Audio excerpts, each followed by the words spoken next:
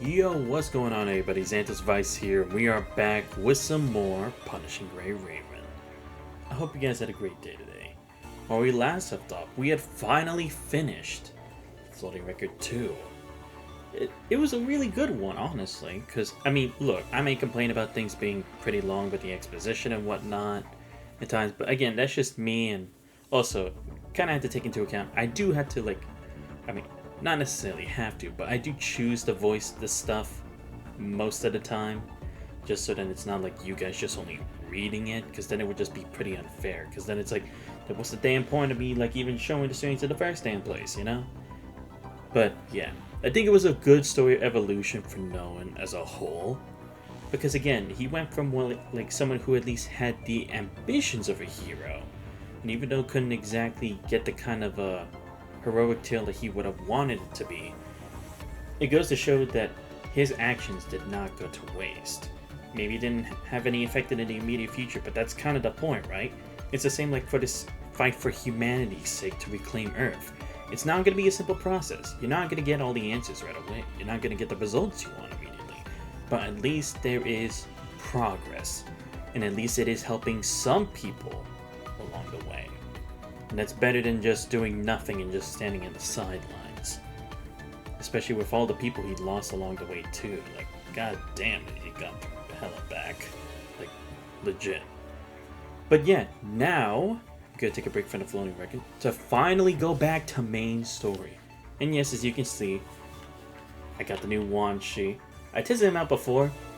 It's definitely gonna take me some like trial and error to get more used to him. Not that he's a bad character, honestly. He's pretty cool.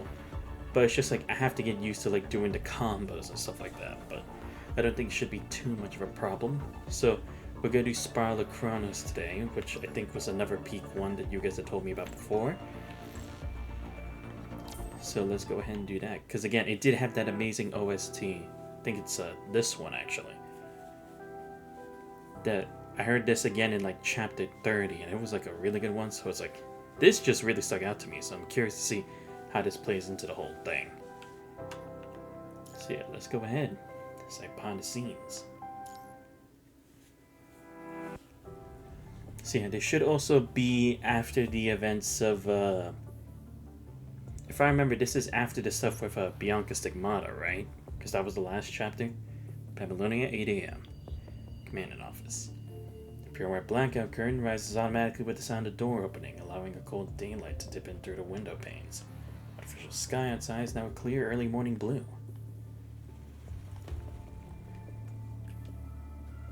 Entering the room, the young man stops at the table as usual. He sees half-finished coffee with sugar on the table, searching his terminal for new missions. The Operation Logistics Center doesn't assign special battle missions. When there's no mission for him, the young man as a commandant can either be found working on battle reports or reviewing all sorts of test requests. More often, however, the young man carries on with his role as a military tactician. Specifically, he allocates intel and resources accordingly. Like his fellow strategists, he works with Babylonia's enormous intel network. But unlike others, he enjoys access to more parts of the network. With his gentle touch, the electronic screen comes to life one after another, each bringing with tasks to be done. Robert stands up and spins around once before moving aside so the young man can work. Alright, one thing at a time. Now, first things first. Yeah, because that was going to be like the little robot thing. I think that would have to be like Murray, especially since he's a commandant. 2 hours have passed by the time he finishes the final test report on the new remote connection device. Robert moves to the edge of the table, tapping his arm with moderate force. Something he's been doing for the past 5 minutes. Oops, 5 minutes too late, huh? Every footstep can be heard from the doorway. In the mirrored reflection of the wall ornament, Ryan catches sight of a scarlet figure. Goes to screen before him and looking up at the doorway, he waits as the breezy figure makes a beeline through the reception room straight into his office. All the while without so much as a knock on the door. It does, she drops a somewhat old folder and a memory drive in the zipper bag on the table. All the process was a real pain in the butt, but I'm giving it back to you now. He speaks with her usual mocking smile, find impossible to read. It's got the mission log and the thing you need. glance at the folder, Murray looks knowingly back at Vera. Thank you. Sounds sincere enough, said Vera, burst into laughter. We have you to thank, Murray. You're doing a good job as Nicola's agent. And I need to say I'm impressed by how well you've removed yourself from the radar. Current don't need an excuse to do what they do above the table.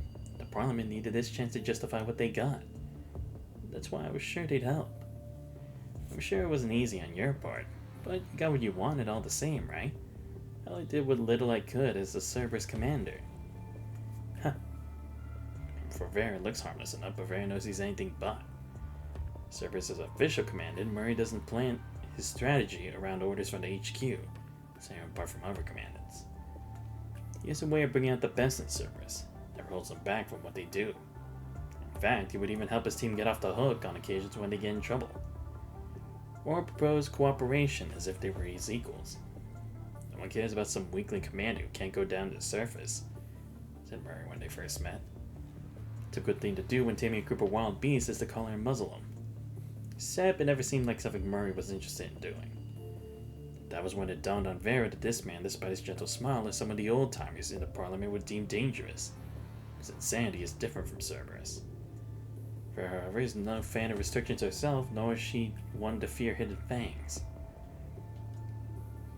You're all for your team members, while I'm all for my own benefits. It's times like this that Vera finds Murray weirdly friendly. You can do whatever you want to do starting now, and I'll support you however I can, as I always have. I guess I'll do just that then, and Nicola's given me the green light. Anyhow, I'll be on my way now. Vera waves on Murray as she turns around to leave. It was nice working with you. Seeing Vera off, Murray picks up the folder from the table, takes out the content sign, and puts on the comment folder with the world government's logo on it.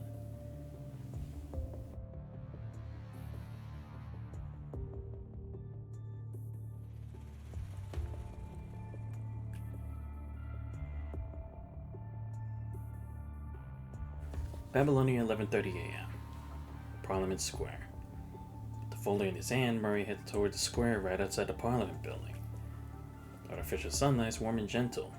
It's nearing midday and eat-in time. The square, however, misses its usual hustle and bustle, is now cordoned off. The light strips and autonomous machines that stand the way to the entrance. Apologies, sir, but passage through here is temporarily prohibited. What's going on? We've identified a technical issue on the bridge in 13C module. With emergency maintenance underway now, all visitors are prohibited from passing through. Oh, but I actually need to head down to the Parliament Hall. The temporary elevator on the left can take you up. You can head down to the hall from there. Right, of course. Thank you.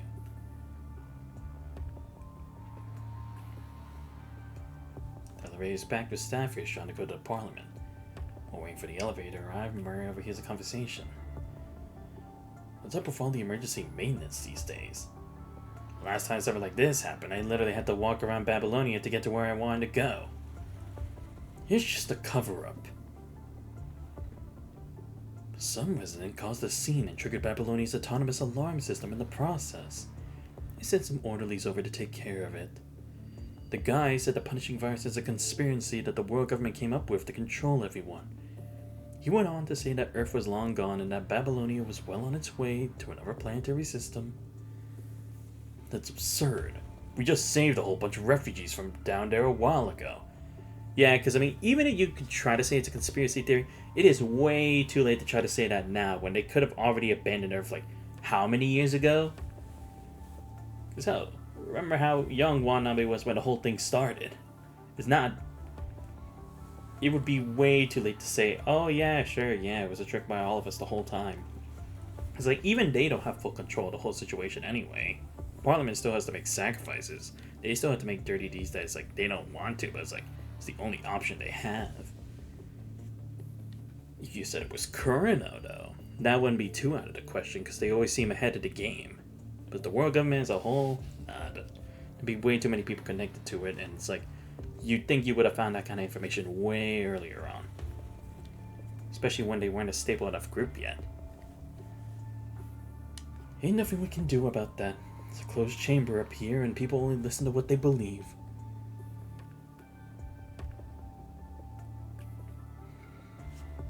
There are even people who know nothing about the recent earthquake and the damage it's done, but think we're winning the war. Boy, today is brutal to say the least. What happened to the guy, though? I heard the guy's a retired commandant. He came down with symptoms of mind damage and refused to believe in any visual recordings they showed him. Took the weapon from one of the orderlies, rushed down to the hangar, and tried to fly an aircraft back to Earth. I saw him a few days ago back at Star of Life. He wasn't doing well then, but I never thought he'd lose himself altogether. Speaking of which, many retired soldiers seem to have been having mental health issues lately. Something seems a little off here. Boy, I've been feeling pain in my head for quite some time now. It's probably got to do with the lack of sleep. But I guess you wouldn't know how it feels since you don't even need to sleep. Wrong, my friend.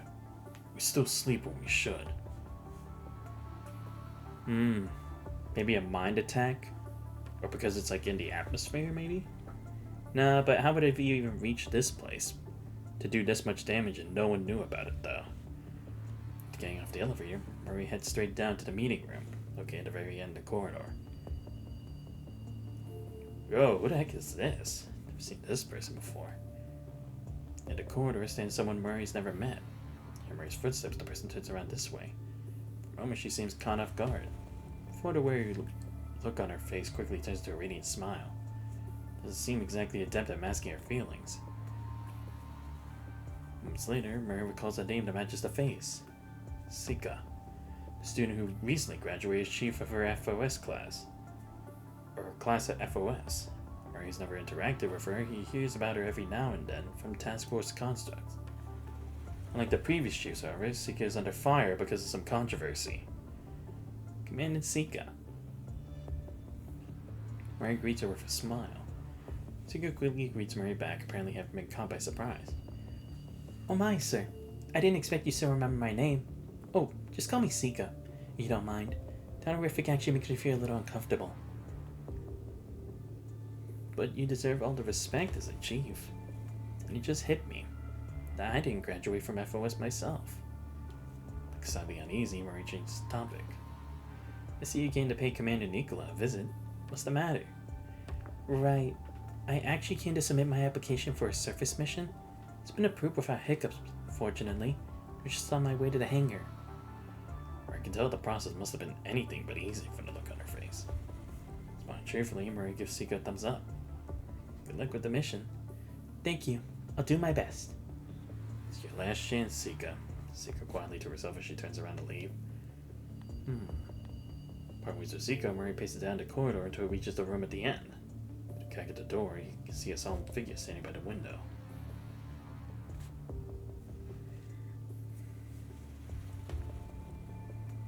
Come on in. So an hour to spare until the adaptation test of the day starts. Lee already finds himself in the Science Council's classified laboratory. Oh, right, they were still working on this, right. Asimov, on the other hand, sits in the middle of countless projector screens as usual, fronting at the ever-changing data before him. Behind him is a chamber partitioned by bulletproof glass walls, several pods storing construct frames lined up parallel. Pods are emptied except for one that holds a frame. The pod is cordoned off with red light strips, telltale of how important and dangerous the frame inside the pod is. You're early. We're still in the middle of fine-tuning the equipment and initializing the frame here, which is going to take a while. I know. I actually came for something else. With it, Lee puts a memory drive on the table in front of Asimov.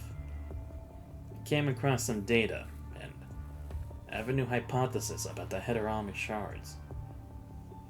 Being no objection from Asimov, Lee inserts the memory drive into the system and opens up several encrypted files. Punishing language. Seeing his words, Asimov jumps to his feet. These are data left out of Kurino's trial record. I'm also seeing the part missing from Shum's research data that's been retrieved. How did you get your hands on these? Oh, so this is extra information from the stuff that they had done on the moon, and even from Shum's research data? Damn. Do you still remember how there was a data anomaly in the 20th adaptation test that happened because of a wrong parameter was used for enemy simulation? I do. That's because whoever was in charge back then screwed up by adding the data of a header armor shard. Wait, is it because of that garbled message? This is no garbled message, but an encrypted message that you can only decrypt with a special key, which I did a week ago. And the key is... I'm afraid I can't tell you what it is just yet until I have all my points of concern sorted out. Right. Well, tell me what you saw in there first, then.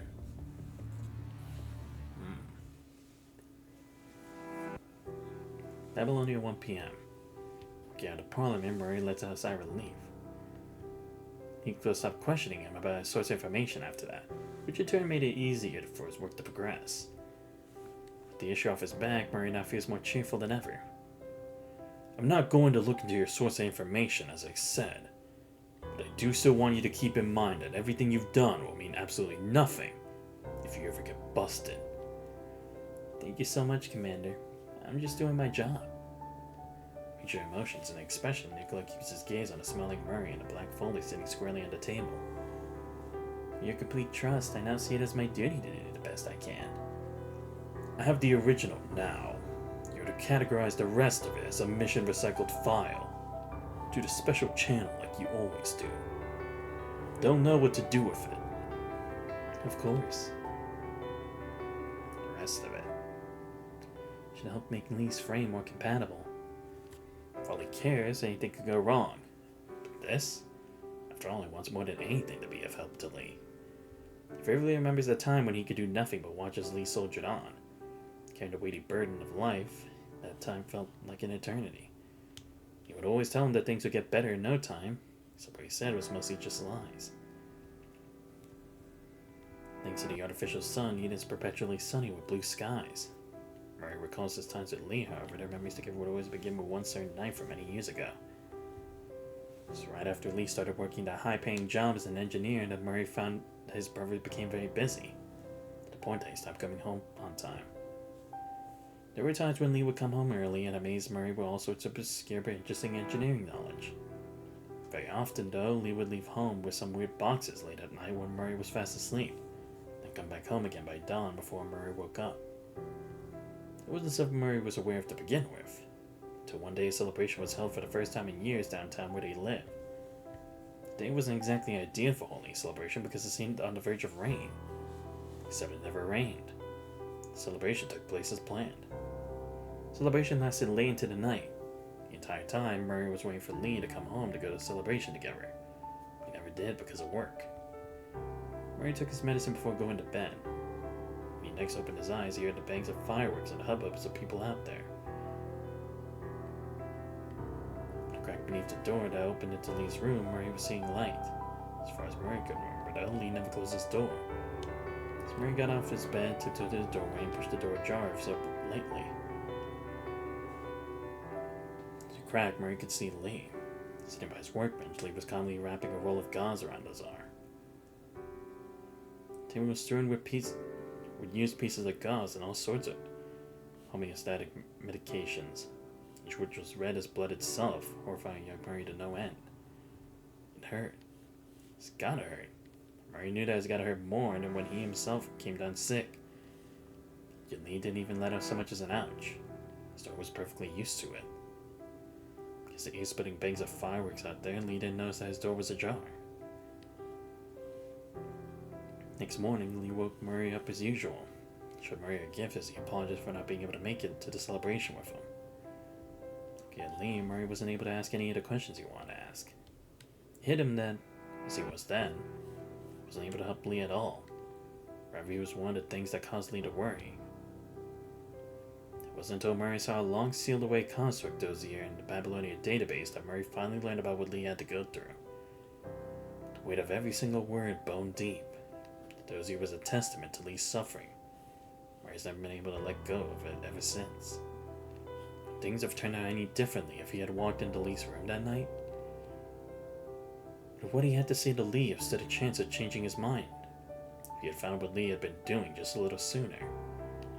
All the what-ifs, however, mean absolutely nothing. He's never stopped moving. To really be of any help to Lee, Murray has to catch up to Lee. Which is why he's jumped at every possible chance to get his hands on any resources there were, no matter some of the chance. There's no going back now. He has to make sure everything goes as planned. He couldn't be there for Lee when Lee was going through all that suffering, so he promised himself to always be there for Lee going forward, no matter what might stand in the way. Tightening his grip around the dozier, Murray turns around and heads toward the Science Council.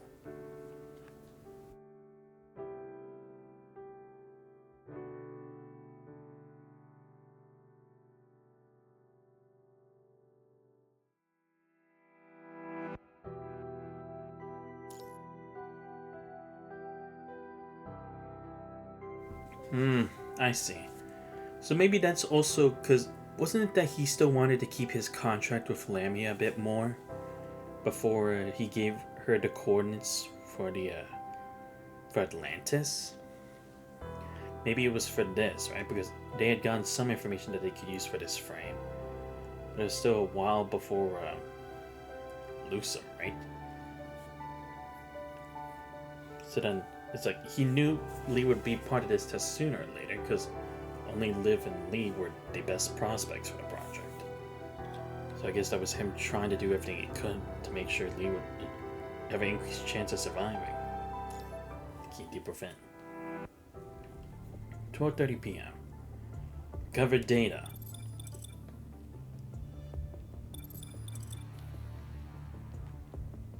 Audio recordings played. I never let anyone in on the theory I'm about to share in a few moments. Not even my sponsor. Only Ascendants can find this document. You're watching this now. I'm most likely dead. Dead man has no secrets. The theory is absolutely meaningless to my research. The theory points toward the origin of knowledge itself. And one thing I can say with certainty about it is that the kind of future it brings is not one that Ascendants would be happy to see. Not to mention that the theory is not something we can make happen anyway, as we are. The language of the punishing virus, or to put it differently, the codes of it. The key to the truth of it is hidden somewhere in a higher dimension. The idea of us getting a hold of it is simply beyond our wildest dreams, given that we haven't even conquered time itself. I don't even know if the punishing virus is a tool that some higher civilization uses to filter out the fittest among us, or if it's just randomly sowed seed that just so happens to have taken root on Earth. People are probably going to figure that out millennia from now. For now, what I just said was nothing more than an empty hypothesis. I am, however, storing everything I know in this terminal. Whether it's something of practical values or not, I believe this research result deserves a place in this world. The cortex blank for several tens of minutes, after which it comes to a sudden stop with a monologue of a seemingly disturbed speaker. Now, if you can answer this one last question for me. The merciful one. Oh.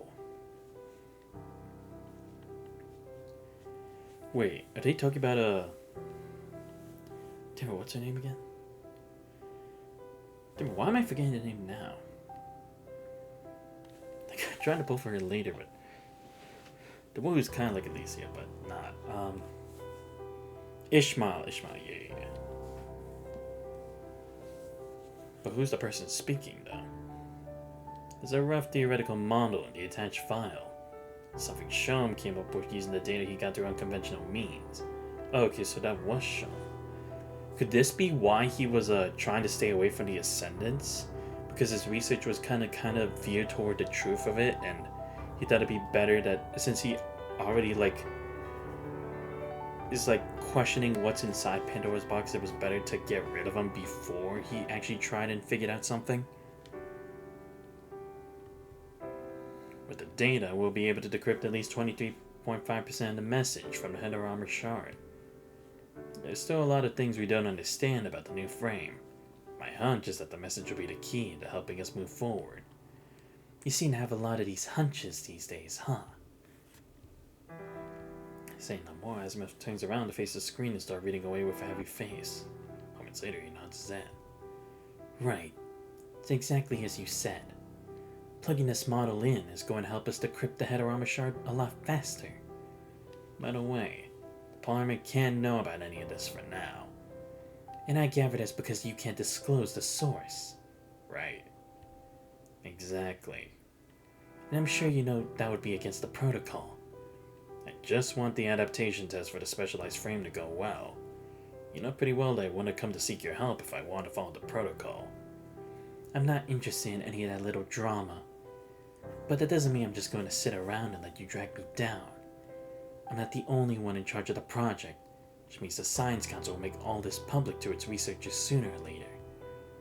And that means you'll have to come up with a reasonable source. Of course. This isn't the abnormal data I got from the adaptation test. It was actually a set of coordinates.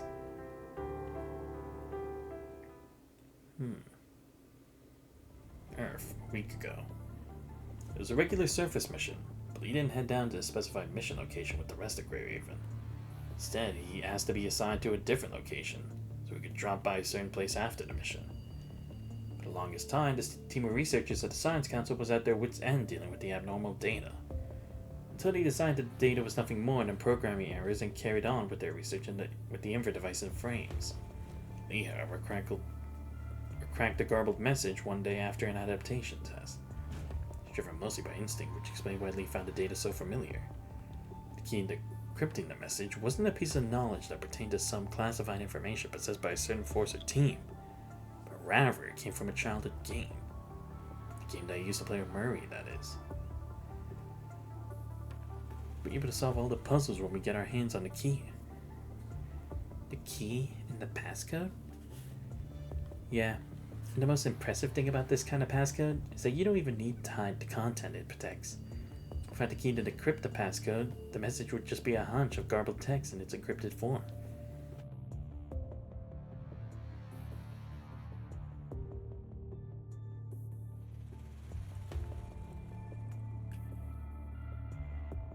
Give me a sec, I'll be right back.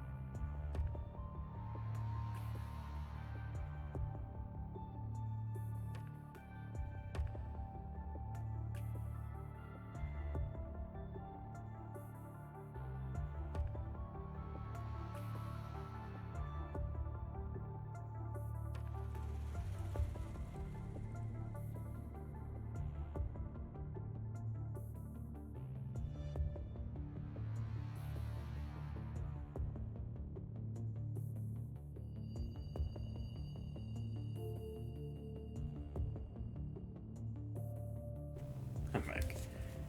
All it does is change some numbers and switch the order of letters and then decrypt them. And bam! End up with something that seems utterly beyond human understanding. The principle it works on, though, is really no brainer. This mind-boggling indeed. I only read about this a few days ago myself. The public library has lots of books on that. Go get you a few tomorrow if you're interested. Sure. Not exactly understanding every single word on the page, Murray was reading one of the books more and borrowed from the library. I'm gonna go outside with you, Morian. You can do that when you get better. Fine. Speaking of passcodes, should we try to come up with a kind of passcode that only the two of us understand? Is that even doable? Of course. Be something that no one else but the two of us can understand. Pretty cool, right? Let's see. Right. Let's try this. He snapped back as the device pinpointed the location started beeping. I'm sure the fastest route to the destination. It's at a building 500 meters away with nothing seemingly out of the ordinary. No signs are corrupted. According to combat log, a task force squad once engaged in a fight here with a group of corrupted and neutralized the zone in large part. The construction efforts for the zone, however, were put on hold when an earthquake hit. damage the energy center nearby, when it's on the list of the many zones waiting to be reclaimed. 200-meter radius is as accurate as it gets with the coordinates. Looks like I'm gonna have to go through them one by one. Did Murray come up with a message for him? Or did Murray just reach out to him like he usually did? He did bring these questions up to Murray, except Murray only responded to him with a simply perplexed face. Seems almost too easy for a trap. Less than 40 minutes to go until the end of the mission. Yes, I'll try looking around.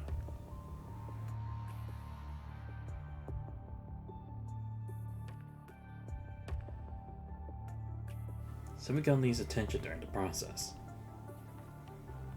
It was a robot, or barely any dust on it. It stand out from the rest of the dusty machines here. But it stopped working just a short while ago. Sitting quietly in a corner, the robot seemed to be staring in Lee's direction, so expecting someone's arrival.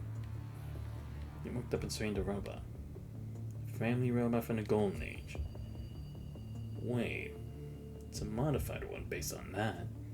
No sign of infection. This model. Been so long since I last saw one of them. Cobra message no one else was able to crack in an overly familiar robot. Is it too good to be coincidental? Power component? Only 23% damage. Guess I'm lucky. Wait, self-destruction program?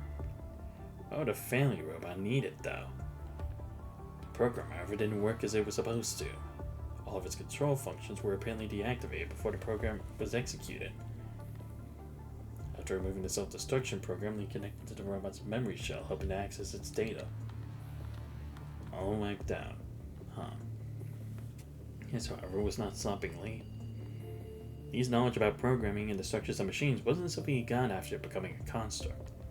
His interest in numbers and puzzles started when he was a kid, which later turned into his burning passion for machina and numerical programming, which then later became what he did for a living until... Cyborgs? Yep. And that's something I've been researching. I know. I also know that you're working on network algorithms and probabilistic programming. I read about them in a lot of your books. You can put an AI program and a bionic machine together, and end up with something more powerful than a human being. Do you know how to make that, Morian? When can we see it? Well, that's probably going to take some time. I want to focus on getting you operated on first. That's what you said the last time, too. I'll be waiting, Morian, so just don't overwork yourself. By the way, there are a million things I don't understand about the programming problems you showed me before. With a frown, Morian looked at all the notes in the book and all the codes that occupied the computer screen. When he first showed Murray a few things about programming, he only meant for them to keep him entertained at home. Murray, however, had been picking up the knowledge and technology, all which are well beyond his grasp, at the speed of a child who was too busy running after an express train, to consider whether the fee was out of his league. I told you the rest, Murray. How much time do you spend on all these? Well, I didn't spend that much time. Just don't do it again, alright? You don't want to ruin your eyes. Fine. Maury knew how Murray was, that Murray's conditions weren't hindering his intellectual development. Mentally, Murray was a lot tougher than most kids his age. Just why Maury could ever bring himself to be overly harsh when he looked Murray in his eager eyes. I mean, there's no rush, since we still got lots of time.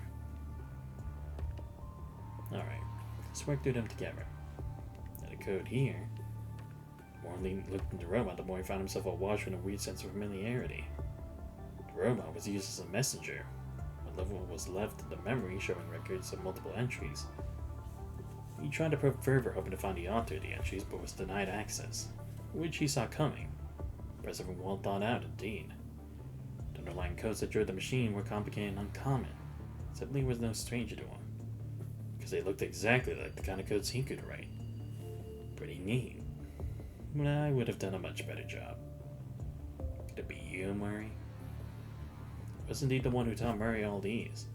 Something that continued even after Murray went to Babylonian and was allowed access to public lectures. Every now and then Murray would call Lee with questions he had for the lectures. Colonel monitored every single message a construct sent out and received, an effort offset by Lee and Murray, who can ask what they really meant to say with their secret codes and hide them everywhere in their messages to each other. Their respective lives to live, Lee and Murray rarely saw each other. There wasn't really anything secret about their messages. Just simply exchanging the daily greetings and interpreting the message with their own secret passcodes was how they showed they cared for each other. And having impressed Murray and lured Grey Raven to descend its base, her behavior wasn't the only thing that gave her away to Lee. But also the fact that he didn't get the usual Murray-like replies after sending Murray's usual encrypted messages. Ah, okay. Right. Makes sense because it's like, sure, you could copy everything that you've seen from him, but doesn't mean you got the actual inference from it. I was kind of wondering how, even though it's like, Murray is his brother, right? But it's like, how would he have been able to pick it up that well? Like, when it came to Watanabe, it was more like just experience. Because like, anyone could stab you in the back at any point in time. It's kind of what he learned from the past. But with Lee, he doesn't really have as much experience as Watanabe, so it is interesting to see why that was the point. There's only so much data he could fix.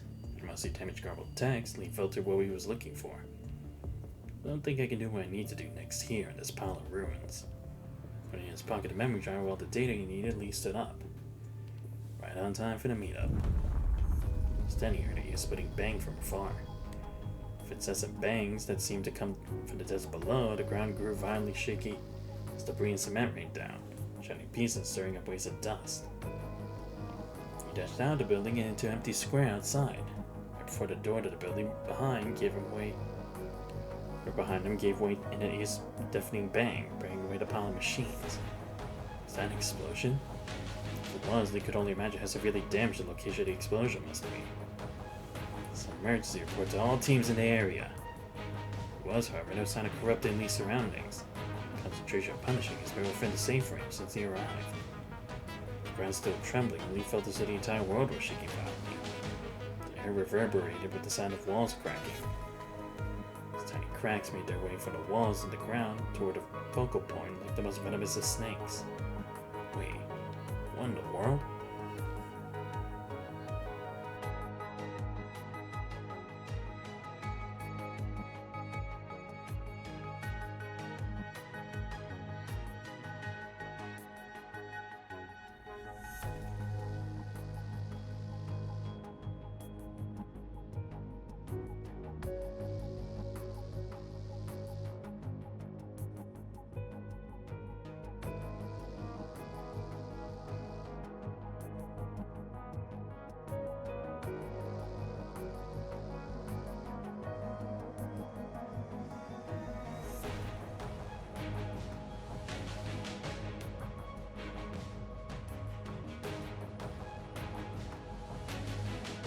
Sorry, I had to give myself time to drink some water. I've been here for a week now. I wasted no time sealing the door at the entrance as soon as they arrived for fear that corrupted went into the place to rent. Even a fire escape on the right, their only passage option. Ironically, the very measure they had taken now hindered their escape from the place. And no choice but to leave behind their personal belongings and run for dear life in the trembling building. When out to nothing more than a dilapidated shell by use of sun and rain, the building finally gave way with the violent shakes. Turning to fade as pieces of what used to be a dome above rained down and landed on the floor. And before the exit was blocked off, however, the scavenger at the end of the line lifted his kid up with all his might. With it, he collapsed to the ground as chunks of fallen rocks laying on the side of cement wall crushed his foot.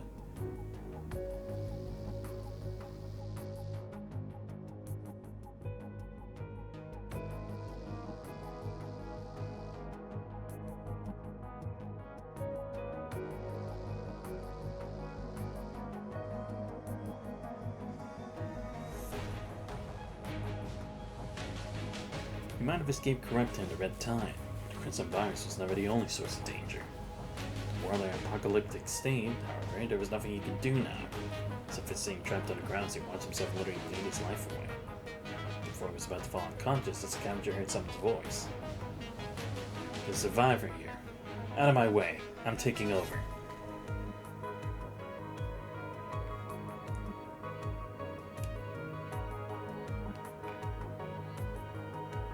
When Lee lifted a third chunk of cement, heard the tent limb and arm snap, saying pain signal and the limb damage warning to his mind at the same time. Shutting out the pain signal, Lee lifted the concrete block of all his mind and shouted into the depths of darkness. Is anyone down there?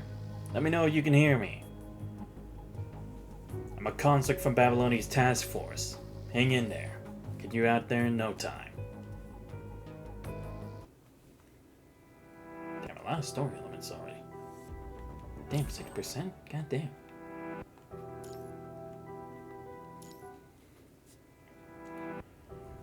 And that's that. Had to stop when the earthquake hit. Only managed to come back with this data. And this deserted robot you found here just so happened to have the data we needed. Now that seems anything but a coincidence to me.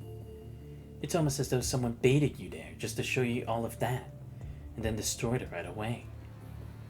Natural disasters are not within anyone's control, though.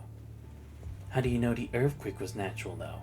Yeah, because, to be fair, you could create an earthquake that affected only a certain area. I mean, I'm not saying I've seen it that much in this game, but I mean, to be fair, it could have been an explosion somewhere far away, or it could have even been from underground. That wasn't necessarily because of the corrupted. And to be fair, in Trails in the Sky, they did the same thing, because like when Walter put like a device that had the gospel as a catalyst, it was creating earthquakes. Like only in like that entire area of Liberal. So it's like, it could be the same thing here. Like they had something like that for just that situation. We don't have evidence to say one way or the other now. To try to focus on solving the issues we have here with the frame. Speaking of natural disasters though, there is something that caught my attention. Liv saw the version of a future that Asnet predicted when she was in Imperia, and her affection reached a critical value. During recovery, she wrote a report of what she'd seen.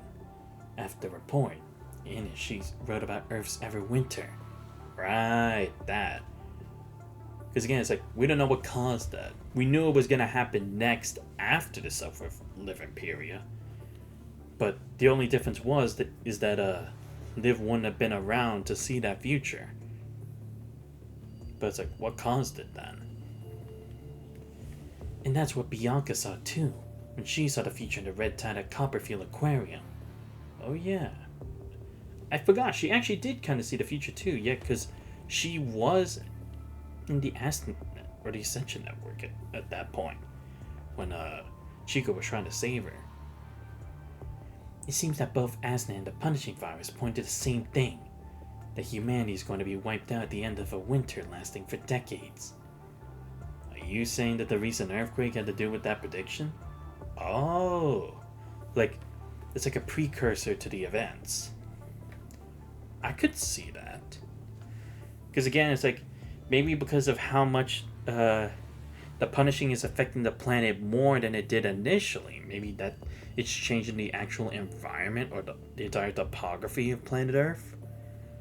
Because, I mean, look, back then it was literally just corrupted running around and stuff, right? It wasn't anything like too crazy like now. Like, we had the red tide, we had the heterozygote, we had the polyphage, we had the twins running amok. And what was it? Yeah. Then these newly evolved header creatures like Mother, and also the creation of like new ascendants, but like actually affecting the world, like with both Noah and Bianca. So it's like, it could actually be that like now it's affecting Earth way faster than was supposed to be anticipated. But I don't know. Actually, that wouldn't necessarily lead to a winter, right? Because isn't it supposed to be like if Earth had more of a distance from the sun or something like that? Again, I don't remember how this theory works, but isn't it just because of like the distance from us to the sun and such that we're still able to like have like hot days or regular temperature days? But if we were to like lose the sun, then we would be in a cold winter like equal to that of like the Ice Age. Isn't that kind of a theory that came around back then? Or actually, wasn't it a proven theory, or at least a plausible theory? I honestly forget about that. That was like something I learned a long time ago, because I had a bit of an interest in astronomy at one point.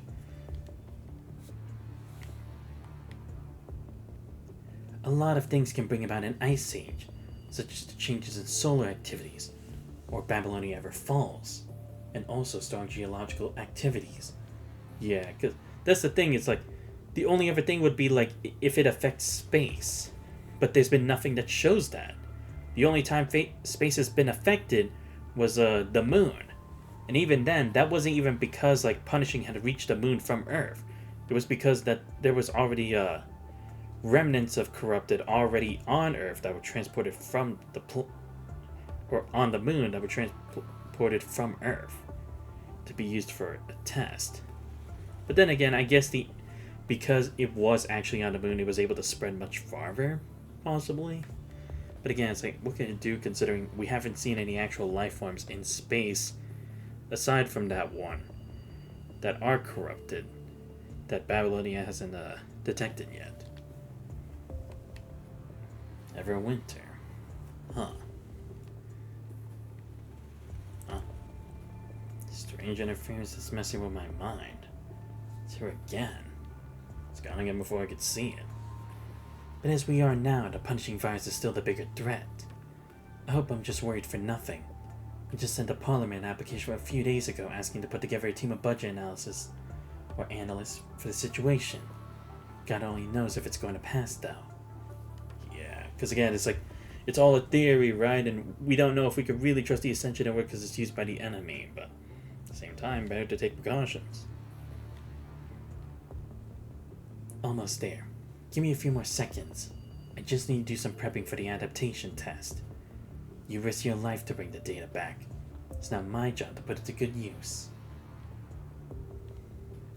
There's a video recording for the robot's data that Lee hasn't shown him.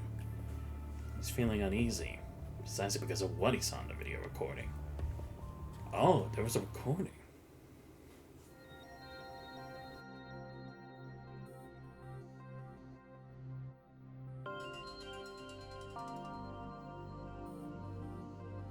So, what's the conclusion?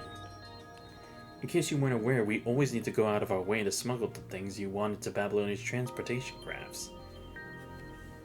I can tell you everything I know, except you'd probably be disappointed. I'll tell you if I am after I hear it. I mean, I still have confidence in what you're capable of.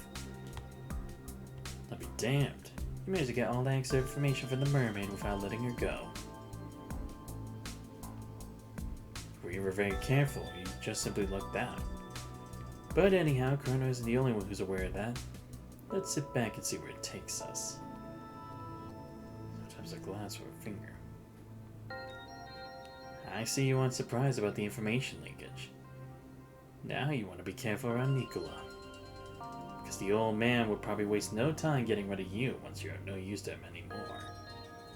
You seem to know Commander Nicola very well. Can you share with me some of your most memorable moments with him? The person on the other side of the phone chuckles. We're doing a business of trust here, so let's just keep our distance as is, yeah? Now going back to the agents. They're a mysterious bunch. Trying to look into them with all our human resources, but came back with nothing. You're trying to look into that one particular agent, I'm afraid you'd be most disappointed. The agent you're looking into, one who claims to be an author, knows how to manipulate people with the truth he wants them to see. An author? Is this a new ascendant we haven't met yet? Because I don't think Vonica would necessarily see himself as an author. Maybe more like a revolutionary or something like that. But I don't know. No, maybe it is just another ascendant. Or I guess another agent that I just don't know about yet. But okay, so one of them is definitely what's it called? Murray. Let's talk about Nicola in his position. But who would the other one be though? Because not losing track of Lamia, there's no way it would be Alpha. Because she hasn't got Luna back yet. Would it have to be what's it called? Roland? Because, I mean, he was trying to work with Lammy up to a certain point. But then again, he didn't always seem like he knew about what Lammy was doing after. Or maybe he just had a backup plan that he didn't want to use, but he was able to use it now? But I mean, to be fair, he would be a good spy. But I mean, if he was working for Murray, or no, then again, I guess Colonel was keeping Luna, like, almost like a military grade kind of secret. So even with Murray's credentials and stuff, he wouldn't have been able to get access to that information because Colonel's trying to keep to their very small clique all the important information they need to get more benefits. No, we aren't trying to learn about him. It's just that we keep coming across a particular name in the latter half of Sholmes' research documents the Babylonian didn't recycle. The Merciful One. Exactly. That's the creme de la creme. How to get our hands on it is the question. That's something even Babylonian's Department of Information would find challenging. Which is why I came here to seek your help in the first place. It's impossible to identify the speakers with the acoustic fingerprints. Both their voices have been processed. Lee, however, has no trouble identifying one of them from the way he speaks. It's Murray. What else is he still hiding from me? He always knows that Murray's up to something behind his back. Never brought it up.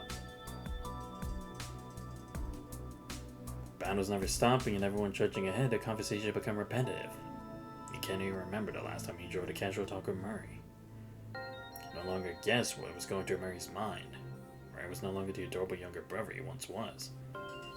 Still, nothing made Lee prouder than seeing Murray going through life as a healthy boy. Murray, on the other hand, grew occupied with his own life, till one day hit Morgan that Murray was no longer the little brother who would look at him in admiration. They might not have the same blood running through their veins anymore, but who will ever erase their brotherhood? They share similar feelings, hold their ground on similar issues, and fall quiet at similar times. Even when it comes to hiding what they don't want people to know, they're similar too.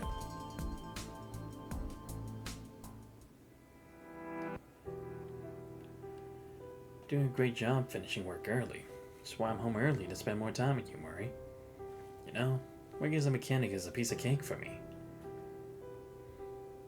Don't worry, it's all good now.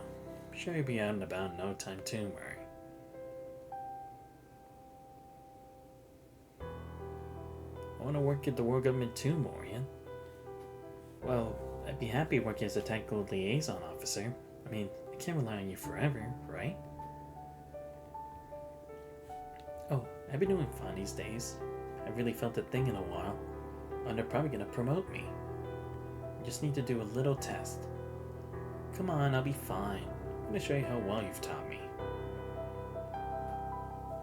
He rarely ever gets upset. Here he is now in the Science Council's meeting room looking all anxious and flustered.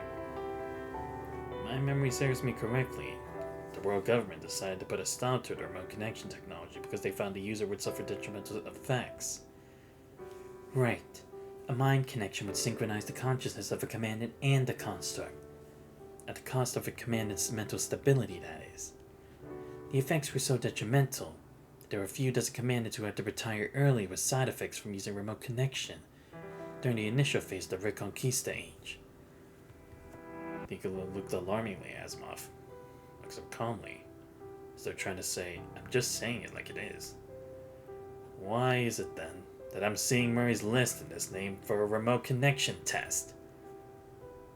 He caught his own tone. He knows as a construct he isn't supposed to raise his voice when speaking to a higher up. Murray has great potential. We need people like him. Not to mention he's recommended himself for the role on several occasions.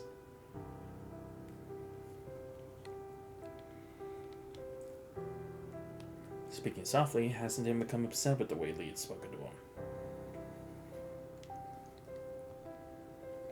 I'm guessing part of that is him wanting you to see him as a grown-up as the grown-up he is now. And none of us can really ever live on our own terms, as long as we're still under threat. But I do have the right to know what's happening to Murray as his only legal guardian. I mean, if anything happens to him. Lee, let's take a moment to remember that you wouldn't have been here if we decided to come down on you for going through classified info. without permission. I'm sure you don't need anyone to remind you that you, as a construct, no longer belong to Kurano, because the world government now owns the document you signed back then. Now, you still going to press fervor to cost your team's sanity, that is? I'm not gonna stop Murray from doing what he wants to do. I'm simply asking to be looped in about the situation. I have all those documents with me. Make sure all his missions fall under my jurisdiction. Lee, we understand that you're only trying to protect Murray. We'll keep close tabs on Murray's health because he's the only person we can count on besides the Grey Raven Commandant when it comes to experimenting with the new remote connection. Every person who helps us a step closer to victory is important to us. Enough said. We all need to do what we're supposed to. Return to your team.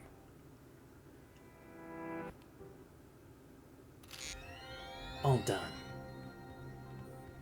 It comes to a sensor with the sound of machines kicking into gear. All set. We're good to proceed with today's adaptation test.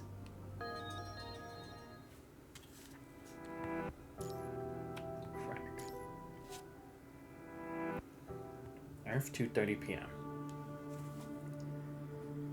A broad transportation craft is making its way through the stratosphere. The ground gradually sharpens into view as the aircraft descends through the clouds, leaving a trail in its wake. Seen from above through the clouds, the deserted city looked like a mirage from the Golden Age seems to be buzzing with hustle and bustle. Also sharpening into view as the aircraft nears the ground are countless faults. Left in the wake of the earthquake that struck this place, tainted the ground amongst the great forest of buildings. This planet, the faults are but the proof of a plate in motion. Humans, however, are proof of a disaster. While the faults are what remains of the buildings that once stood there, some of which are given way from use to disuse in the earthquake, while others are martyred burn marks and bullet holes of all sizes.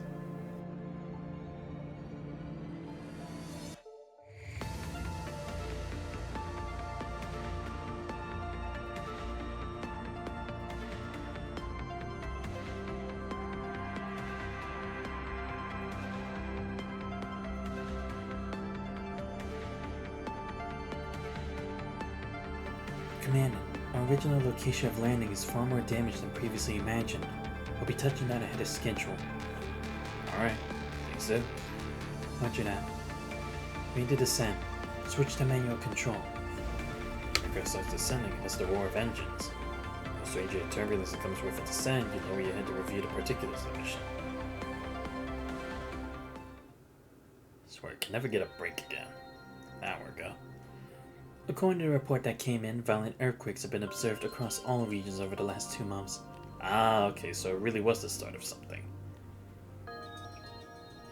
We are, however, unable to conduct an overall evaluation of the damage caused by the earthquakes due to limited availability of sensors in Babylonia. To complicate the issue, many of the earthquakes occurred at locations in proximity to conservation areas.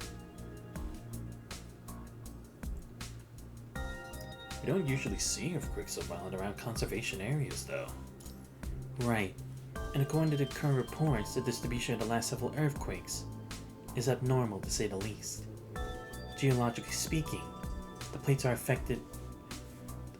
these affected areas aren't exactly active.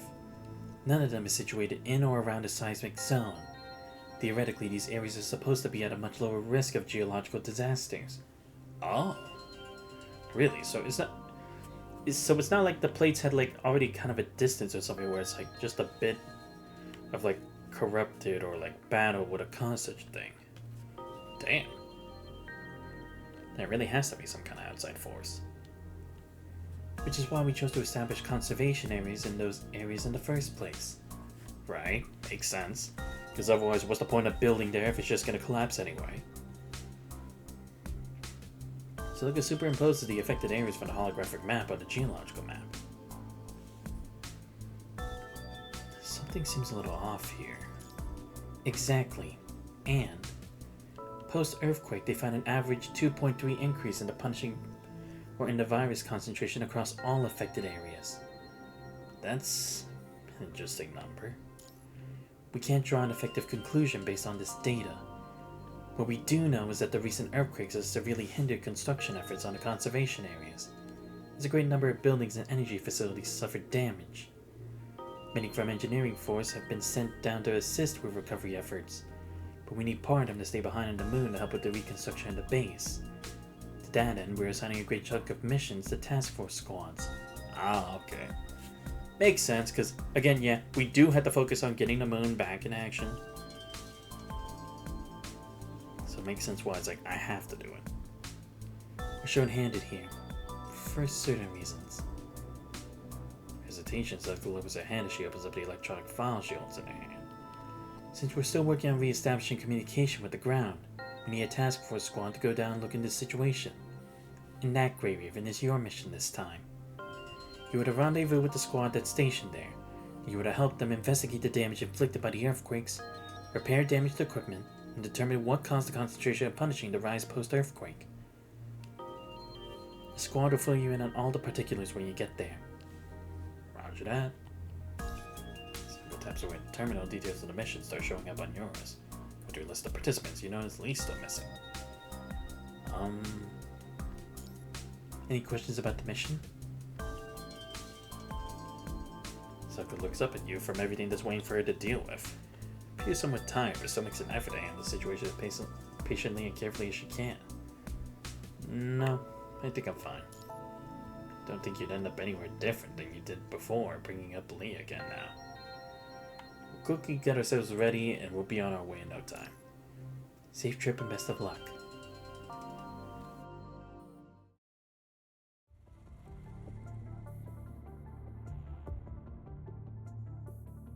Commandant, we're here. Coming to your senses as Liv speaks to you, you realize that the aircraft is now parked squarely on the ground. Oh good, we finally have Liv back on the mission. I guess she's finally done with all those tests and the recovery from, Lusum. Checking the map and seeing that the number of corrupted and hetero creatures around you is within a safe limit, you give Lucy the green light to open the aircraft's door. Safe on the ground, you feel lightheaded for a split second. As a non-existent tiny crack stems out of the asphalt you're stepping on and shakes you to the core with a tremble from the depths of the earth itself. It felt like a heartbeat, but it came and went so fast that it almost seemed like an illusion. Commandant? There was a neurological stimulation just now. Guess it was probably a side effect from the aircraft speeding up with reverse thrust. Didn't see it coming when it hit you just now, but you aren't going to let it happen again. Let's get started. We can't travel by the transportation craft going forward. I reached out to a nearby team and they'll be here in 15 minutes with a smaller vehicle. We need to walk to the rendezvous point first, though. All these... Did the earthquakes cause this? Because he hasn't let her guard down for a single second along the way. Liv has been analyzing the fissures and concentration levels of punishing on the way with a recorder and marking them all down on a holographic map. Since the battle at Copperfield Aquarium came to an end, the perceived threat from hetero creatures has been waning with the red tide ebbing. Be it hetero creatures or punishing polymers, they stopped showing up in the truckload like they used to. The crimson splotches on the satellite map disappeared as though they never existed in the first place. But that's probably just Vonnegut working on his next evil plan. The Parliament was relieved knowing that a full-fledged clash using all its Omega weapons was temporarily avoided. At the same time, the lunar base's construction has been faster than ever. The research of specialized frames has been making headway thanks to new information. And with everything looking so positive for the time being, humans have been spared a moment to breathe. Every single victory has made its way to the people in no time, rekindling their hope. Was peacefulness a sign of hope? Just a temporary calm before the storm. You, however, have never been able to shake off the uneasy feeling in your mind. No stranger to what's been happening, and earthquakes have done nothing but unsettle you even more. Plus, you promise yourself that you'll let go of nothing you come across here. You'll prepare yourself for anything that might happen, so your team won't have to face it alone again. Commandant? Are you feeling okay? Hits you now that your face is heavy with a frown. I'm fine. Take it easy. Just a recon mission. Tell yourself. It occurs to you the second time your team's checking up on you since the mission began. I see you're almost fully recovered, Commandant, but it never hurts to be careful. You too, Liv. Just take it easy. But honestly, I'm actually tougher than I might seem. No doubt about that, Commandant. I just want you to know that I'll keep an eye out for you anyway. Yeah, right. As Lucy were frown on her face, which is something she normally wouldn't do. Yeah, close enough. Indeed sounds like something he would say. Nods agreement, but her expression soon breaks in a complex smile. That's Lee for you. Might come across as sounding like a bitter person who doesn't care. We all know for a fact that he's the exact opposite of that. And he'd always put everything on his own shoulders. I know, right? He doesn't really talk about what he likes or doesn't like. Not even now. He read you like an open book. Never had spoken, Lee's been supporting Grey Raven in his own way. He's absent from a lot of missions the team's been sent on these days because of all the adaptation tests he needs to go to. Now misses the beam when it comes to routine work. Before the team heads out for a battle, you can always count on Lee to send you a detailed analysis of the locale and the enemy to be fought. Also, Lee never fails to fine-tune the exoskeletons or weapons at the base with meticulous care so they're battle ready. Now you can basically count on him to get everything done.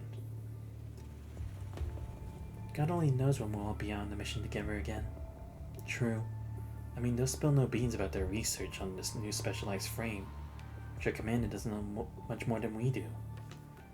Well, actually, it's from the squad of engineering force stationed around the conservation area.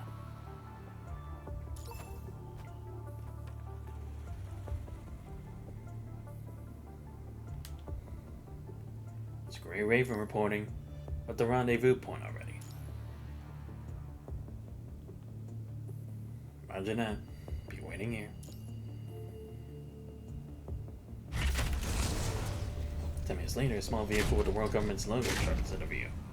Flying wildly around all the collapsed buildings and vaults with astounding dexterity. Seem to recognize the wildness with which the vehicle is being operated. Swerving the vehicle to a stop with the same astounding dexterity. And parking it squarely by the roadside. The driver pops her head out the window. Been a while, Commandant. Totally saw you coming, Bridget. Hop on already. We'll go through the particulars as we go. You know how to think about it. It's been forever since we seen Bridget. Contrary to how she drove coming down, Bridget now drives the vehicle steadily toward the conservation area. Also seeing the vehicle as a construct from the engineering force. Bridget drives the construct goes over the particulars of the mission with her. Commandant Santos, Lucia, and Liv. We have all three of you confirmed. We collected this data on our way here. Proceed with thanks. And next to you, Liv and Lucia sent the construct the data. It's going to come in handy. Thanks. Thanks. We knew we could always count on Grey Raven. How's everything looking? Not so good. We didn't end up with any casualties from the earthquakes because we got everyone evacuated in time. But a big part of conservation area's basic infrastructure came down because of the earthquakes. We're not trying to bring back power with the backup power system. Some of the communication towers got ruined too. Engineering forces working at top speed trying to bring them back up. And we should see the connection on this zone up and running tomorrow. We don't know if there'll be aftershocks though. The only thing we can say about the earthquakes at this point is that they hit at random times. You guys are a godsend, Grey Raven, because we're short-handed as of now. That's what Celica said too. Isn't there another task force around? A commandant came down this morning with some constructs. I'm guessing they put a squad together ad hoc. And they're on a mission now around the conservation area. Things there are way worse. Even picked up traces of corrupted. We'd have asked Babylonia to send more hands down, but things aren't looking exactly peaceful with task force these days either now. What do you mean? Defectors. Never been quiet this whole time. The Consequent Engineering Force suddenly breaks their silence and chimes in.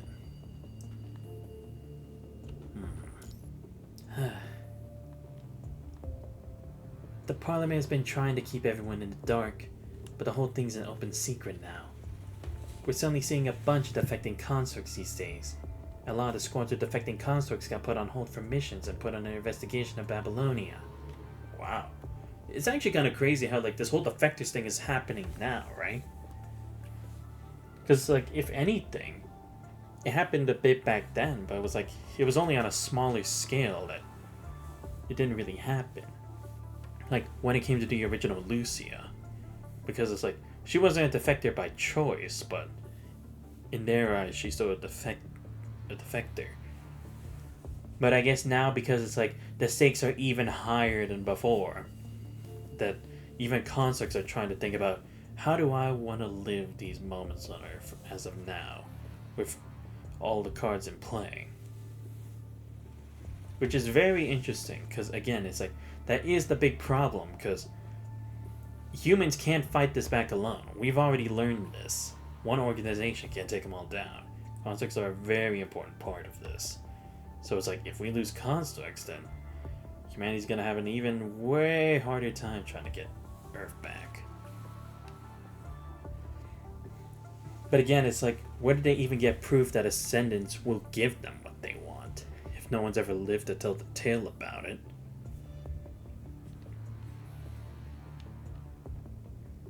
But I guess maybe it's like the Liv is kind of like an example, right?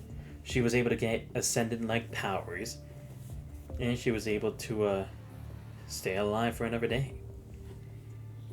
At least maybe. But again, I feel like that information would have been classified to some extent. So I guess every phase from back then makes sense now. Oh, so she would have had to deal with all the paperwork for that. Makes sense. Teasel 2. I see. Right, yeah, because that was another issue, wasn't it? Because in Bombanetta's group, Teasel had left too. And that was for like one of the major commandants as well, just like myself and Simon and Harley Joe. So like, that's a big amount of firepower gone. They aren't allowed to come down to Earth for missions until the higher-ups get to the bottom of the situation. All the squads that get sent down these days are scrapped together. People are finding it difficult to work with one another. Yeah, that's fair, because it's like, in the end of the day, you don't know. Maybe they'll defect too if you give them the opportunity. Again, it's not a nice thing to keep them away from it, but at the same time, it's like, you need to make sure that it's like, this whole thing is nipped in the bud, or at least find out where's the source of this information even coming from, that they'll be safe as an Ascendant. Because, again, it's like, if that was the case, why hasn't this been brought up in the past? Why is it only happening now? Especially since it's like, no Ascendant has become a good guy yet. We haven't had that arc yet. So it's like, where did this all stem from now? Because again, even with the whole thing about the Red Tide and not wanting to become a part of it, that doesn't necessarily mean you'll be safe even when just leaving. And again, it's like, for most of the people we've seen so far, none of the constructs have ever come back after attempting to be an Ascendant. Follow the times too. And true, it's like, you can't really make up too many squads of people who don't work together that well. Because if you do, it's more detrimental than if you would actually bring them. Because it's like, they're more prone to make easy mistakes that they wouldn't have made when going through the normal protocols that they all go to, or going about their roles that they're supposed to at that time with these certain conditions. Task Force has all its intel shared among its members and possesses the most lethal of weapons, making it vulnerable to even the least bit of mistrust and suspicion among its members. Rumor has it that a defecting construct showed up at a base on Earth with an Ascendant and killed everyone there. My friend is still in the lockup because of that one certain construct. Oh. What, Owen? But that's different. Owen wasn't at fault for that shit. And again, Lithos was the one spreading the rumor. There's nothing wrong with getting yourself ready for what's coming your way, but there are things that are simply above your pay or above our pay grade. So, I'm only seeing 3 of you here. What happened to the other guy called Lee? He's on a different mission. I see. Been a while since I last saw him. last fought alongside Lee at the beach, the battle where everyone's life was at stake. At the battle, you never really had the chance to talk to Lee except once.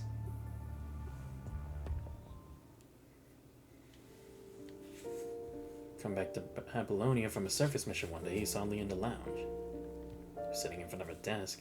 His always worn jacket was placed neatly aside, revealing the part of his frame with vampire skin. Asphyxiating his right arm, his mechanical structure was exposed. With a tool in his hand, he was making meticulous adjustments to the mechanical parts of his arm.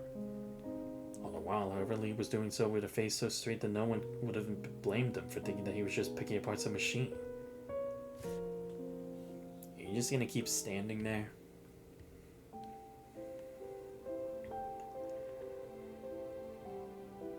What happened to your arm?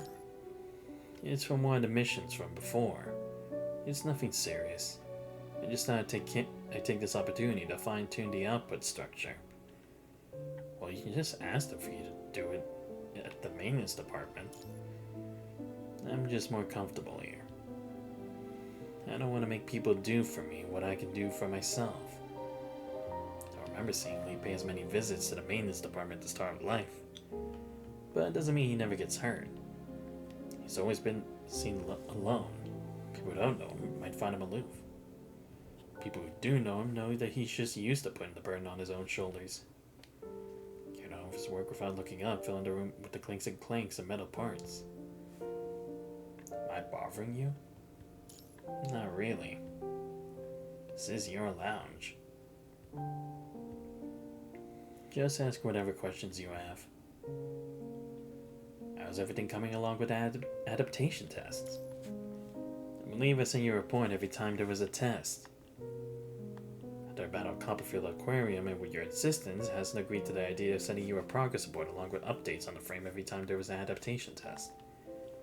Has, however, refused to provide you updates on anything else, saying this frame does not require mind connection with command at the moment. So the reports didn't really clear your doubts. I've seen them. I'm curious about what didn't go in the reports. What exactly does sudden mind overload mean? And something just feels a little off about you these days.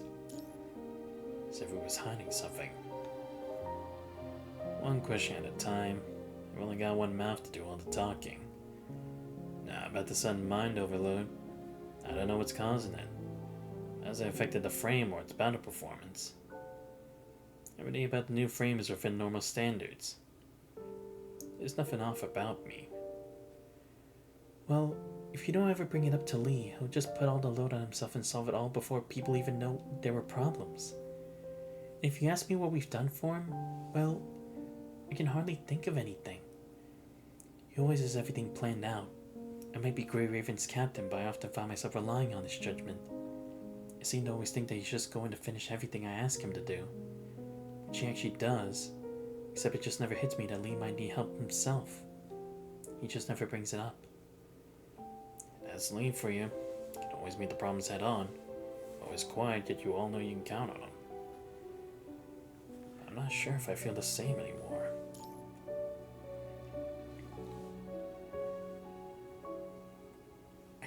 I just don't want anything to go wrong with any of you anymore. I have every responsibility to keep all of you safe as your commandant. Totally saw that coming. Don't sweat it. I'll be fine. I can just tell something's weighing you down on the inside. I'm worried about you, Lee. I was a friend and your commandant. You remember having said this to Lee. I have no doubt you can handle everything. It's never healthy when you always try to take the burden on your own. Never know what you need if you never say a thing. And there are things that can go unnoticed and you always choose to be quiet about them. Lee, however, looked away from you in what seemed like a temporary bewilderment. When you hand at him to get his attention. Lee? Right. Of course. If there's anything I need your help with. He stopped in his tracks and looked up at you with a straight face. I'll let you know.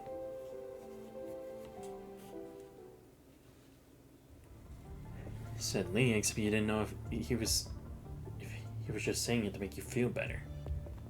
Then everyone falls silent as the vehicle carries you through the locked facilities. For long, you arrive at the conservation area. Damaged buildings have been temporarily reinforced. Members of the engineering force are bustling about. Someone to pass by, they nod and grin to Bridget. She reciprocates with nods. A temporary base is right over there. Let me take you there first. Captain! There you are. Here, we need you to have a look at these data. Take it easy. What is it? The geomagnetic storm peaked again just now. And it's the highest we've seen over the past 2 days. When was the last time we saw a peak? When the second aftershock hit. However, the Cossack finishes his sentence, a deafening rumble fills the air. Wherefore the ground starts trembling. Signs of abnormality. Ooh, finally using the hyperreal frame. The fall was endless. Aside from the soul-crushing pain, this is what Lee remembers most vividly from being turned into a construct. To this day, Lee still remembers the day he was turned into a construct. He's now at Kurona's lab. Which, unlike the trial area at the Science Council, was a dark, cold lab in the basement. People at the lab told him that he would be mankind's long-awaited hero if the experiment turned out successful. Lee, however, knew better than to take what they said seriously. The construct tech developed behind the scenes that caused the countless lives, their plans, mankind's hope. He cared about none of these. All he ever really wanted was for people he cared about to live in a safe life going forward. He wasn't the first one to participate in the project. From where he was, he could even see the poor souls behind or before him immersed in the pods around their bodies pale and motionless. His bodies hooked up to innumerable wires were anything but human. They've been disassembled and reassembled, only at the end to either be used or discarded, erasing every last bit of human dignity they might have had. A few lost causes tainted the floor with their vital fluid, trying to crawl their way out of the lab in their broken body. He was glad that he wasn't yet in that state when Murray last saw him as a human. Right, for the interlude. Dai was going to carry on fighting forever as a tool. Though someone came along and told him that they saw constructs as indispensable partners. Donna was just another lie. The person made a promise and lived up to the promise. Which is why Lee never wants his commander to see him when he goes through the tests or be burdened with concerns about potential risks. The rest of Grey Raven is fighting on the ground, so too is Lee fighting a battle of his own. He's got to solve everything. All that the rest of Grey Raven has to do is wait for him to go back a changed man. So they can all go on missions again like they have so many times before. Seeing Murray grow up healthy had always been Lee's only hope. Now he has another, having joined Grey Raven.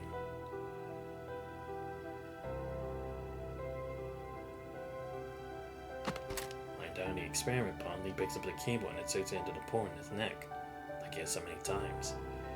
Let's skip virtual bridging this time, and dive straight into battle simulation with the new frame. Instead of the standard compatibility data, we'll be using your own data today. To see if what happened before is going to happen again. Sure.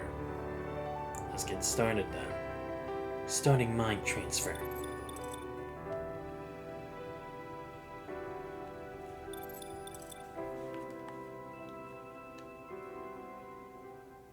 Whoa, what the heck was this loading screen? シミュレーション完了。指揮官、我々が勝者です。 Simulation system loaded. How do you feel? Anything strange? Not at all. Everything's good. The adaptation's better than I expected. Good. Seems the mind and frame are going well together. Start with the first test then. Use the basic abilities of your frame to defeat the enemy. Yeah. I have a bit of an idea of this from using him in different types of battles already. 集中しましょう。 Just give me access to using the orb and I'll be good to go.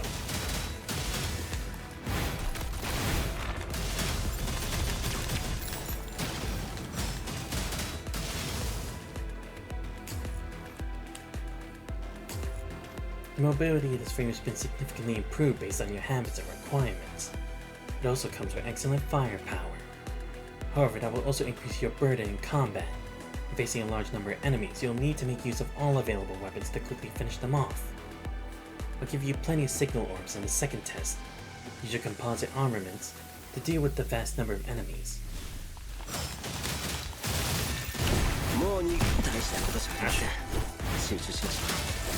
Shit, I thought it was the other one.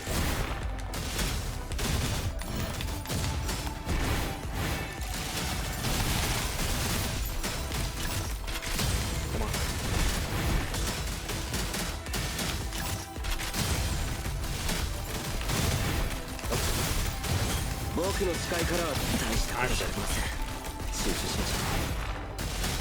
There we go. Oh shit. 僕の使いからは逃れられませんよ。時の果てで滅びよ。 Nope. Oh, here we go. もう逃げ場はありませんよ。 No, I want to do the whole thing.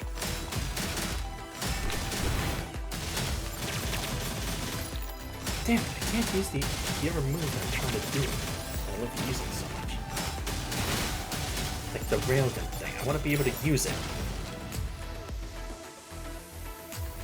Okay, I think I pretty much mastered this frame. The basic abilities are enough for you to handle regular combat, but on top of that we still plan to add a special power to this frame. Plan to. Right. For now this feature only exists in theory. With its incredible instant computing power, when this frame is running at maximum output, it can even transcend beyond time and dimensions. Let's just call it Hyper Matrix for now. Try using this feature to simulate battle first. I'm ready. Oh, here we go. This is the Hyper Matrix you mentioned? Just like Matrix, it'll forecast all possible enemy actions. It must be near stationary in your eyes. But Hyper Matrix is more than that. The attack data from certain skills you used earlier will be stored within the core of your weapon. In this space, you can access and reuse this information by attacking enemies. Ah, okay, so it's kind of like giving me a Sharingan. Given its extremely high power consumption, the duration of the Hyper Matrix will likely be very limited. Yeah. Great. You can consume the skill data to generate new sight points. Unleash them all onto the enemy when Hyper Matrix ends. When Hyper Matrix is closed, all the sight points across all the dimensions will be unleashed onto the enemy. Oh, is it the same like in that battle in like Magic Madoka? Like that battle between Mami and what's her name? Like that gun battle was like they shot all the bullets, but they only ever actually finished like launching and interacting with stuff at the end of the motion.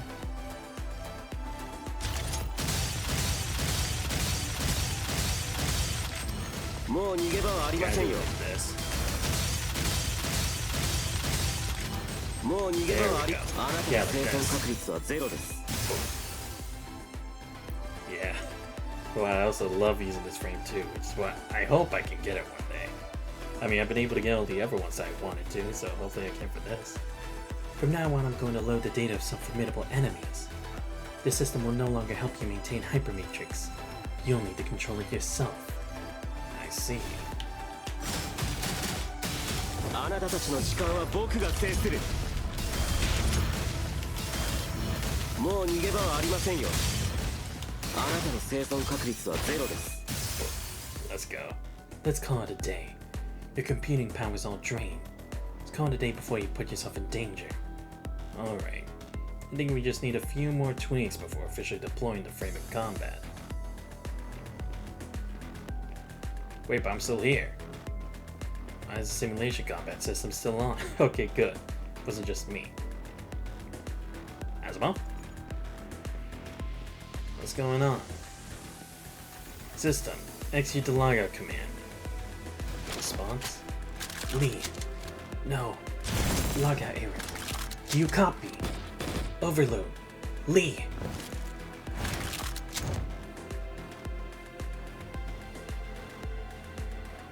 What in the hell is going on?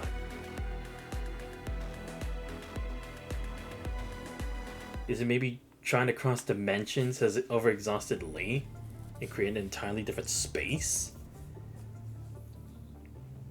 Kind of like creating his own little bubble universe? The few seconds it took for Lee to exit battle simulation mode seems like an eternity. A blinding flash of light engulfs his vision. In the depths of his sight, the twisting spiral tower emerges and collapses repeatedly. The surroundings blur and shift at a rapid pace through the passage of time. What in the world was...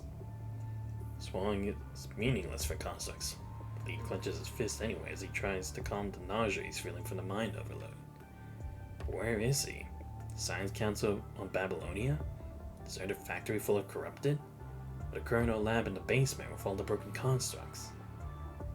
Crimson fog clouds over his eyes as the views from Lee's deep mind cross over into reality, blurring his perception of time. What was that cube? Looked kind of like a cage. What was that he saw in his mind? That was an abnormal projection because of a data anomaly. It seemed almost too realistic. Try as he might, Lee can't seem to see through the crimson fog that's clouded his memory. Able to describe what he saw, Lee's now feeling nothing but a heart-wrenching sadness and bone-deep despair, which quickly fade away as his mind recovers. Lee's hunch is that this is happening because his memory is locked. So he's checked his memory data multiple times and never came across any sign of his memory being tampered with, nor any sign of memory loss. He missed something he should have had no trouble seeing. It's not the first time this happened. Everything Lee just went through took place within a few seconds, and to everyone except Lee, he has already recovered. Come back to his senses, Lee lies down in a pod and changes back to entropy.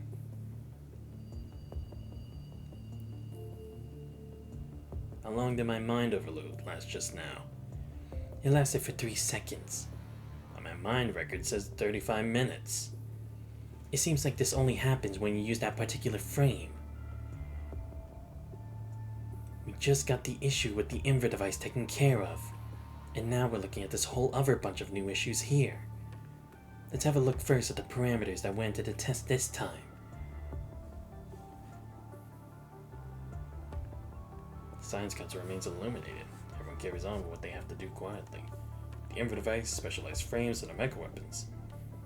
This research project demanding everything in the brain juice of every last researcher that the Science Council has, mankind sees the brainchild of its wisdom all put into use for one single cause. Every single battle won, despite all the countless, or all the cost, at the cost. I don't know why I'm doing so bad reading this today. At the cost of countless lives, has been handed over to the researchers, rekindling hope in mankind. We have the results from the analysis now. How does everything look? The Inver device worked just fine, and the frame is 98% compatible. Except there was obviously something wrong with his mind just now, right? Right. It seems the same as what happened before. We always end up with an overload when we try to collect battle data with him in that particular frame. And it only happens when he's in that frame. We compared what we have here with the test results from a virtual connection, and confirmed that this is what happens when the Omega weapon in the frame reaches maximum power when working. Ah, so they actually put an Omega weapon in the state. I thought it was like they only used like some code from it on here. The Inver device, on the other hand, works just fine. We see the percentage of infection go down at the critical point, which is why the data of his frame seems completely normal. And I even go as far as calling the data impressive. And his frame is the only one out of all the specialized frames that's completely immune to the punishing virus, which is exactly what we hoped to see. We found a way to balance Omega weapons to help us absorb and purify punishing. The data extracted from heterarmor shards can help Omega weapons better purify punishing. And we work on improving the Inver device. His frame's purification speed will be able to catch up to its absorption speed just fine. If we can normalize the technology of this frame, I'm sure it's going to be a major game changer. We don't know why my mind overloads, but it only does when I change the new frame. I'm sure it has to do something with the fact that it's a specialized frame. It has something to do that the simulated data doesn't. Something like this happened before, but never to the extent we saw this time. Right. It was a half a second to begin with, and now we seem 3 seconds.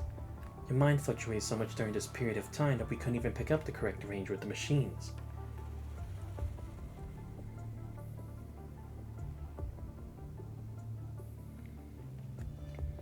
If we'd run the test on a different construct, their mind would have been destroyed and they would have been infected right away. We usually only see an overload when someone's mind is imprinted with an excess amount of data in an extremely short period of time. So maybe it's just specifically with Lee. But nothing's happened to him that would change anything. Well, except for all those memories he keeps getting, but it's like, where are they being outsourced from? But you're able to recover within 3 seconds with all your numbers back to normal, as if nothing had happened to you, and we haven't observed damage on your mind so far. Asimov is right. This only happens when you're using the new frame. But I don't remember anything that's imprinted on my mind. I'm not seeing any extra data in there either. All that Lee remembers is a single message, what only he and Murray can understand. A piece of his subconsciousness that would pop into his mind every now and then. Maybe it's like that data only exists in that frame because maybe it's memories that can only be generated because of the special characteristics of the Omega weapon and the frame. Right? So it's like, even if he tried to take those back with him, it would be a part of his, but those will only be inserted when he's there. So it's like, it wouldn't be like he's necessarily losing memories. It's like memories that only belong to Lee that exist in the hyperreal frame, not to Lee the overall construct. Kind of like how you can have a different kind of feature in like a customization of one character, but it's still generally the same one with like a lot of movements and the skills, just a bit of an extra change in like the battle stats only because of that one fit or equipment. Every so often, Lee sees location coordinates key to his missions. He hears calls coming from the seashore, disappear before he knows it. Before he gets to the bottom of the message, Lee decides to stay quiet to keep Murray out of trouble. There's gotta be something I'm missing. Voice in Lee's subconsciousness, however, seems to want him to stop probing. Trust me. We're going to apply this technology to all the new specialized frames somewhere down the road. And to that end, we have to stimulate as many possible scenarios as we can. Or simulate, my bad. Wow, I really suck at reading today. Asimov, you seeing traces of my memory data being modified or hidden? No, none so far. At least. Or maybe that's it, actually. Maybe it's because when he's using the Omega weapon, he's still reaching the realm of the Ascension Network, right? Maybe not to the same degree as Liv, but he's getting those. And to be fair, we can't really translate the data and stuff from the Ascension Network, because the only reason we even know that is because Liv visually saw it. The same for Bianca as well. But if it was like you were trying to decode it, we have no means of doing that, because we don't even know how we would translate it. So maybe it's because, again, like the Omega weapons, the combination of that being able to at least kind of like at least touch, like hitting the tip of the iceberg that is the Ascension Network, only in that specific frame that he's getting those images and such. But anywhere else, he really is just regular old Lee. In my deep mind, theoretically your commander is the only person who can access your mind, which can only mean two things. Either the infiltrator's doing an impressive job covering the tracks, or your mind just hasn't been tampered with at all. Or maybe it's because they came in contact with the commandant that now they can also make contact with Lee, right? Because, again, it could have to do with Ishmael, because she did get into my mind at one point to wake me up while I was still unconscious to go help Liv. So it could have been that created the opportunity for her to do so. But then the question is, why would she react to Lee right now? He's not in a state where it's like he's not a life or death situation where he has to make a choice. He's nowhere near that yet. Unlike Roland, Lamia, or anyone else, or the commandant, he's not in that situation yet. Or actually, no wait, wouldn't this actually be the perfect scenario? Because he's about to reach a new state of technology that's beyond what a human understanding should be, because again, he is borrowing the power to your mega weapon and technically punishing to have it circulate through his body and then to exit out without damaging him as a whole, right? So maybe it's like saving him from like from reaching that state where it's like the world will be punished again. Because again, we did have the theory that it's like either the punishing came from somewhere else or it was enacted onto the world deliberately because of something. In that time, it was because of the 0 point energy. This time, could be because of the Omega weapon, which kind of originates from data from the 0 point reactor over on the moon. I don't know. Yeah, I still feel like I'm missing something, or probably a couple more pieces here. And if someone did access your mind, I can send a Grey Raven Commander an access key for a deep mind connection with you. Although we'll have to have you change back into the new frame first so your mind can overload again. We need to keep in mind though, that we don't know how your commandant's mind beacon is going to affect the overload. Or if the overload is going to affect your commandant's mind beacon. But if your commandant grants access to your mind, we just might be able to dig up something from there. No, we can't do that. Calm at this point, Lee voices rejection of the idea. The overload might just last for a few seconds, but there's no way the human brain can handle it. Right, yeah, because, again, that's the whole point, right? Like, the brain can only store so much energy. It can only understand a certain amount of information. It has limits. That's what it is. Constructs are completely different. Again, I know that's definitely not the main reasons he's saying not to do it, but it definitely is a plausible reason to not get the commander involved, because, again, the risk would be way too heavy on a regular person. I'm not even completely familiar with the frame myself. I can't expose my commander to any risk before I have a better grasp of it. I just don't want to put anyone in harm's way ever again. Boy, here we go again. Santos came to me a few times trying to find out how you've been doing. Are you just gonna keep being quiet about it? I just don't see a point. I'm sure Santos is gonna try to barge right into the Science Council upon finding out everything I've been through. You know for a fact, because I know my own commandant inside out. Keeping someone in the dark is rarely ever a good thing to do, though. Apologies for coming in without knocking on the door. I came right in because I didn't see Long out there. Murray. Lee, good to see you here. Murray doesn't have a good view of Lee from where he's standing. Lee clearly sees him hiding the document, his hands behind his back upon noticing his presence. However, it doesn't escape Lee's eyes. Let me guess. Did Nicholas send you here with a message from me? Commander Nicholas sent me here with this document. He would like you to know that it's usable now because it's gone through all the process. Right past the dossier to Asimov. It's a clear folder with the world government's logo, which the logo of a Nider, Nono, or Boros can be seen. That's good news. I'll take that. So, what's up with you recently? Not much. I haven't really been on many battle missions these days, so I've been doing what I'm supposed to do as liaison officer. That's great. Just don't overwork yourself, yeah? Let me know if you ever need any help. Of course. Take good care of yourself too, Lee. The room is quiet save for the sound of Asimov turning the pages of the document. 5 minutes later, seriously, what's up with me today? Closing the document, Asimov looks at both Lee and Murray, who are standing perfectly upright. Say, never seen siblings talk to each other the same way you do. Or is it how people usually talk to their family these days? Everything's okay with the document. I'll pass it along when he's back. And we're finished with today's adaptation test, so you're free to go. I'm just gonna go and wrap everything up. Let's cut to the chase then, since you already know what's going on. You were the top candidate when it came to the Omega specialized frame, but they picked Liv, and it wasn't just because she submitted an application. Someone was holding you back from being picked. Oh, interesting. Yeah, because like I knew it was between the two, but it's like it did feel kind of weird at that one point. Now that I think back on it, that Liv was picked first when, again, she's a support construct. Not to say that she can't do shit.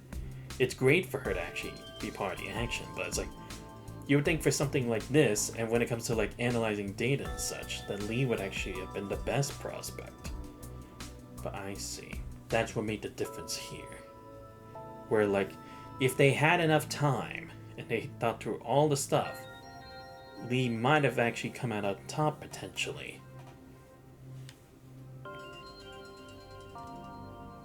And that would be Murray, huh? Doesn't even need to ask Asimov to know that it must have been Murray. I never let Liv do that had I known better. They would have picked her sooner or later anyway, since it really makes no difference to us. Yeah, because it's like, in the end, they are the only two top prospects. It's not like they have Vera there. It's not like they have Karenina there. And I guess Murray did what he did because he cares about you. No. I just never thought he'd go this far. You don't seem to talk a lot about yourself to him, do you? Makes sense that he's been going around asking about you. Well, there isn't anything to talk about. Just want him to be safe. Playing the role of a mediator at the Parliament, influencing people's decisions without their knowledge, finishing his task without so much as a failure, at least comes without challenge. I spent quite some time at Colonel's lab, he knows better than to mess with what he shouldn't. If anyone ever does, they'd be gone in one fell swoop. He doesn't want to stop Murray from doing what he wants to. Neither does he want Murray to ever get hurt. I'll try to have a talk with him. I'll be on my way then. Wait, Murray. Care if I join you for a walk? Sure.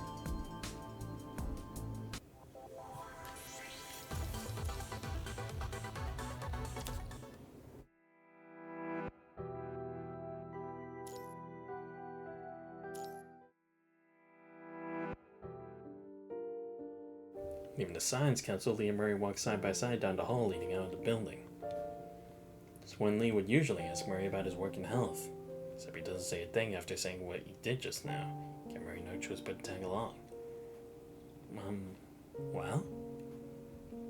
Murray tries to make Lee stop, but to no avail. Keep his eyes trained straight ahead, and Lee carries on walking. Seeing Lee so quiet reminds Murray of what happened when he was still a kid. He went out of town trying to buy medicine from some doctor. But dry and unable to go home, Murray was left crying alone in the rain until Lee found him. Muddy all over and soaked in rainwater, Lee with an umbrella in hand was out of breath when he found Murray. Lee, however, didn't blame him at all. They held Murray's hand tightly the entire time on their way home. Lee walked on quietly, all the while keeping his eyes trained straight ahead. Seeing Lee out tense from below the chin, Murray knew he was angry. Next to Lee, however, hits Murray that he's slightly taller now.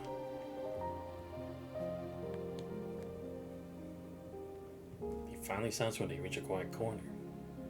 Been a while since we last talked. Murray looks around, surprised when he notices that this place is one of the few in the bridge area without monitors. Murray quickly goes through in his head everything he's done recently to see if there's any loose end he forgot to tie up that gave him away. And he does so and keeps his eyes on Lee. I know, right? It sure has been a while since we last talked. I mean, you've been busy with all the adaptation tests. Right. But I do have something I want to ask you about. Wait, what is... You aren't going to tell me you don't know what this is, are you? Exactly what Murray was about to do. Except when he meets Lee in the eye, there's no getting away with it. Well... It's just something I use to help me survey mission bases. I mean, because I can't exactly find on the surface like you and the other commandants. Where do you come across it, though? All messenger robots self-destruct post-mission. No exception. As long as Lee doesn't see what's inside the chip. Doesn't really matter where I found it. I recovered it and had a look at what's inside. Gotta see the encryption was a real piece of artwork that could have deceived anyone. But me. Because, you know I'm your brother.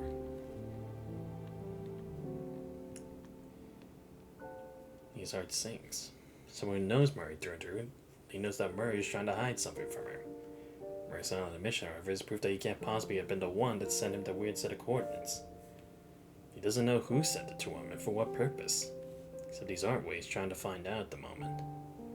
So, when do you start getting yourself involved in all of this? Looking at Murray, Lee feels as though he doesn't know him anymore. The same gentle smile on his face, Murray looks flustered as he looks down to avoid eye contact with Lee. Moments later, he raises his head again. He recognizes the look in those eyes. Because he too once told Murray the same white lies, and it was himself that he saw in those same eyes back then. I got these from work with the machines. Don't sweat it though. Engineers get these all the time. Listen to me. I might have to leave you for a short while. Don't worry. Everything's gonna be okay. I'm fine. You know me inside out, right? That's just part of the mission. We gave Commander Nikola all the data we gotten from the mission afterward. We did everything with his authorization. You know what he's like. Does that include coming in contact with an Ascendant? I don't know what you're talking about, Lee. Says Murray ever so softly. His smile no longer gentle. Back at City 75, Lamia might have been able to copy the way you look, but there was no way she could have gotten her hands on your communication identification number when there was no connection. She could have chosen to be anyone, and I guess she decided to use your code to earn our trust there. I didn't even think about that. Right, yeah, because, again, the communication channel, they would have thought it was like, who is this? But to get that exact number, and that can only mean one thing. You've been in contact with her up until that point. As expected, still can't surpass you after all these years, Lee. His heart sinks as he thinks to himself. Only you can manage to deduce the course this way, Lee. But I really don't know what you're talking about. Ray knows there's no point lying anymore, but he refuses to give in. It's been a long time since Lee saw Murray so sad, so full of secrets. Murray would always look at Lee with expectation, comfort, and admiration. He recalls last seeing Murray in tears when Lee himself was inside one of the glass pods down in Kurano's lab. Both Lee and Murray believed they'd never see each other again. Ever since coming to Babylonia, Murray stopped being the adorable younger brother he was. Stopped asking Lee all the far-fetched questions he used to ask him. Stopped inviting him to art exhibitions.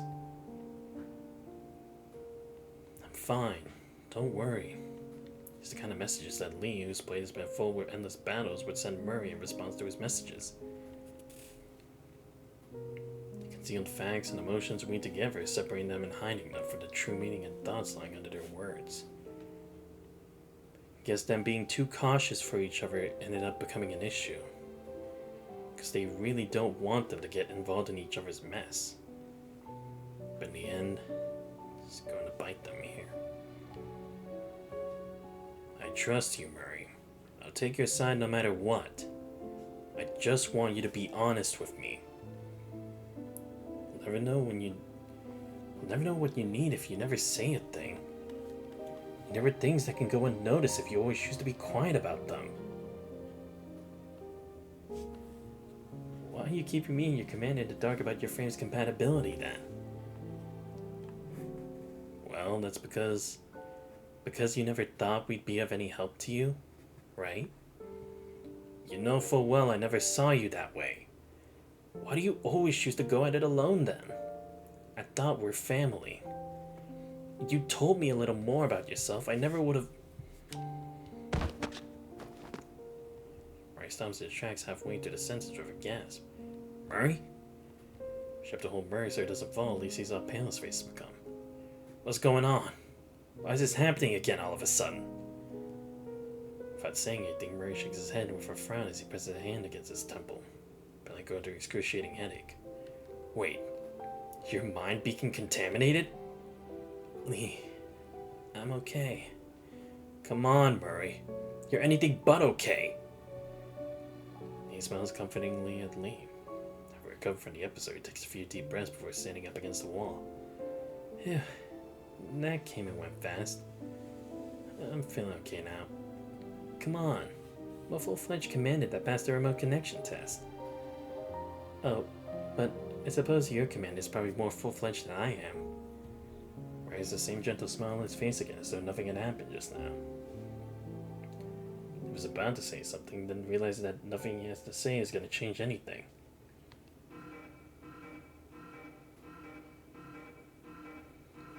We need all constructs on standby to assemble in the prep zone. We need all constructs on standby to assemble in the prep zone. Detect the unknown interference of electromagnetic radiation. Ask all citizens to follow evacuation instructions. This is not a drill. Repeat, this is not a drill. So trying to shine the silence in between Lee and Murray, their terminals start beeping away as though the apocalypse were coming. Highly concentrated punishing detected on the surface? Prepare to engage at once. Unknown electromagnetic radiation that's suspected to be a new method of attack. Wait, does that have to do with the mind beacon contamination just now? Oh! Right, that thing earlier. They want all constructs to head to the landing pad to get ready for engagement on the ground. So read instruction. Right. If anything, if it's gonna mean commandants are in trouble, wouldn't it be better to keep them here? Just be careful. I press the part ways of Murray now and he squeezes out these words. I know. I won't be going to the surface because I'll be using remote connection. I'll be okay. Should their own orders to obey, Lee and Murray have no choice but to stomach their feelings at the moment as they part ways. I'll come and find you when this is over. Sure. I'll be waiting.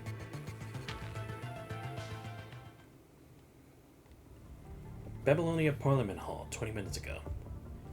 The executive meeting coming to a close, the air in the hall is somber with flustered councilmen. Going back to what we were talking about just now, Babylonia is on the verge of reaching full capacity with all the refugees it has taken in since the Battle of Puliaforest Park.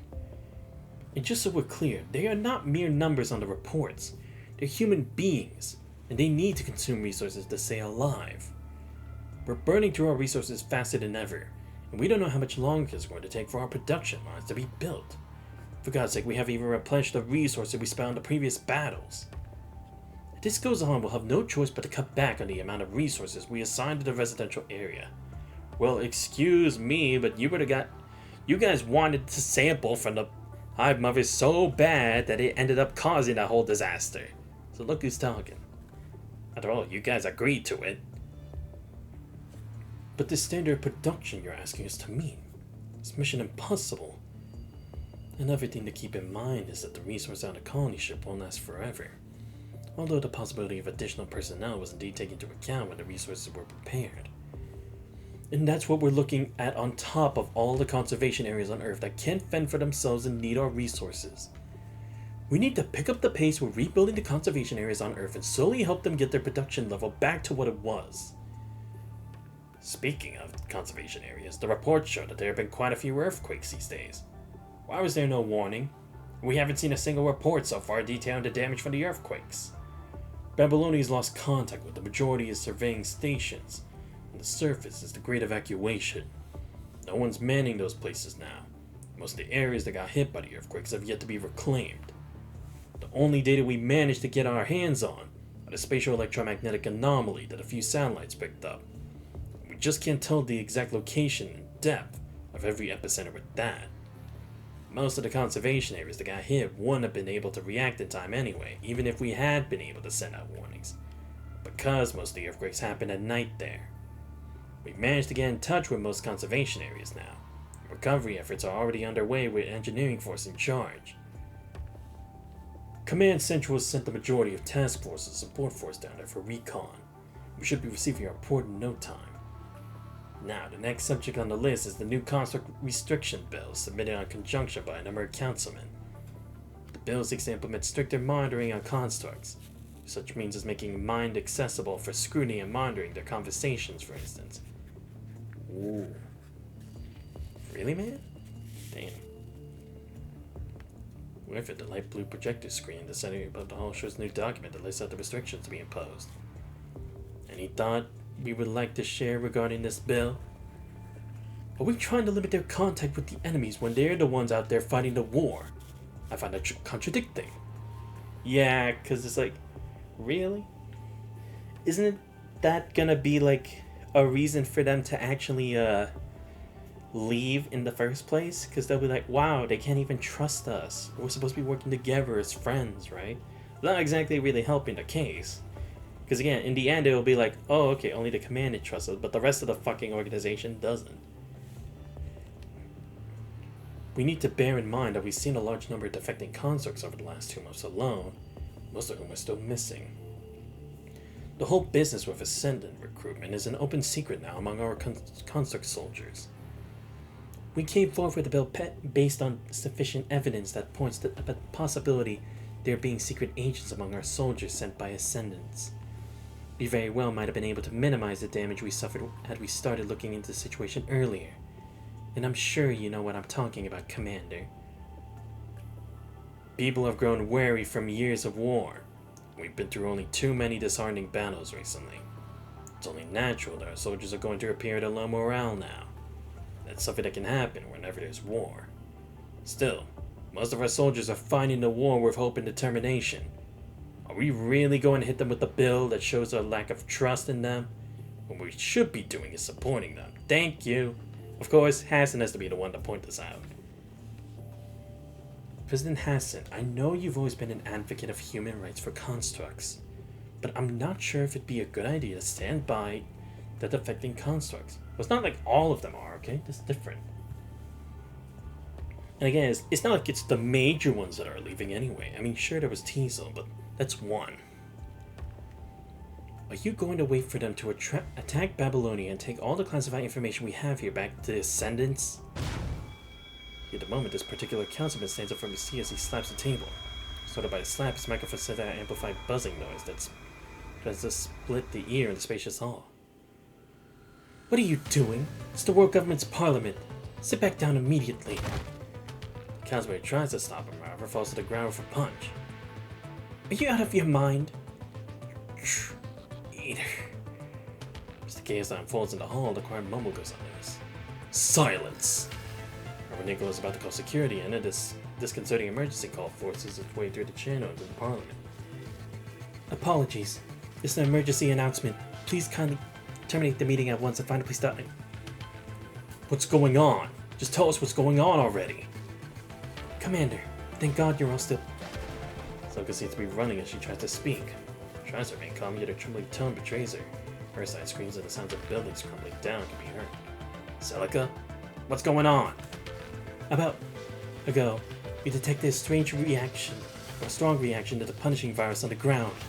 Babylonia's been hit with a strong wave of electromagnetic radiation. It's caused a lot of... to go mad.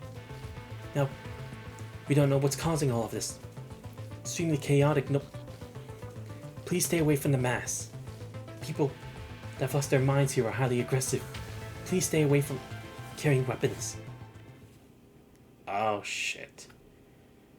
When all these important figures have a weapon in case to protect themselves? Please tell me I'm wrong. Celica's warning called grounds to a hallway overwhelming buzzing noise. Wait, are these people... Traitor. They've gone mad. Wait, where is the security guard? You bunch of traitors. I corner when she was just mumbling, a security guard roars as he aims his gun at the assembly of officers. Shoots squarely at Hassan's chest, the jet black gun spits out a bullet before anyone can react, leaving the entire hall in shock. Ah, no, it's this shit again. This is the thing, isn't it? Because, the battle between constructs and people, right? This is one of the things that Naru was afraid of. Or actually, that was more of the Church of Machina, but if I remember correctly, Hassan had died as well, and so did Nicola at the time. Again, this is different from like the Everwinter thing, but this is somewhere heading to like the future where not necessarily the Church of Machina, but what a lover was trying to do in the process. We're eliminating humans. Ah, fuck, is that what's gonna happen here? But we have to change the future again?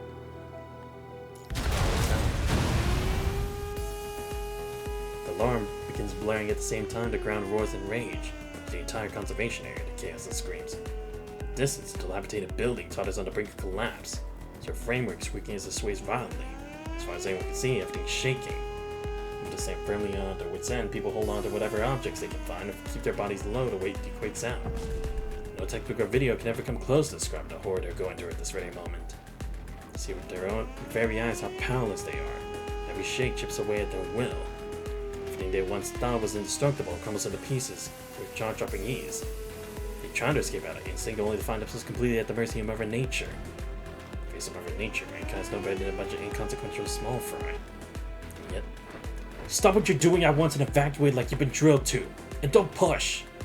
Take cover where you are if you're in the medical zone. Pay attention to the injured. You reinforce the shelters there. Y'all can count on it to sustain even the most violent of shakes. Everything's going to be okay. We aren't going to let another person get hurt. There's a single-eyed soldier in sight. Each and every single one of them doing what they should to help. Because that Grey Raven can't let anything stand into way either. After a moment of hesitation, Grey Raven jumps into action. Every bridge driver lungs or deeper into the ground is steadier and Lucia nods at you. Her eyes calm and reassuring as always. If on the other hand, fires at a concrete pillar teetering on the verge of crumbling with a levy gun, bringing it to pieces that pound the ground where no one stands. Pulling some residents away from the trial ground and out of harm's way, you turn around and on top of your lungs, shout your question at the construct that was holding a Mondi device just now. Do we have the numbers on the earthquake? Nothing except that the epicenter is 10 to 15 kilometers away from here. We'll have to go to the command center to find out the rest. Liv, how's connection looking? All channels are temporarily down. I wonder what things are like around the epicenter now. We need to get in touch with the people there in Babylon as soon as we can.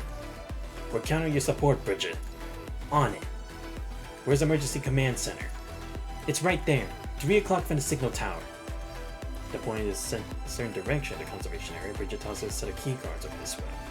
There are people on duty around the clock, but in case you don't see anyone there, the underground garage is right outside the command center's safety tunnel.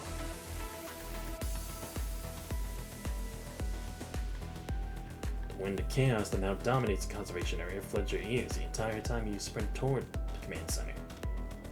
Whilst violent the troubles behind, the conservation area is now deep in screams and cries, as well as people assisting those calling for help. Right then, out of the corner of your eye, you see a pair of trembling hands with a thumbs up that dangles off a stretcher being carried away by a few constructs. Aren't you a tough one, huh? Yeah, come with me, because together we're strong. As soon as you open the door into the command center, you're met with unbelievable mess. They run the center of a gigantic central system with a straight face of 2 constructs. The hands flying over the control panel so fast your eyes can't even catch up. One of the construct's arm seems obviously crushed out of shape, except she seems completely unaware of it. The space-time distribution characteristics, the electromagnetic parameters. What in the world is going on? None of this is making any sense.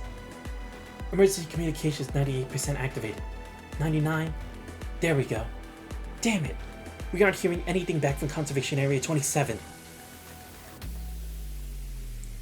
Task Force Grey Raven here to help. Oh, thank God. The liaison officer almost jumps out of her seat. Have we located the epicenter yet? Yeah, it is right around Conservation Area 27. 70 kilometers away from here. The seismic depth is highly unusual though. Is this really just a normal earthquake? What do you mean? The epicenter is 2,000 meters underground. If our device got that measurement right, which makes no sense at all, because if that's where the epicenter is, then we should be seeing catastrophic damage here just 70 kilometers away from the epicenter. The Conservation Area 27 can only be having it worse, because they have a bigger population than we do with their high-power CPFs. Calm down and send us a copy of the data first. It's likely that they lost all means of communication there. We're going to head down there now. Wait, use the car down in the underground garage. The car comes with a mobile emergency command device that contains all our data. You'll be able to connect to the nodes with it. We've had a dozen nodes set up already. We'll keep trying and see if we can get in touch with the other zones. Thanks. Constructs on the other hand stay where they are. Damn, this is serious. Please fasten your seatbelt, Commandant. The road's about to get bumpy. The entire time the military vehicle speeds down the quake-stricken highway. The busiest is up, we're adjusting the radio in the car. Half an hour later, you finally hear a voice emerge from the white noise that's been filling the air. This is the Commandant speaking. It's an SOS to all squads from Babylonia. I repeat, this is the Commandant speaking. SOS to all from Babylonia. A group of hetero creatures attacked. An unknown electromagnetic radiation. Abnormal. Commandant, that was an SOS message just now. Can you locate them? Just confirm the center to be open today. Under task force. Their last mission report was made 3 hours and 25 minutes ago, saying that they were on a joint mission with engineering force around Conservation Area 27. It's probably the squad Bridget was talking about. Let them know that we got their message. On it. SOS message received by Grey Raven. We're on our way.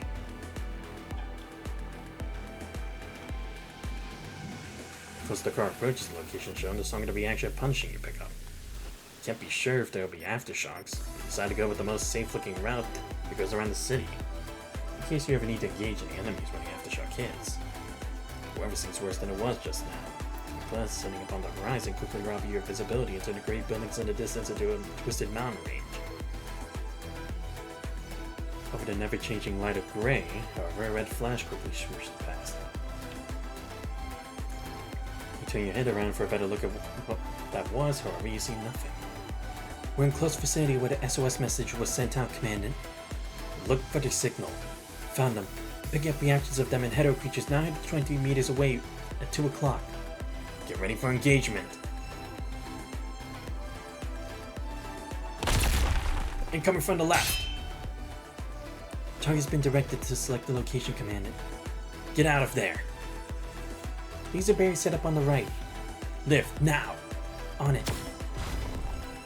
Fire for across you, the mounted laser cannon accurately blows off a corner of the building you just marked. Through the ground.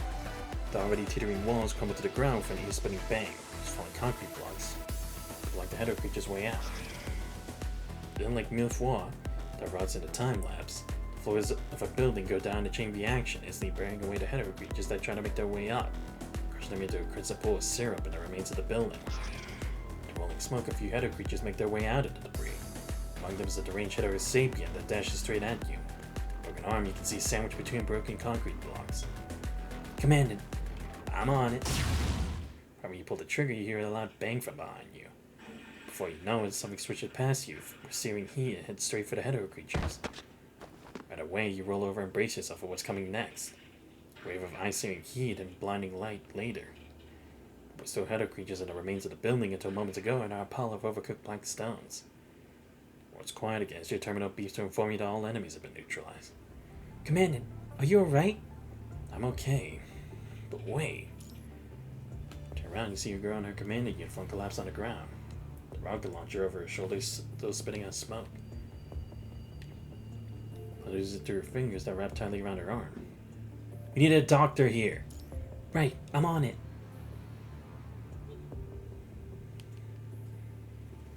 Some simple patching should do. Please stay still. Let me inject the serum for you. Thank you. Wait, oh my god. I'm terribly sorry. Arm still getting patched up by Liv, stick up onto the top of her lungs as she looks out of the corner of her eye at the pile of burning metal. That was the vehicle you were so right to. Ah, god damn. Great. It's fine. Thank god it took the communication device from the car. Shanta took down the building, took a turn, and landed squarely on the car. She never saw it coming. But you just glad that no one got hurt. Forget about it. How you feeling? I'm feeling okay. See? I can still move. Was it you that sent out the SOS message? Yes. Straining yourself and looking away, Sika looked flustered. Seems like she hasn't yet recovered from everything that happened just now. We're safe now. I know we should have introduced ourselves earlier, but we're Grey Raven. I'm Xanthos. Xanthos Vice. Yes, I know who you are. I mean, everyone from my class. Wait, no. Everyone who's been to FOS knows who you are. Is Sika looking more flustered now? Huh? No, silly me. I'm Sika LeBron. I came fresh out of FOS. I currently serve as the up-to-date commandant. Truly a pleasure to meet you. Fresh out of FOS and already serving? That's rare. LeBron. I must have heard it somewhere before. Seeing Sika's glittering eyes bring you back to all the moments you looked into the shining bright eyes down the audience when you deliver graduation speeches. It's a little late, but Congratulations on graduating. Thank you. I never thought you'd be the one getting my SOS message, Commander Xanthos. Yeah, crazy, isn't it? We're both commandants here, so feel free to just call me by my name. Right. Of course, Commander Xanthos. It's gonna take a while, isn't it? Should you address you, however, is hardly what you want to discuss now. Are you alone here? It's just me. The rest of my squad's on a different mission. I lost contact with them. She quickly goes over what happened.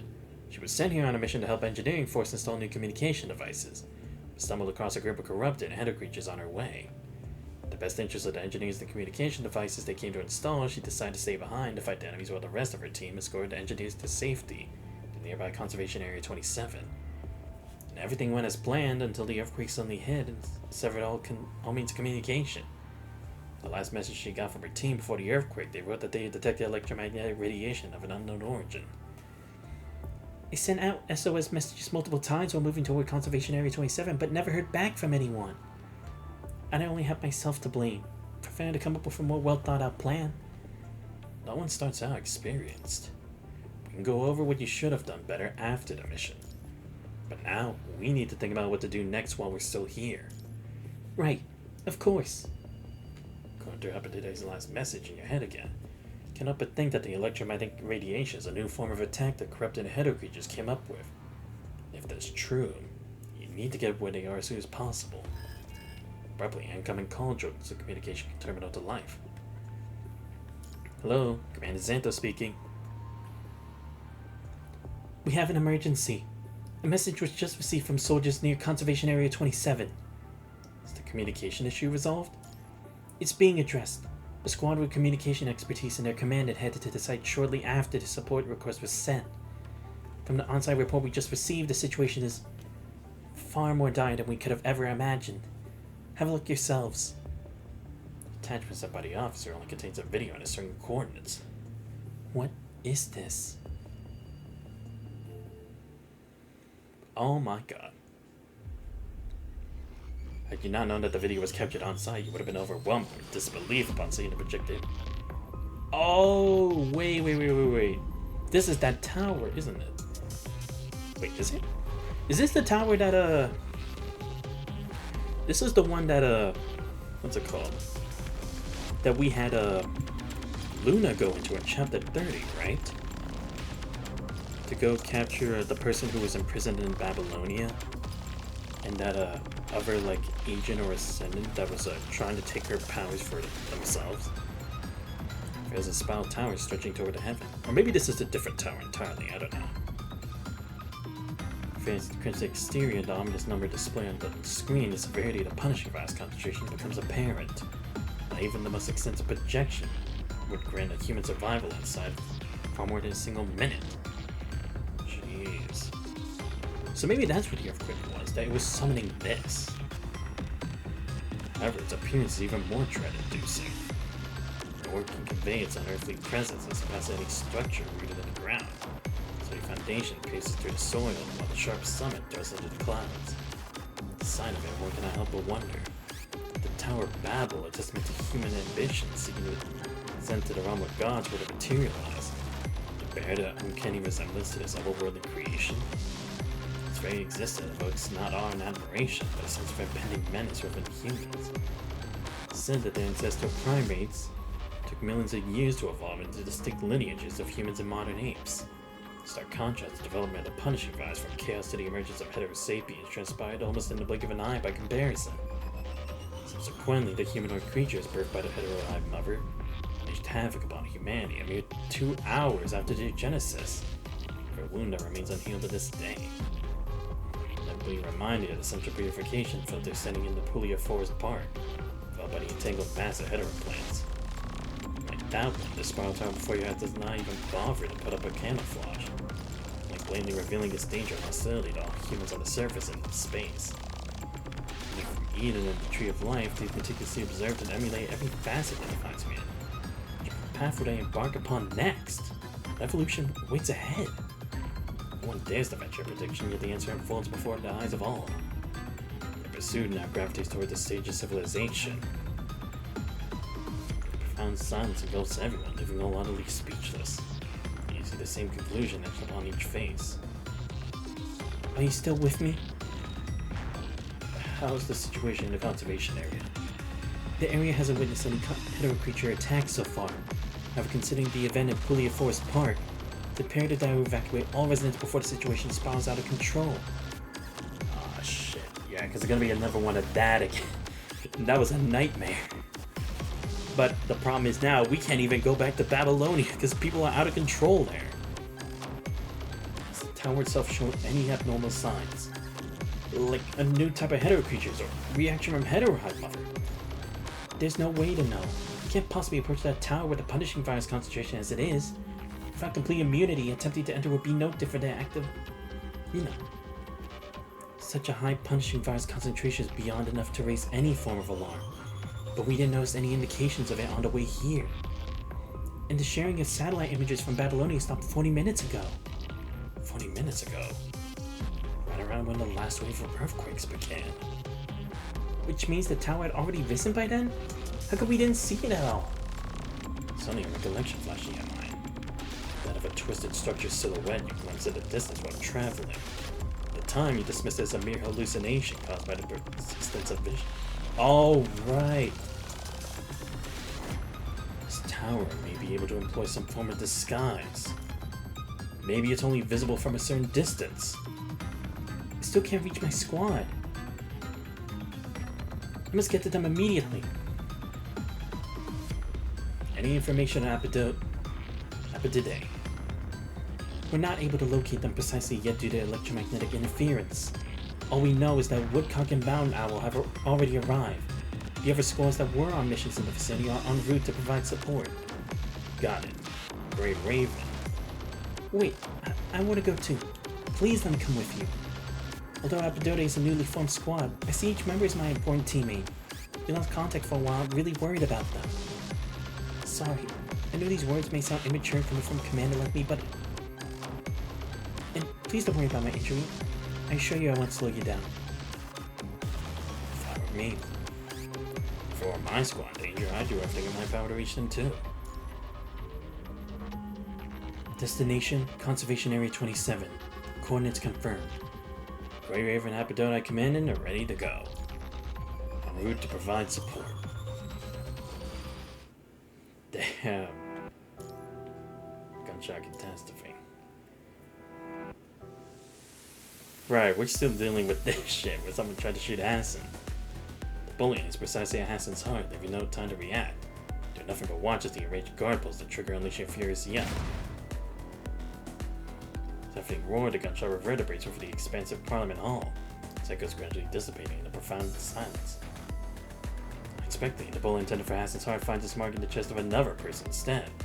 When a councilman rushing in front of Hassan amidst the chaos, selflessly shielding him from harm. Mr. Litz! The bullet strikes Litz's chest with force, yet fails to bring him down. Unless it takes him a few unsteady steps to regain his balance. You traitor! Go to hell! As the guard tries to pull the trigger once more, Litz's fist proves ripped at his finger, delivering a powerful blow to the guard's jaw. Ooh, nice moves, man. Split second, the man is sent sprawling on the ground. Litz swiftly seizes the fallen gun, only after ensuring the guard's complete incapacitation as Litz retreat to Hassan's side. Thanks. But how did you... It's only at this moment that Hassan's eyes catch sight of a bulletproof vest concealed beneath Litz's suit, by the bullet hole. The vest is the true savior that protected both him and Litz. Yeah, honestly, Hassan, I'm surprised you don't wear one, considering you are the head. Decided to Nico nimbly deflects Councilman's attack by throwing a kick to join him. So it seems someone actually showed up to a meeting wearing a bulletproof vest. Talk about having zero faith in the Parliament's security. Ah, okay. Fair. I mean, it is supposed to be one he must safely guard a place in. No offense. It's just a bad habit of mine. I can stand to see any incidents that deviate from my plans. Swiftly removes the magazine from the pistol to check the remaining bullets before reloading it. Sense of urgency, fires several warning shots dissuading the approaching people from getting closer. Even the Parliament's guards are... But the guards collaborate with these rioting councilmen. No, that seems too unlikely. The assault erupted. The Nicholas' initial suspicion fell upon Kurno. Melissa's reactions of secret actions are starting to suggest that Kurno is likely innocent. At the very least, it can be confirmed that such a large-scale attack was not decided by Kurno as a whole. There's another possibility to consider. I'm assuming you both have heard Silica's report that strange electromagnetic radiation apparently is affecting people's minds. But how does it choose whose mind it affects? How come it doesn't affect everybody? Is there a certain rule at play? This discerns the presence of numerous individuals engaging in frenzied attacks or muttering amidst cries. Recognize them as members of Kurno. Something's undoubtedly amiss. If that's true, then there won't be a single safe place left in Babylonia. The space station once hailed as humanity's last cradle is now transformed into a breeding ground of unadulterated terror. In its confines, every human survivor has become one of its menacing foes. Even we, who could potentially succumb to the same fate at any moment, can no longer be trusted. This narrows his eyes, shakes his head, attempting to suppress the maddening thoughts that persistently plague his mind. He knows all too well that surrendering to that madness will not be transformative. Oh, is that what it is? The people who are weak-minded. Wait, actually, isn't that kind of the same as to what happens to constructs, right? Those who are easily corrupted will already become corrupted. Or, I guess, more susceptible to punishing virus. Is this the same thing, but a way that only affects humans? Or actually, maybe that's what's causing the constructs to change too, like it's altering their logic and reasoning. Regardless of whether the bullet or his sanity to bleed first, the grim reality remains unchanged. This harrowing situation would have to lead them all to death. As they face off against the crazed councilman, the piercing wail of alarms resounds through the Parliament Hall. Accompanied by the clamor, the emergency partition door leading to the hallway begins its descent. We're going to be stuck here. As firmly aims his gun at the councilman gathered near the door. Grim reality sets in. The only chance of survival lies in swiftly taking down any obstacles and making a desperate run for freedom. We won't make it. It's already too late. As it says, there's no time left for them. The partition door falls with astonishing speed, isolating the Parliament Hall from the outside world in the blink of an eye. None of this feels normal. It appears that even the person in control of the partition door is being influenced. Is this the end? This issue stone warning with his final bullet. The last means of defense gone, they're now forced to watch helplessly as the target the ranged individual closes in around them. Thunder's bang, the previously locked emergency passage doors forcefully kicked open. Collins, why are you here? Oh wow, Collins actually helping us out. Didn't see this coming, did you? I got banned by the Parliament thanks to someone, so I decided to wait here for you. Hey Nikki, this isn't considered a violation, right? Damn. Nicola notices another person in emergency passage after the Collins. Wells, were you the only one who survived? And Wells responds for not. That the General Staff Department operating under HQ holds a position that technically makes him a direct subordinate of Nicola. Yes, I'm fine. For now. I bumped into this guy on my way here, who told me that the Parliament must be in complete chaos. Couldn't resist joining the party myself. Excuse me, no one's asking about you. Wells, how's the situation outside?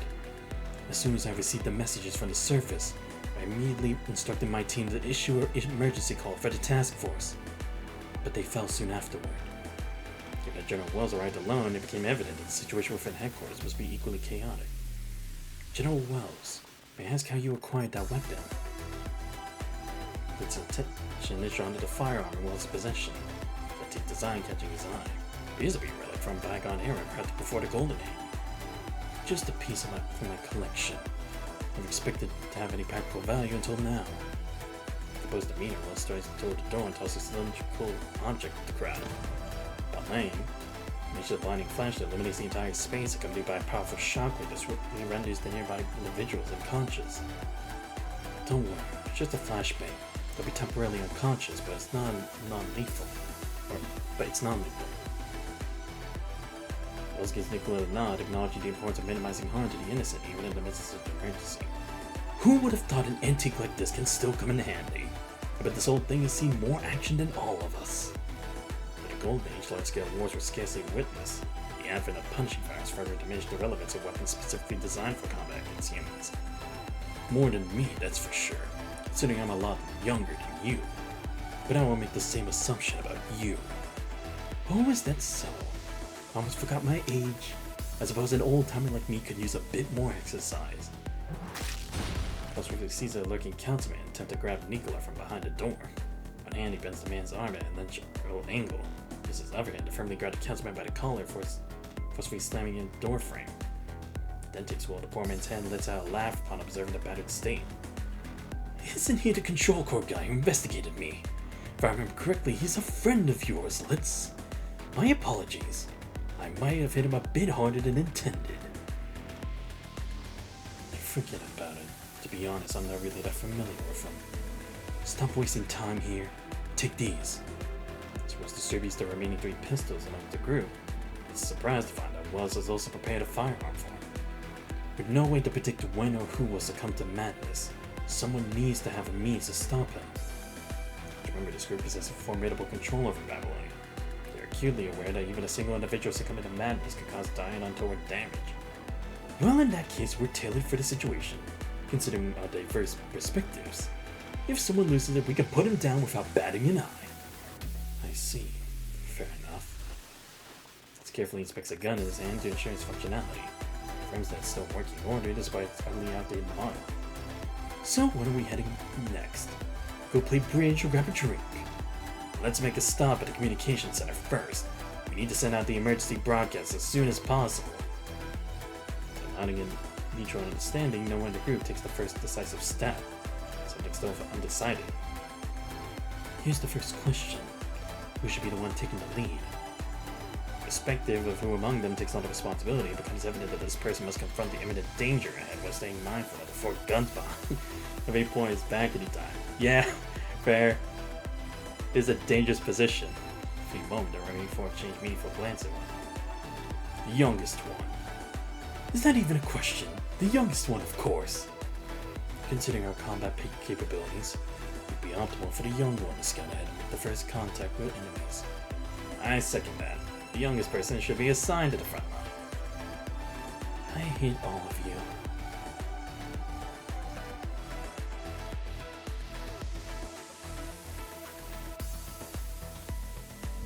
Subtle twitch of Lids' mouth and a discernible frown reveal his inner thoughts. While he takes a fleeting moment before he raises the gun and makes his way toward the end of the emergency passage.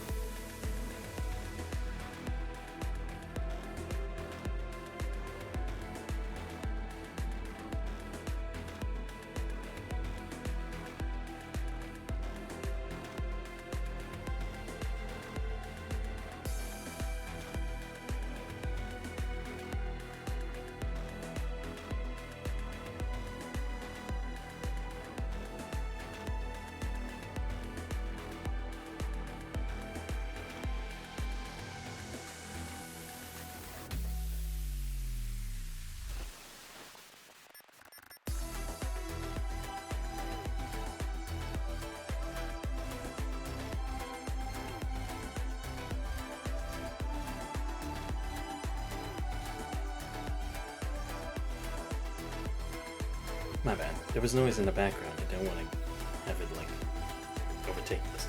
But the confines of a dim meeting room belonging to the Science Council, the light of holographic transmissions, intermittently flashing.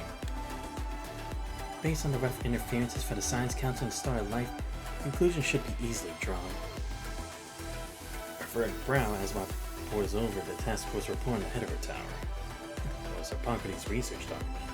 No matter how many times he scrutinized the information, he repeatedly arrives at the same conclusion.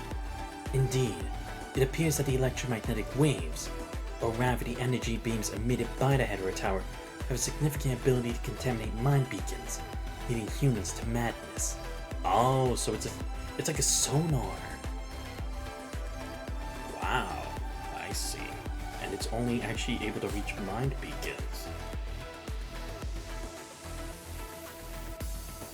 However, the symptoms exhibited by the affected individuals are not identical. It's only been around tens of minutes since the onset, which is not sufficient time for us to fully decipher its approach. Same for us. Even. Abruptly, a loud and heavy sound reverberates to the meeting room and the door forcefully smashed. Mr. Asimov? Wesley's been sadly staying at corn the whole time, startled by the noise and bursts out screaming. Be careful! The turtle creature that ran away is hiding in this room. If he refused to come out, we should utilize the new grenade to blast the door open. To catch it. Ah, damn it. Out of their minds again. But the explosion ends up killing the test subject. Let's break in. Just force it open. Despite Rosa's desperate efforts to push her tiny body against the door, her tongue proves nearly futile. Rosa, I want you to hide inside the locker and remain completely silent. No matter what happens, do not come out under any circumstances. But what about you, Mr. Asimov? Before Rosa has time to say more words, Asimov's already shoved her into the locker. There's still things I must finish. As Rosa is secured in the locker, he pushes down all the valuable equipment positioned near the door. Some impromptu major barricades as their final line of defense, aiming to create a temporary delay against the impending assault. From what I've surmised might be too generous a word to use. More from my instinct as a scientist, the root cause of this situation within that colossal hetero tower. Apart from Kami, a transcendent who's currently on a mission on the surface and unable to make it in time, there's only one frame capable of entering and investigating the hetero tower under such intense punishing virus concentration. You want to use that frame to be assigned to Grey Raven? But the compatibility adjustment is still incomplete, as far as I know. Time is running out. All the basic adjustments are finished. You have no choice but to leave the rest to him. In the meantime, we still need to find a way to establish communication with the task force on the surface. That tower is beyond dangerous. Then we'll gather our forces for the rescue operation. If there's anybody who can still work. Smashing sounds intensifies at the door. Cracks start to form, signaling the imminent breach of the door. We'll prioritize heading to the Science Council. Keep yourself safe before we get there, alright? I'll try my best. Don't try your best. Give me an affirmative answer. Yes, I will. Zadai turns the call with Star Alive and quickly initiates a new communication request. Strange. Very strange. Despite the evacuation guidance broadcast, Lee encounters a significant number of civilians still wandering around along the path leading to the landing pad at transport ground. Hey, hold on. You're not allowed to pass through here. Conscript soldiers intercepts Lee. I'm Lee from Grey Raven. I received an order from the General Staff 10 minutes ago. I'm heading to the landing pad for the surface combat mission. Weren't you given the same order? I learned at least a member of the lead squad. The conscript soldiers' demeanor noticeably shifts, displaying a greater level of respect. We did receive the same order initially, but a new order came from the General Staff shortly after. It said that the emergency alarm has been lifted. We were asked to stay here and stop the uninformed task force members from passing through. That's impossible. Checks terminal and find that neither the emergency assembling order has been lifted nor has any new order been received.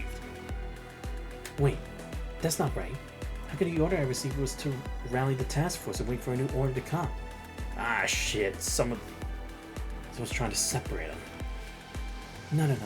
What I got is Fusion permeates among the construct causing a fracture in their once unified discipline. By being a small team, multiple members have received conflicting versions of orders from the General Staff. The beat at the terminals and the General Staff have been hacked? Stars strip back to Luna's time as an agent. When she utilized Wanju to hack into Babylonia's networks. Ah, god damn it, it has the same capabilities? On that incident, security measures were reinforced against invasions. She finds it difficult to fathom the possibility of another successful attempt. Unless someone's working from the inside, but there hasn't been any sign of it. Abruptly, a deafening blast resonates nearby, jerking Lee out of his contemplation. A street-side store that erupted in flames subsequently detonate. To his astonishment, the nearby residents appear entirely oblivious to the imminent danger. His fixed upon the flames with vacant expressions. Go help them! His voice breaks through the conscript soldiers' preoccupation with the command system error, redirecting their attention to the explosive scene. Soldiers spring into action, rushing toward the site to initiate rescue operations. Just Lee's preparing to go join the rescue efforts, a call interrupts his intentions. Asimov? Seems to be a strong interference on Asimov's side, where garbled noises fill the airways. In a few seconds, Lee finally manages to discern Asimov's words. Lee, can you hear me? This is Lee. Asimov, what's going on with Babylonia? Do you know anything? Though Lee has answered Asimov's call, it appears that Lee's voice is unable to reach Asimov. I'm hearing no response. Could it be that the use of internal comms devices in Babylonia has also been manually restricted? If you can hear me, please immediately head to the Science Council. Based on a preliminary investigation, it appears that the recently emerged hetero tower on the surface is emitting a specific type of electromagnetic radiation in the form of visible red light that can contaminate the mind beacons of humans.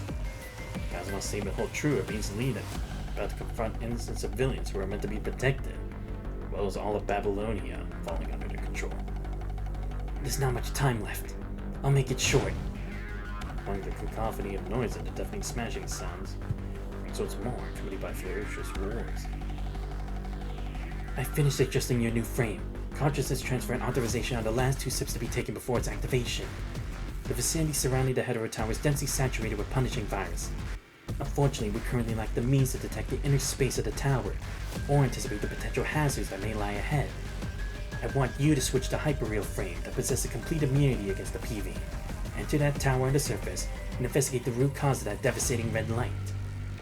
Azimuth's voice is tinged with groans of pain as he speaks. He's also affected by the infectious red light. You may be the only one who can stop this calamity. Lee, I'm sorry. I have no choice but to place the hope of all humanity on your shoulders. The just cut off right afterward. Azimuth Savage remains silent regardless of Lee's repeated attempts to establish contact. Damn it! Besides the terrors that transpired so far, Lee struck by a more frightening realization. Even Azimuth's word cannot be trusted, as he too is a human being. However, something tells him that the frame knows Hyper holds the key to unlocking all the answers he seeks. Damn. Flash of destruction. The once demons have turned their guns on one another. Visited the liaison officer's coordinates. Disorienting timelessness surrounds you. Tense heat and palpable tension blur your thoughts. Sweat trickles down, a reminder of the toll. As the summit of the spiral tower comes into view, it presents a striking image. A sharp red thorn piercing the fabric of the horizon, appearing both majestic and ominous. It seems to suspend itself above the planet, resembling the sword of Damocles that may fall upon one's head any time. But now's the big question, right? Why is the tower even here? Did someone actually able to like summon it, or is it happening as a result of everything that's happened recently regarding like the red tide and hetero creatures? However, no matter how far you've journeyed toward the trenchant blade remains out of reach, perpetually hanging near the edge of the sky. Beside Yusika, the young command does not appear in a state any better. He brushes out her sweat-soaked hair with a heavy breath and raises her terminal once more to confirm the direction. It's the correct direction. Lift? She mainly responds upon hearing your call. Command, satellite maps suggest that we're getting close to our destination. Huh? Anything wrong? Liv seems a bit hesitant, but still shakes her head. Don't worry about it. It's just a momentary glitch on the screen, most likely due to an unstable signal.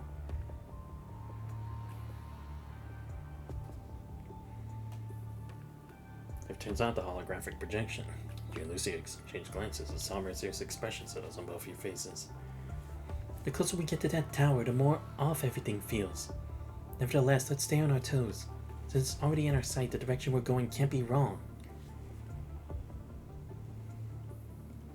Yeah, stay on guard and keep pushing forward. I think we should contact the support force. Let's double check our location. Hold on a moment.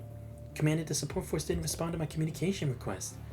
I've been constantly sending signals to the liaison officer through a temporary channel. I can't reach anyone through my terminal either. Just in case, I'll open the authorization of my terminal so that I can immediately pick up signals once the connection's restored. It's not like I'm on any important missions anyway.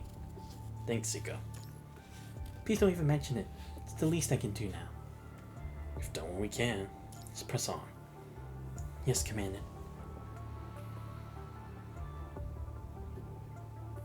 As you continue your march, the lack of response from the liaison officer weighs heavily on your mind.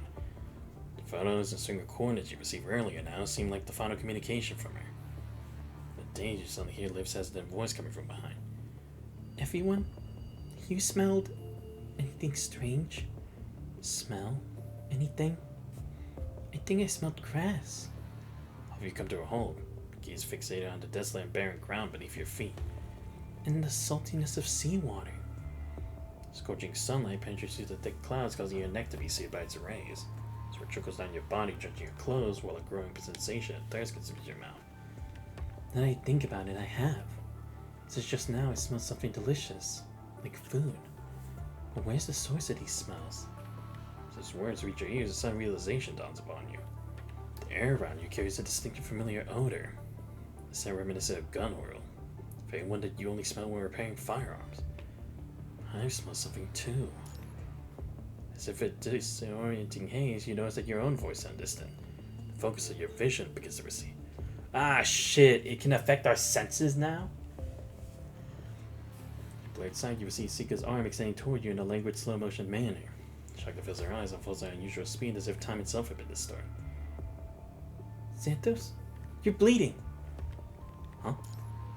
Touch your lip, blood flows out, staining your finger. You remain strangely unaffected by a sensation of touch or pain.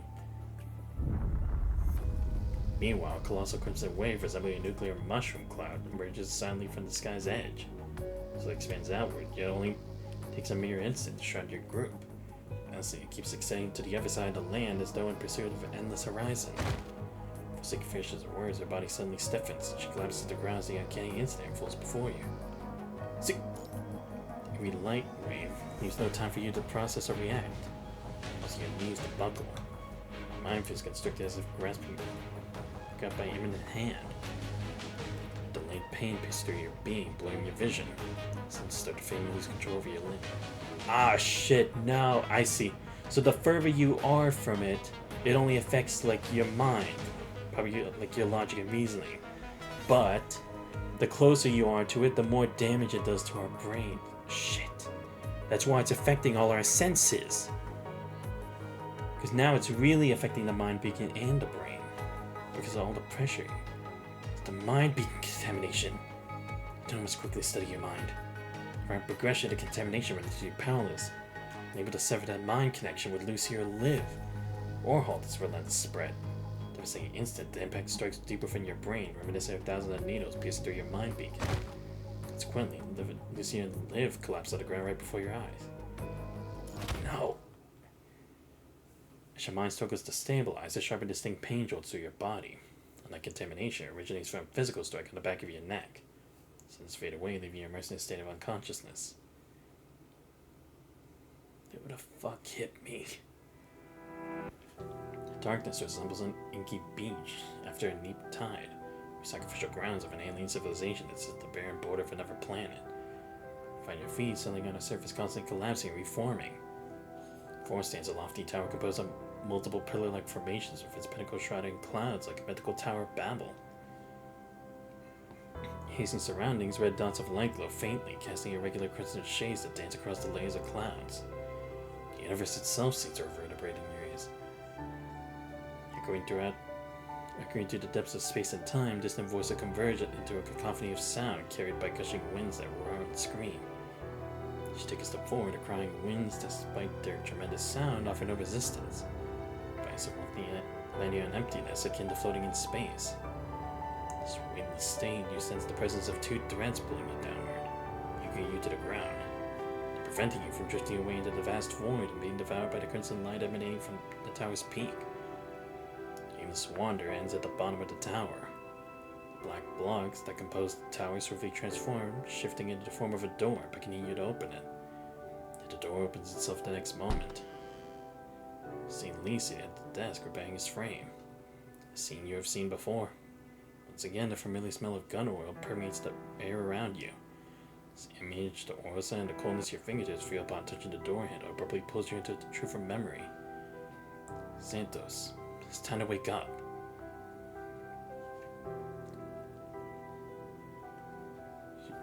As your unconsciousness gradually returns, the sense of touch is the first to resurface. Alongside the lingering pain in your nape, you realize that you're in an uncomfortable posture, where your hands are bound tightly behind your back. Next, a multitude of sounds flood your ears. From the front, you discern the sound of rapid, anxious breaths accompanied by a sharp clatter of gravel being kicked around. Then your sense of smell comes back alive. Oh, I see. Whoever it was, they knocked me out so that my mind wouldn't be able to keep the connection with them with my mind beacon.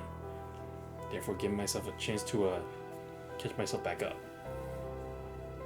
immediately detect the distinct odor of every soil in the metallic tank that hints at the presence of blood. Your sight recovers at last, gradually regaining focus and readjusting to the brightness of your surroundings. Your gaze is drawn to a pair of military boots moving rhythmically, back and forth, similar to the ones you're wearing. Looking up, you see Harley Joe? Say before you is Harley Joe clad in a commandant uniform. Your collie halts his pacing and turns to face you. Be more precise, spares you his merciful side with arrogant demeanor. To ambush before. Is that you? Ambush? Ambush? Seems deeply offended by this word. Some burst of aggression, he pounces toward you. Ah, he's been affected too. God damn it! As I fall into Apple reveals anxiety, his fingers at his waist are twitching rapidly. Present, Joe seems a completely different person than one you've known. For some inexplicable reasons, he's in an extremely abnormal mental state. Sure, only something filthy and tricky can match up with a defector like you. Don't you agree? What are you talking about? Say your cunning excuses. I saw it with my own eyes. You're messing around with 3 ascendants. 3? The fuck you mean, man? All of you are defectors. You think I'm so stupid I can't realize it? You took advantage of the disarray in Babylonia, doing filthy business with ascendants. That I caught you, just you wait. I'll make you pay for your greed. Pull yourself together, man. I've already contacted the Purifying Force. He's a terminal in his hand, the screen shattered. His cracked pieces obscuring any clear view of what lies beneath. Earth persists in frantically tapping on the screen, seemingly oblivious to its non-functional state. Madness has devoured him. I only hope that such damage to the psyche is reversible. That wave of red light. You're also struck by its abrupt contamination. No. Something tells you that the effects have been taking hold since you first entered the domain of the tower. Akin to an alien creature hunting its prey, and the tower emits a sweet alluring poison, hunting minds and diminishing awareness. Where were Lucia and Swinky's ran? You discovered they're tied together behind you. Frames of an emergency sleep mode, likely response to the turmoil of the mind connection. Nearby, Sika lies motionless in the same position, but that's where the contamination erupted. Breaking forever check their states, a hand forcibly grasps your jaw, finally redirecting your gaze. Alright, the Purifying Force is heading here now. Before they arrive, let me take the life of you, the top dog of the defectors, to avenge my teammates who fell on the battlefield. Gonna regret this after regaining your senses. Yeah, I'll kill you. I can kill you now. Your Senate friends are on their way over. I knew it. Joe's not even conversing with you. Sort of frenetic illusion as he presses his dagger against your skin. I'll stop her up. You are about to cut the rope, binding you with the retractable knife in your glove. The connection with Liv and Lucy was. Then I catch a glimpse of a person circling the stand. And a figure raising an arm. Lightning speed, you seemingly evade the anesthetic needle. Sharp tip grazing your face and drawing blood. Knowing the wound, you swiftly break free from the rope and pin Harley Joe down with force. Hi, Harley Joe's. Sika falls and fails to steady yourself due to lack of strength, collapsing on the ground. Harley Joe, fiercely resisting your arms. Now that you're weak control and not hold for long. Ah, fuck it. Behind, Lucy's voice breaks to the chaos. Emergency frame rebooting process complete. Gain connection with the 2 Grey Raven members. Sika manages to retrieve the dropped anesthetic gun, does her best to aim at Harley Joe. Check the medicine, successfully weakens his struggle, yet fails to stop him from unleashing a barrage of malicious and venomous work. You scum! Filth! Traitor of mankind! Running dog of the Ascendants!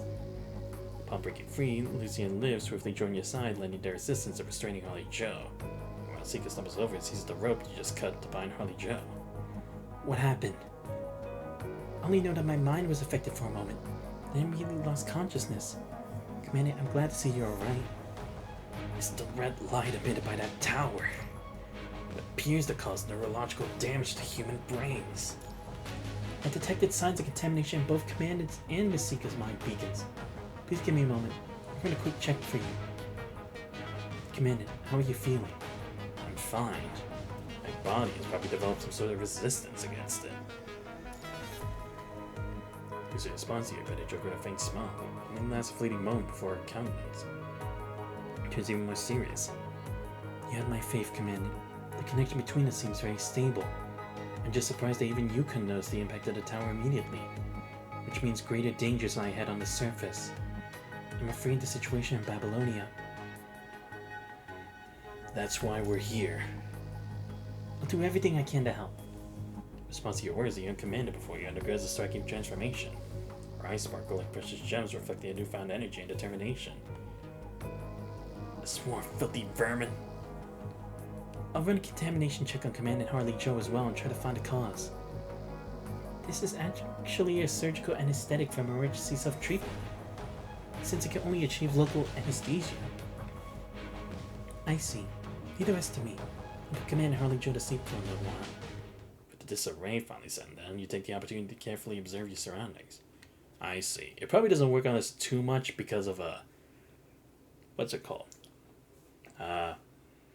Just because we only just got here, right? While Harley Joe was probably in the vicinity for way longer.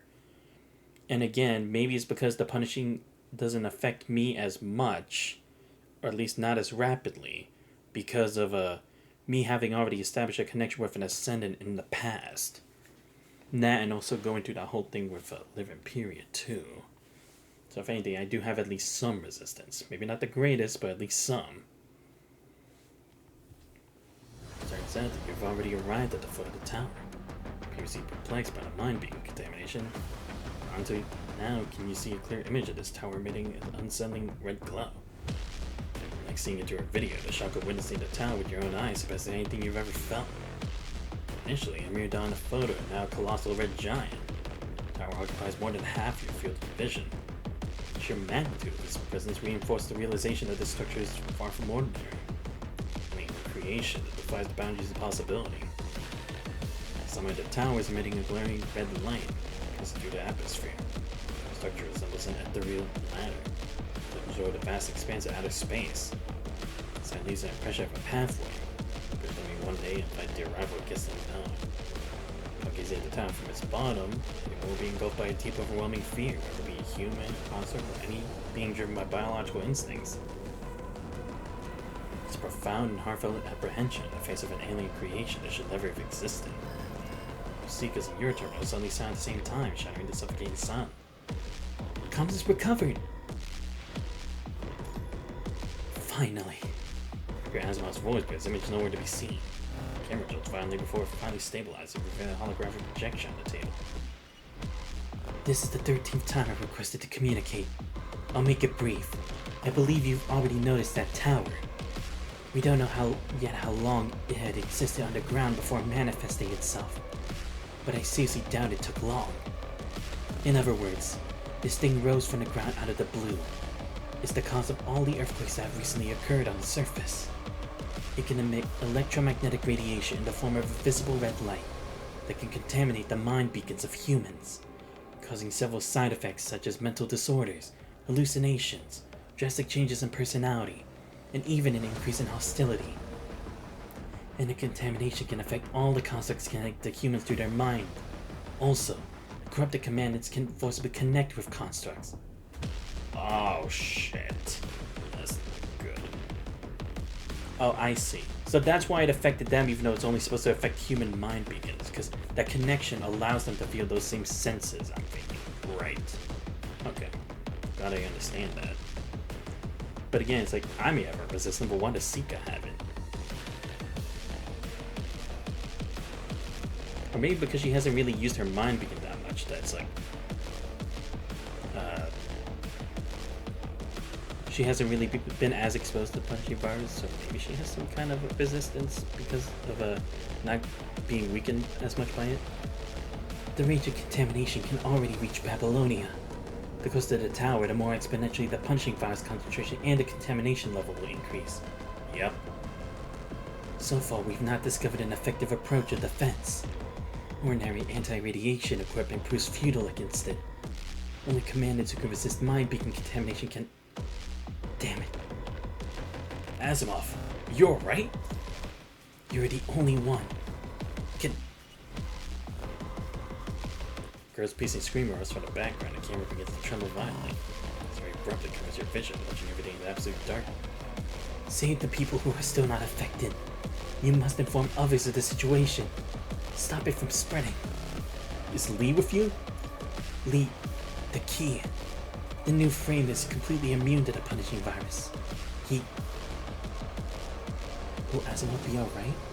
Lee's new frame is completely immune to the punishing virus. I'm so relieved to hear that. Their safety is guaranteed. I'm sure it'll protect everyone in Babylonia. Yeah. Quickly come up with a plan. Based on what Asimov told us. Santos, the distress signal's being sent in a larger range. We're seeing more responses. There is a terminal. Constant streamer rendezvous comes from other squads pops up thanks to open authorization. There are many more who have not yet fallen victim to the Henry Tower. Swallowtail, Caribou, and Strikehawk. Chrome Squad is also nearby. Let's meet up with them first.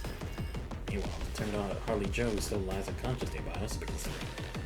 Abnormal heat sources are detected approaching from behind. Should be different commandants with their squads, but they're not responding to the call's request. Likely affected by the unknown radiation. 3 squads in total, now increasing to 4. In the distance, you can see figures rushing toward the tower like moths drawn to a flame. Figures approach, the numbers steadily increase, forming a growing crowd. Some individuals begin to fight each other along the way. It's probably the purifying force he called. Sika, can you still move? No problem. She rises abruptly, driven by an overwhelming urge, but her attempt to maintain balance proves futile, causing her to collapse back onto the ground. Blood begins to flow from her nose. I'm sorry. Guess I need a bit more time. Sika, you do me a favor? Please help watch our back. Coordinate with the reinforcements. Send a rendezvous request to all the terminals nearby, disseminating the crucial information as much conveyed the secret code of FOS to the commandants and constructs who will still remain unaffected. Stay connected with your squad, reject any connection requests from commandants unknown, and rendezvous at the coordinates provided. Leave it to me. Commandant? For the crowd to rise rapidly swarms toward your location. I'm ready. Gray Ravens, prepare to engage. Now it's literally every man for himself. Dude, how am I still in story? How come I'm not in action yet? Come on. I've streamed for 3 hours. I had only one battle. Thank God the next one is. Signals.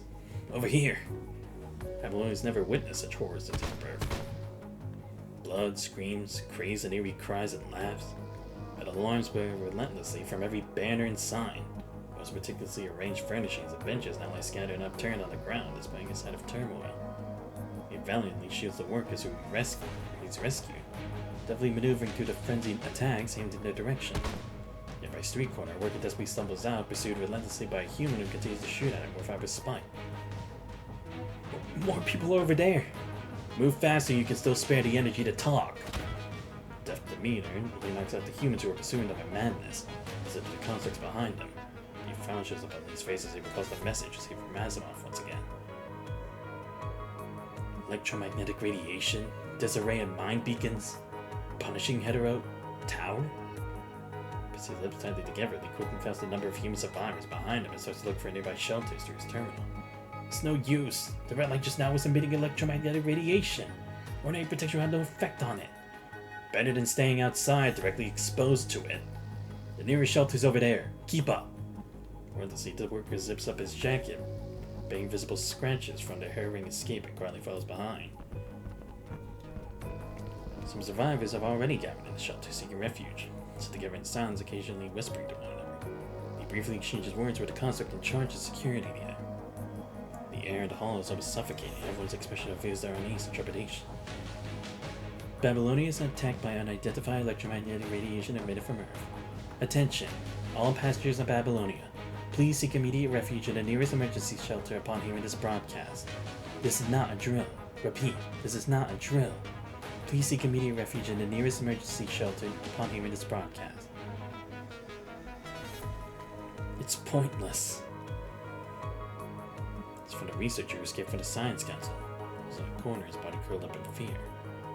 Based on the Earth's rotational velocity and the orbital velocity of Babylonia, even though we can control Babylonia's flying speed, but the next wave of that thing will strike in 4 hours. No, 3 hours. No. We may only have 30 minutes left. His eyes dart uncontrollably around the room as he murmurs in a trembling voice. By then, we can guarantee everyone in this shelter won't lose their mind. His His words prompted quite a discussion to ensue in the shelter's hall, as people exchanged hushed thoughts and reactions. With the voice gradually fade away, succumbing once more into the prevailing silence. Having ensured the safety of the people he brought to the shelter, Lee turns around and dashes toward the Science Council.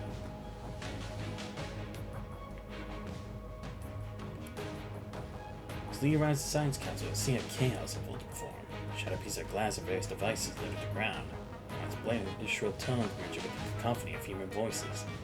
As he moves through the turmoil, he spots crazed researchers everywhere who are unleashing their frenzy and wreaking havoc on the surroundings. Hetero creatures? How did hetero creatures enter Babylonia? Pull yourself together. They're not hetero creatures. There's still one here. Requesting support. I'm not a hetero creature. Put down that stick. Attempt to prevent his colleague from succumbing to insanity, the researcher is suddenly knocked down by a strike from behind. Starts walking limply as he falls to the ground. This construct is also contaminated. Shock and difficulty in defending against three individuals who were once trusted colleagues and allies is palpable. The majority of the researchers in the Science Council remain unaffected. The actions of few lunatics are enough to plunge the entire place into a state of frenzy. Some creatures have already fallen victim to electromagnetic radiation. Their minds absorb the hallucination while others gather together, struggling to resist the attacks from their own colleagues. After helping several survivors on his way in, he finally steps up into Asimov's lab. The door stands wide open, revealing a haunting sight. His bloodstains mark the entrance, spreading into corroborate trails that leads further inside. Asimov, you better be alright. Inside the lab, the screens are still illuminating, but glassware and precision instruments and nihilized shattered and fragmented all over the ground. No sign of Asimov, who would typically be found working diligently amidst the instruments. The lab seems completely empty. Without warning, someone suddenly shoots at Lee from behind. He dodges aside upon hearing the distinct sound of a bullet pierce through the air. Hetero creature, and everyone shows up. They're from the same group, requesting support. Strange researcher in Science Council uniforms holding a gun with a frenzied and anguished smile. Continues to call for support to his dead terminal, his gaze fixated upon Lee's every movement. Where is Asimov? Hetero creature, talking again. I can't understand its language, but I'm sure it's using some sort of structured language, just like the hetero creature I encountered before. Capture Operation Number 2. Starting to record. This discovery, this year's award is guaranteed to be mine. Capture it. I must capture it. Bitch plays. The researcher lunges at Lee, akin to a predator closing in on its prey. So he's no longer looking at a hetero creature, but the pinnacle of scientific achievement that can define the rest of his life. Subduing the researcher's swift action, Lee finds Asimov unconscious, lying behind the experiment desk. Where he stands, Lee's view of Asimov is limited to his upper body. Heavily attacked by the same researcher. His motionless in a pool of blood, his face looking pale as paper. Various abrasion can be seen on Asimov's cheeks and arms, but the penetrating gunshot wound near his shoulder blade seems the gravest. The wound has been hastily patched up, yet the severity of it still poses a significant threat to Asimov's life. He shot so quickly. Bandage out? There should still be some disinfecting gel. Rosa? The girl appears to remain unaffected at the moment. Doesn't scream upon seeing Lee, nor does she exhibit any signs of having attempted to harm Asimov. Lee! That man shot Mr. Asimov. I couldn't stop him. I found some medicine back here. You've done well. Lacking expertise in offering solace, Lee does his utmost to find comforting words amidst the distressing situation. And to provide basic treatment, he manages to staunch the bleeding from Asimov's wound. No immediate signs of her regaining consciousness. Fine for us to be switched to a new frame without Asimov's authorization. No, that won't work. He's not only authorization, but also the activation parameter and a set of adjustment data. All the data is classified as top secret. Asimov once mentioned to Lee that he never stored the data on paper or on any electronic device, relying solely on his own memory for safekeeping. No one would have foreseen that Asimov's discreet habit would become a hindrance one day. Rosa, do you know the new frame's activation parameter and adjustment data? No, I only took part of the adjustment test. I don't know. Mr. Asimov said the information was highly confidential. I can only find the backup files for the previous ones.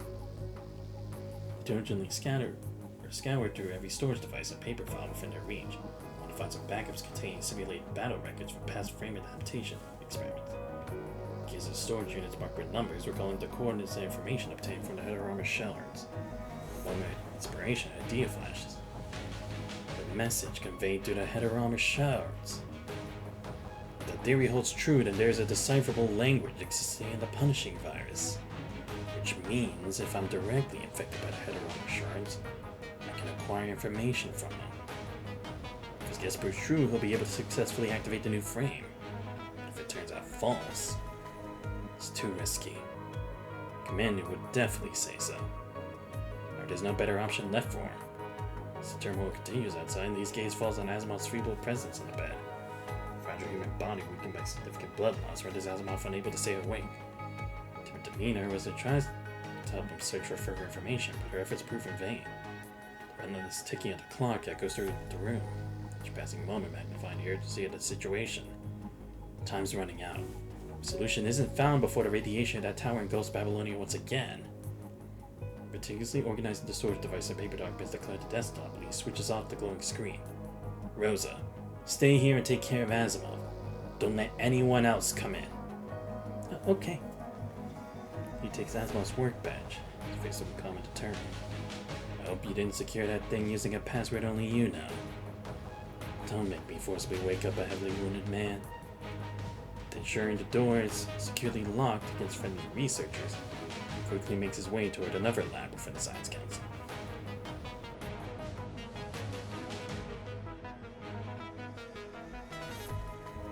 As he arrives, he finds the heteroma shards stored with a level of convenience rather than the stringent measure taken by Asimov's brain. Utilizing his key, Lee successfully lifts the last security measure. The shards are unveiled, protected by the sealed glass shield, emitting an ethereal glow. As he gazes upon the shards, a frown creases his brow. The solemn silence of the room is punctuated only by the persistent beeping of the monitoring device. Despite having envisioned this very moment of activating the frame countless times, I submit that such an extreme approach to acquire the activation parameter and adjustment data is quite risky indeed.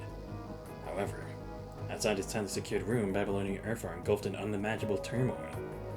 Electromagnetic radiation contaminates all the mind beacons in its path, destroying everything perceived by human senses. Given the capabilities of humans, there are inherent limits to the extent of damage they can inflict. However, when individuals in a position of tremendous authority descend into chaos and madness, the ensuing calamity can surpass even the dreadful spread of the punishing virus. That message better be true. He lifts the shield in a resolute manner, seizes the shard, forcefully stabs it into his chest before the punishing virus consumes the entire room.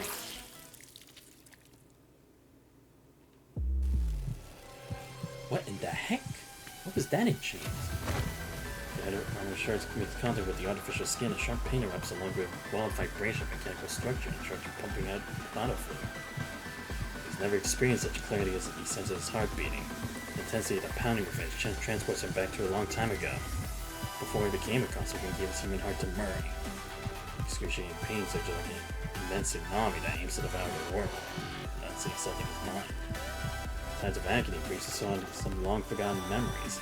Time traverses back against along the floor of the bottle fluid, ruthlessly gushing into the spot where the heteroma shard appears. The light, darkness, and peculiar colors form a succession of anomalous images, finally brushing beneath every slender nerve. Great sensation, delicate as pinpricks, permeates every inch of his frame.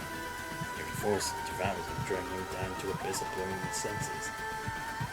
Chilling embrace of nothingness erupts in his mind.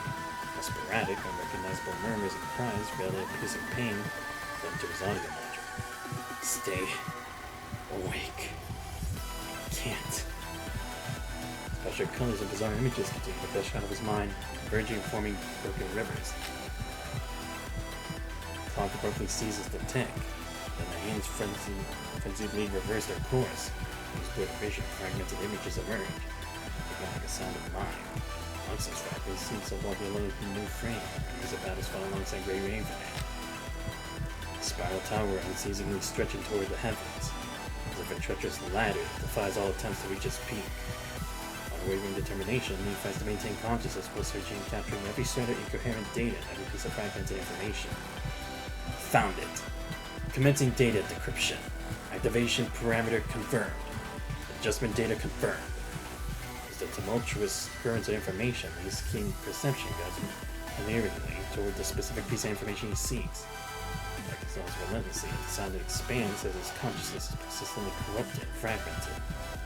Going sprouted within the abyss, urging along his wrists and winding their way in reverse to his mechanical heart. God. These dilated pupils bear witness to the profound pain he just endured. Each heavy breath he draws, the chilling air fills his body. The battlefield seeps through his fingers, carrying with it a faint metallic scent that permeates the air. The first time he's been this close to the verge of death, desperate cries. His body trembles involuntarily, suggesting his nerves are so entangled within the depths of the void from which he narrowly escaped. Immense influx. An intense influx of calculation for the brief span of time causes a slight overload in his frame. As he blankly stares at the bare ceiling, a rapid succession of everything he sees floods his mind. Those memories truly exist. The images continue to flash within him, depicting the operation of switching to the new frame, battles far in the distant past. Somehow, a subtle sense of divergence lingers within him. These memories differ slightly from the experience he's undergone. Which of them are his real memories? Though his eyes seem to readjust his visual module, he opens them once more to fragmented illusions that haunt his vision, already dissipated. Regardless of the veracity of his memories, he's already attained the most crucial information he urgently sought. Here, without being able to articulate specifics, he successfully deciphered the key information relevant to the new frame already captured. The activation parameter, the adjustment data, even something extra. New information is conveyed through a vague message overlapping with his initial plan. Activate the new frame known as Hyperwheel and enter the tower. The gift of the future? He moves his wrist, relieving tension. His frowns fade slightly, finding a momentary sense of ease. The problem is no longer a problem as the solution is found. Hence he only needs to bring in determination that he sprints towards a classified laboratory with the Science Council. Oh, the gift of the future. Oh, is that what Nanami sent? The next point, the next divergence point. That has to be it, right? Because again, this is when it's like the humans and constructs turning on each other and stuff. Yeah, this must be the next point in time. Alright, wild gambler. Damn, time to save the present. Classified Laboratory Science Council. The once bustling area, always filled with blinking instruments and fast-walking researchers, now lies in ruin. Remnants of broken vessels and shattered equipment litter the floor, bearing witness to the violence that has befallen this place. Fortunately, the frame compartment remains unscathed, protected by bulletproof glass from those frenzied researchers, offering a glimmering of hope amidst the chaos. He swiftly locates the pod encircled by a radiant red band, promptly enters, suddenly inside.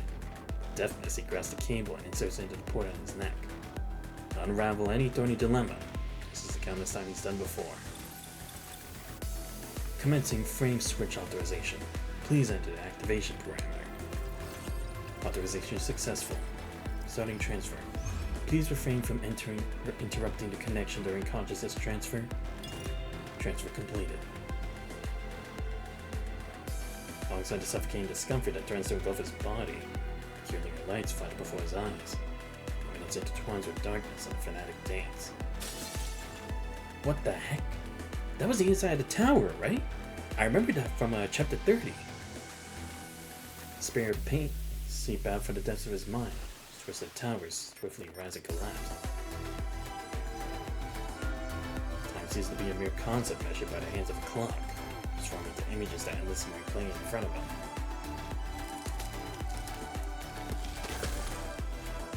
What in the fuck? His thoughts insidiously begin to venture into the realm of the unknown. That of otherworldly forms, he stands along the web woven with the fabric of time and space. Invisible hand mercilessly yanks down each time he gains the summon.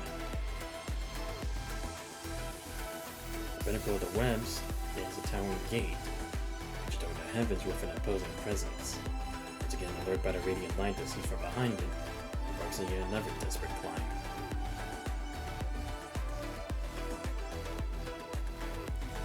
Here, time takes on a different essence. Your fleeting moment stretches into a lifetime. Entered endless loops of existence, witnessing countless sunrises and sunsets. After trapped in this rift of the world, came to a helpless insect and stay within the prison of amber.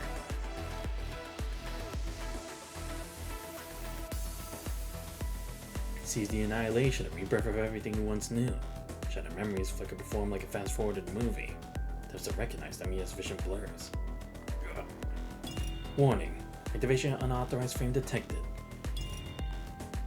Despite his forceful switch to new specialized frame, he's unable to achieve full mastery over it. It's undeniably a formidable weapon, but the combat abilities remain tightly restricted until he successfully adapts to its intricacies. Nevertheless, there's no time to squander. Execute access control override. Warning. Activation of unauthorized frame detected. Mechanical voice retains its usual coldness as Lee musters all his strength to rise. His every ounce of energy dedicated to appeasing the storm raging within his mind. It's nothing more than a pile of scraps with without the combat abilities activated. At this moment, only one person can help him. Turns on the screen says a communication request to the name list at the very top of his contacts. Oh, right. I gotta help now. Earth 6:30 p.m. Shadowed by crimson mist, the ruins emanate a putrid stench. Their twined blood-red vines grow from the bottom and extend with an unyielding momentum as if starting to breach the heavens. The solemn tower resembles an immense eye that emerges from the tower, leaving nothing to evade its watchful scrutiny. The sounding echo of rushing footsteps shatters the oppressive silence as countless spiral dots silently light up the surrounding darkness. The punishing vire's concentration in the area ahead is still increasing. The number of header creatures also keeps rising. At close angle, the tension emitted by the spiral tower becomes even more suffocating. Every aspect of it can effortlessly evoke fear within one's heart. As the towering height of it, or the incessantly increasing virus concentration displayed on the screen. The sensation of unease intensifies with each step taken forward. The strange tower rising out of the blue, unknown electron radiation, severed communication, crazed teammates, rampaging hetero creatures. Mind grapples with the potential challenges arising for the situation. Lucio, who's gone ahead to scout, returns to deliver a report. The punishing virus concentration has exceeded the safety threshold of the protective suit. Commander, it's no longer safe to press on. Liv, you picked up any comm signals. The device is functioning normally, but unable to establish a connection to Babylonia's comms channels for some reason. The interrupted call with Mr. Asimov might be caused by... Talkie would like to continue. The connection of Babylon's communication channels suggests a situation that may already be spiraling beyond control there. If it was not Babylonia, it could be the Science Council. Asimov. The Marines seem to have something terrible flying away. Are there any signals from other nodes? I haven't picked up any yet. With an expression, Liv solemnly shakes her head. Maybe they lost their means of communication? Or they're simply too preoccupied with the hetero creatures to send out a signal. After all, facing enemies in such overwhelming numbers. Reports the coordinates of the tower where endless onslaught hetero creatures surges forth. The number appears inexhaustible. No matter how many Lucy and Liv take down, more consistently show up as if spawned from an unending wellspring. The challenge posed by the overwhelming number of hetero creatures proves to be a strain even for the skilled Grey Raven, let alone a squad. Let's halt here and concentrate on eliminating the nearby hetero creatures for now. We'll find a way. Words spoken not only for Lucy and Liv, but also for yourself. Faith of mankind has sparked innumerable remarkable achievements triumphing over countless impossibilities. It's proved that the unknown harbors not only danger but also a boat. So when jarring noise erupts for the communication device, they'll be adjusting.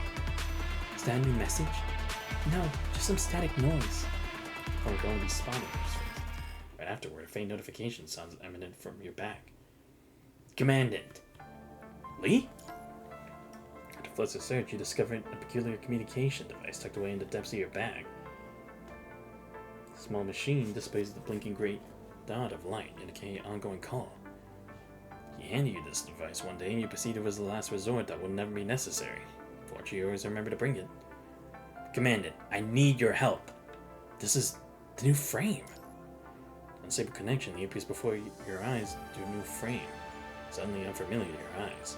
First time he's met others in this specialized frame. No one expected to be in such circumstances. Meanwhile, the hoarse roars of hetero creatures echo from a distance as the crimson mist lingers among the ruins. On the other end, the goalie is wearing a frown on his face, looking grim. Yeah, things aren't going well here. Babylonia is in a dire spot. The electromagnetic radiation has caused mental disorders in a large number of humans. Even Asimov is attacked and heavily injured. According to the Science Council's prediction, the next wave of radiation is expected to strike soon. Through unconventional means, I managed to obtain certain information and switch this new frame ahead of schedule. However, as Asimov is currently in a coma, I need your authorization to attain full access to it. Despite these attempts to present it as a simple matter, his pale face cannot conceal the inherent peril of his so-called unconventional means. Are you thinking about... I request full access to this frame, including its offensive functions. He hesitates to open his gaze, but eventually continues to explain after a brief pause. The crucial and initial step required to resolve everything is entering that tower. But no one can even get close to it. I can. I've sent you every report regarding the adaptation experiments on this frame. I'm sure you can tell that the data that out of all the frames in Babylonia, only this specialized one exhibits complete immunity to the PV. Which means only this specialized frame is able to enter that tower. Give me a second, I need more water.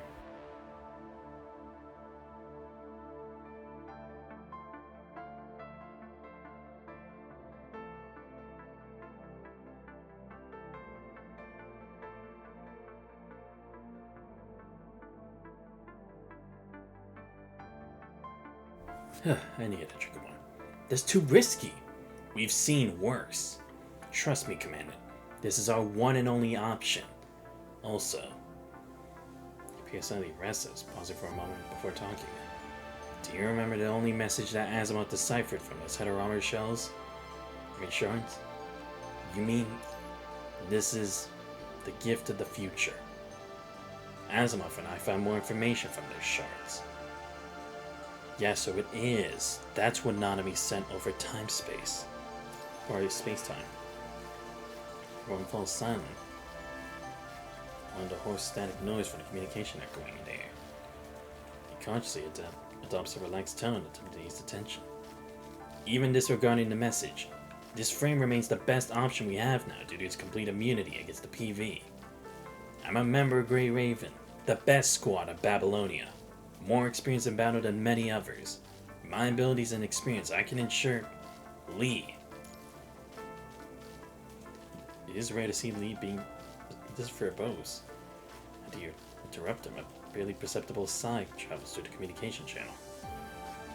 I understand what you're gonna say, Commander. The end of it ended with a call fleeting smile graces Lee's face. Quickly as a butterfly flutters its broken wings amidst the rain shower. This is the sole solution I concluded from deduction, taking both a frame's capability and the selection of the executor into consideration. You two are aware of that, aren't you? He's right. The answer's been presented together with the question from the very beginning. He switches to new frame, heads to the tower, and settles the situation. Nevertheless, the lingering doubt within you and the haunting fear of the past continue to hinder you from embracing this answer. I know what you're thinking. The unknown isn't always unsolvable. Sometimes true hope can be found in the unknown. I know you'll always choose to stand by my side. That's exactly why I'm bound to succeed. Now it's my time to make a choice. His gaze remains firm, find no trace of regret or doubt in his eyes, and determination and courage that are always there. I'll do as you request, but on one condition.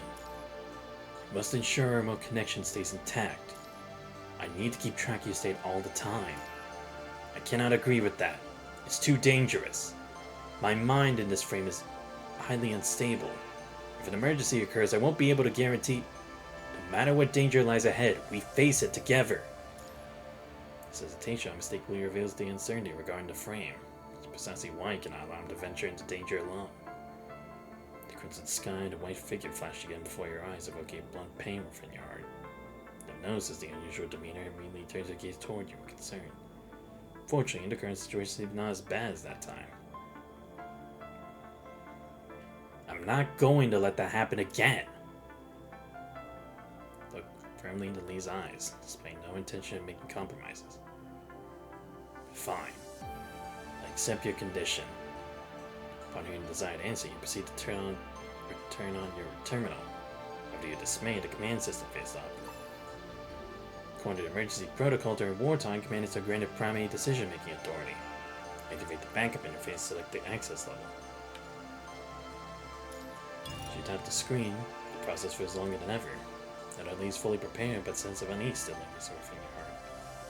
Strange electromagnetic radiation, the unknown tower, the disordered mind beacons, all merge into this chaotic tapestry, triumphing your mind. come back to us safe. I will. Mr. Buzzing static noise, he casts one final gaze toward you from Babylonia before abruptly cutting off the connection. The wounds are seen to an eerie silence, one to head creatures roaring hoarsely from a distance.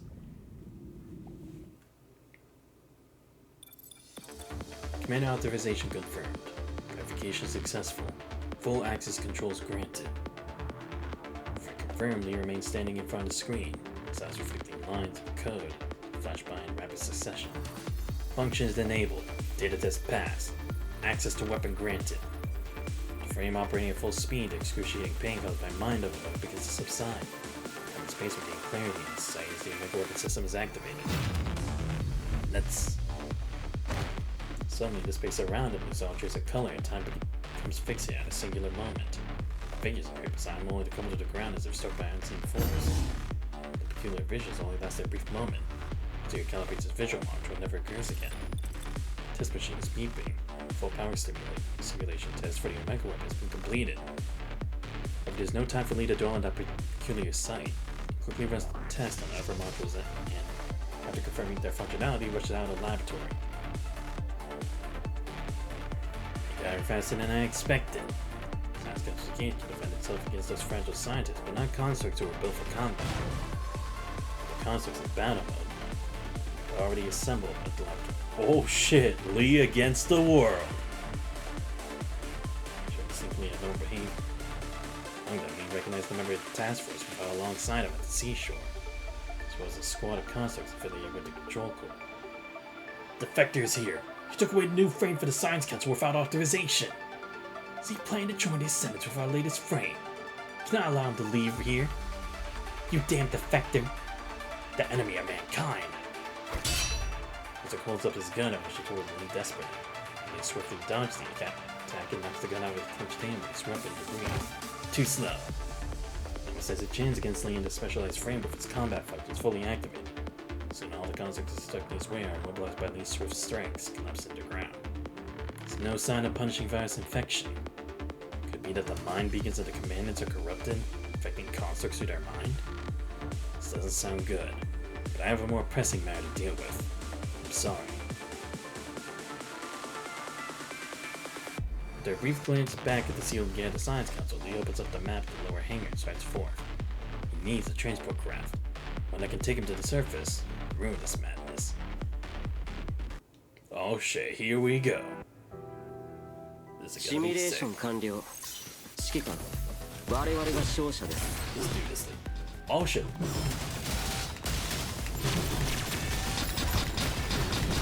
Oh shit. Oh my god, she's coming through.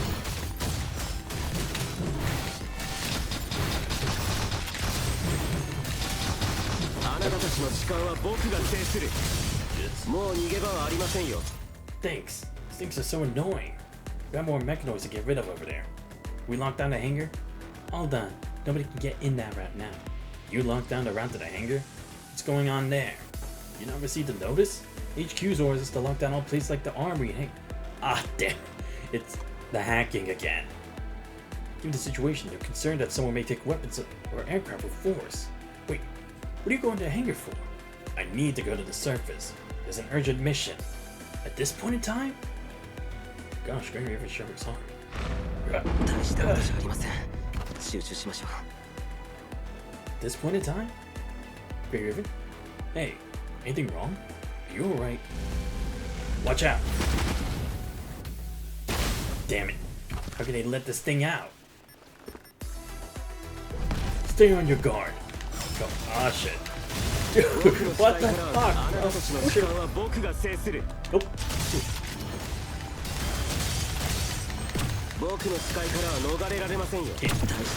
Damn.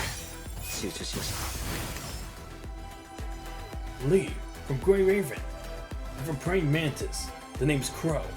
What are you doing here? All constructs are still normal, already on standby.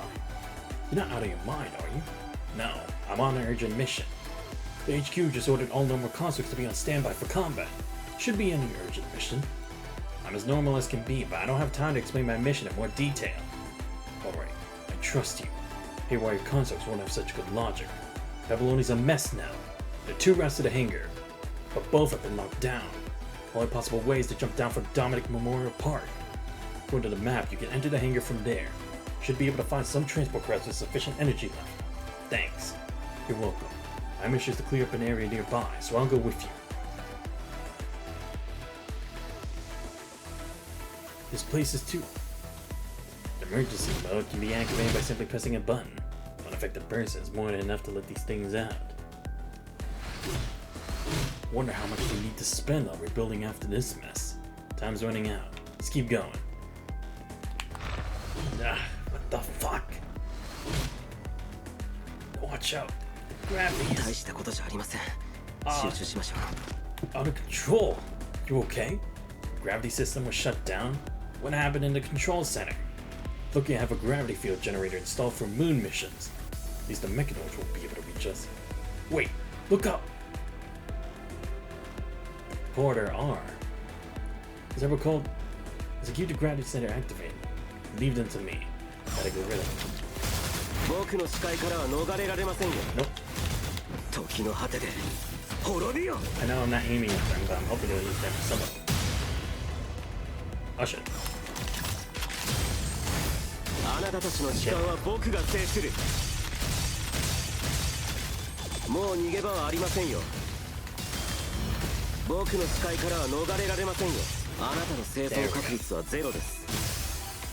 Oh god damn it, there's still some left.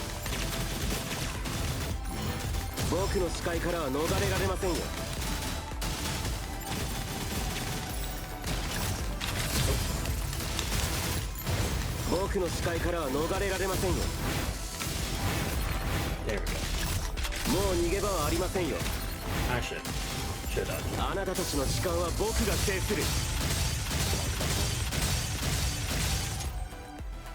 Commander, the gravity system for Dominic Memorial Park is shut down. A lot of constructs are caught up in zero gravity. Require assistance. Crow. Commander, I can't hear you. Having trouble contacting your commander? No idea. Maybe hung up or something else happened. I can only hear noises. Weird. Any interference? We'll figure that sooner or later, buddy.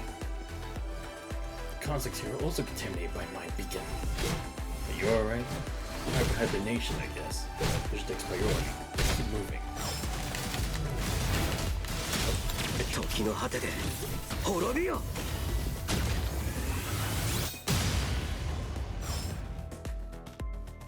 The hangar is just down below. Time's running out. I gotta go. Thanks for your help, Crow. Crow? You're also contaminated. Uppers. Watch out. God damn it. Guess I gotta clean up. Sorry. I'll get you a drink next time, buddy. But just for now, forgive me. I'll hit a tab next time.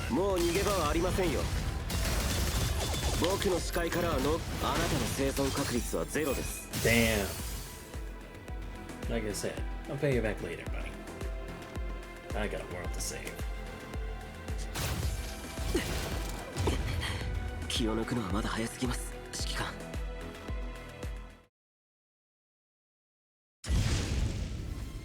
Mr. Ward, the bell-shaped nozzle of the transport craft performs a perfect glide and leaps around the starry sky.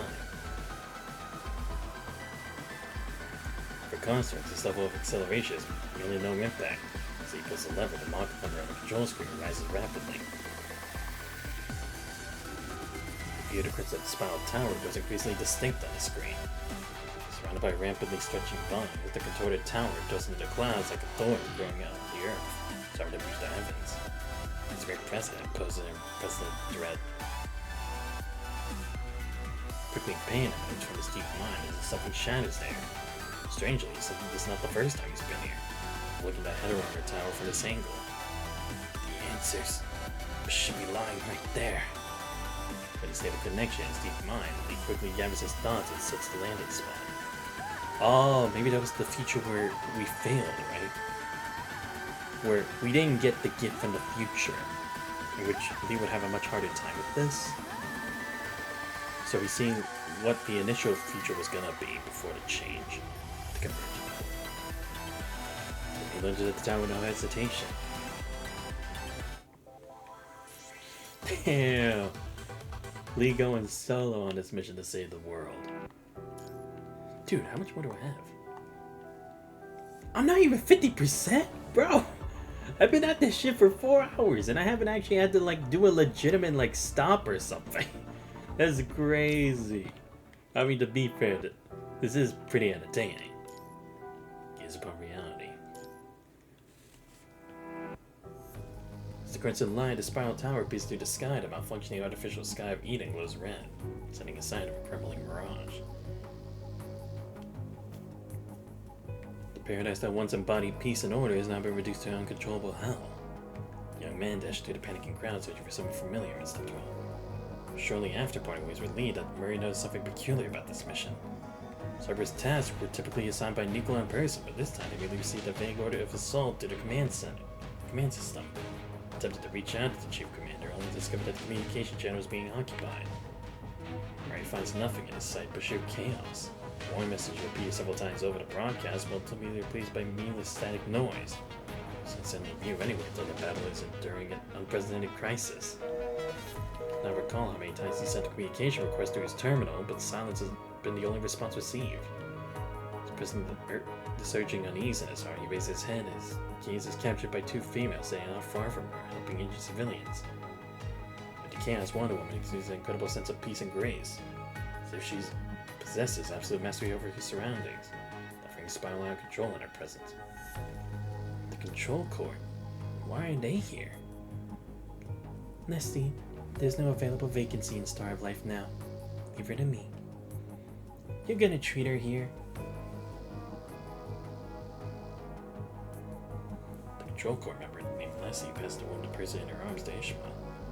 However, she seems not entirely convinced as her gaze remains fixed on Ishmael. Is there anything you're worried about? Huh? Not you. I mean the gentleman standing behind us. Your keen perception is truly impressive. I'm surprised that you managed to notice things behind you in such chaos. Murray intended to quickly end the conversation with some pleasant words, found himself unable to do so as he looked into her eyes. Something about that construct's gaze that penetrates in his facade, compelling the treater with more sincerity. I just sense your anxiety. Is there anything you're worried about? I appreciate your concern. Can't reach my older brother I've been looking for him here. You happen to see him around? Murray pulls out Lee's profile from his terminal, shoves it to them as he looks at it. Lee from Grey Raven? He's your older brother? Miss Ishmael, he's the one who attacked the landing pad just now, right? He attacked the landing pad? Please tell me what happened. Well, we received an alert about a fight erupting near the landing pad, resulting in several conscripts being injured. After the assault, he commandeered a transport craft and departed for Earth. Technically, it's not the control code's job to handle the situation, but that's the least we need to worry about right now. She fiddles with her hair. Ishmael sends an impending wave of complaints and realizes it's her time to intervene. Would you mind if I explain the situation for her? Sure. It's in a playful manner after he steps aside. When we first received the order, we thought it was another false call, resulting from an error in the command system. However, we found this video record of an attacked construct after arriving at the scene. Ishmael projects the video to her terminal, revealing unmistakably that the man engaged in the fight against the construct soldiers was none other than Lee. Lee? Could it be? Could it be that Lee was infected by his commander? Vern very quickly dismisses his theory as he recognized the familiar look in Lee's eyes. It's a gaze he's seen countless times. The same expression he wears when he's about to charge into the battlefield. This could only mean he's at it again, doing the most dangerous thing without telling anybody. Conflicting surge of powerlessness and rage engulfs Mary's heart, soon followed by pain and sorrow. No matter how many moves he orchestrates behind the scenes, no matter the extent of his efforts, and regardless of the meticulous steps he plans ahead, he still cannot prevent his brother from charging into danger alone. Strong compulsion abruptly wells up inside Murray, urging him to leave Babylonia and make his way to Earth. Toward his brother with his own hands or into that treacherous tower together with him. No longer bear the sight of his brother leaving one more second. Thank you for letting me know. I have to go now. There's the landing pad. Sometimes. Though she should just watch Murray leave, Ishmael suddenly changes her mind and starts to talk. It's a very inexplicable force that compels her to do so.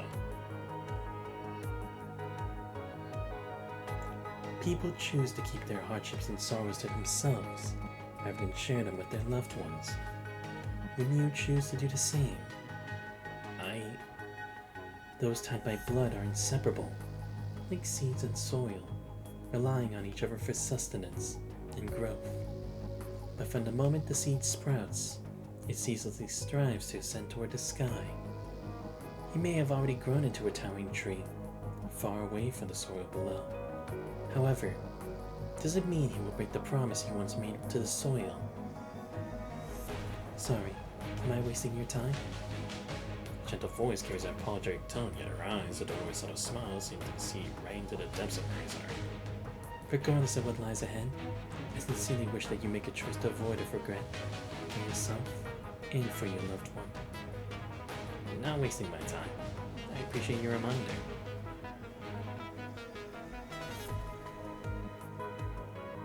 Grey Raven Commandant, can you reach my brother?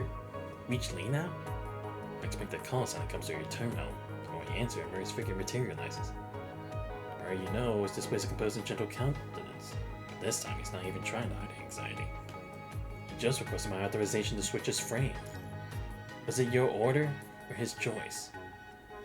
Mary took no accusation or blame in Murray's words. Simply desires to hear your response. So he already knows deep down. He decided to enter that tower and resolve the radiation at its source. I know it. Wasn't willing to tell me even until the very end. I didn't even have a chance to stop him.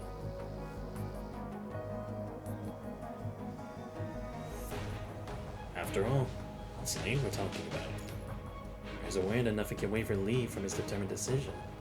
He also understands that his brother is far from acting impulsively without carefully considering the chances of success.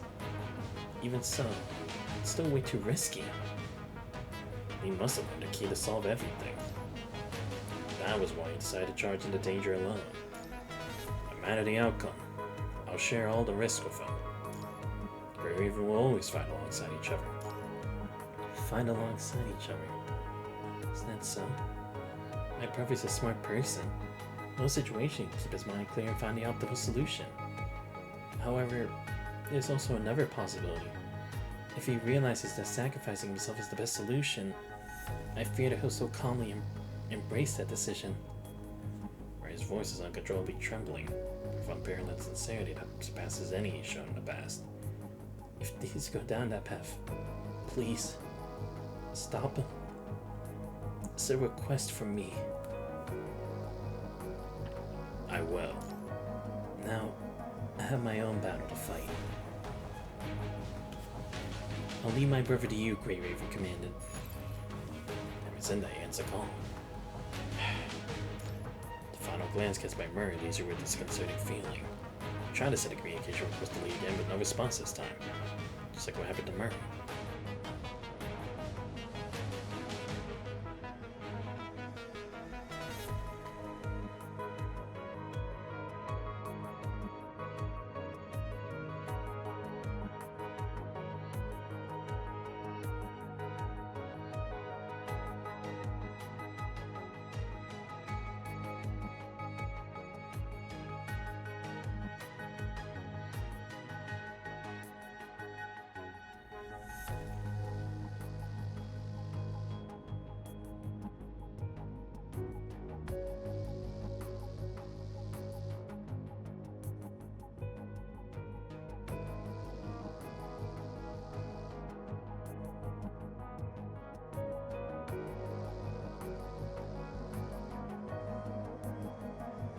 I'm back. Sorry. There was just a lot of noise going on in the background, so I told them to keep it down.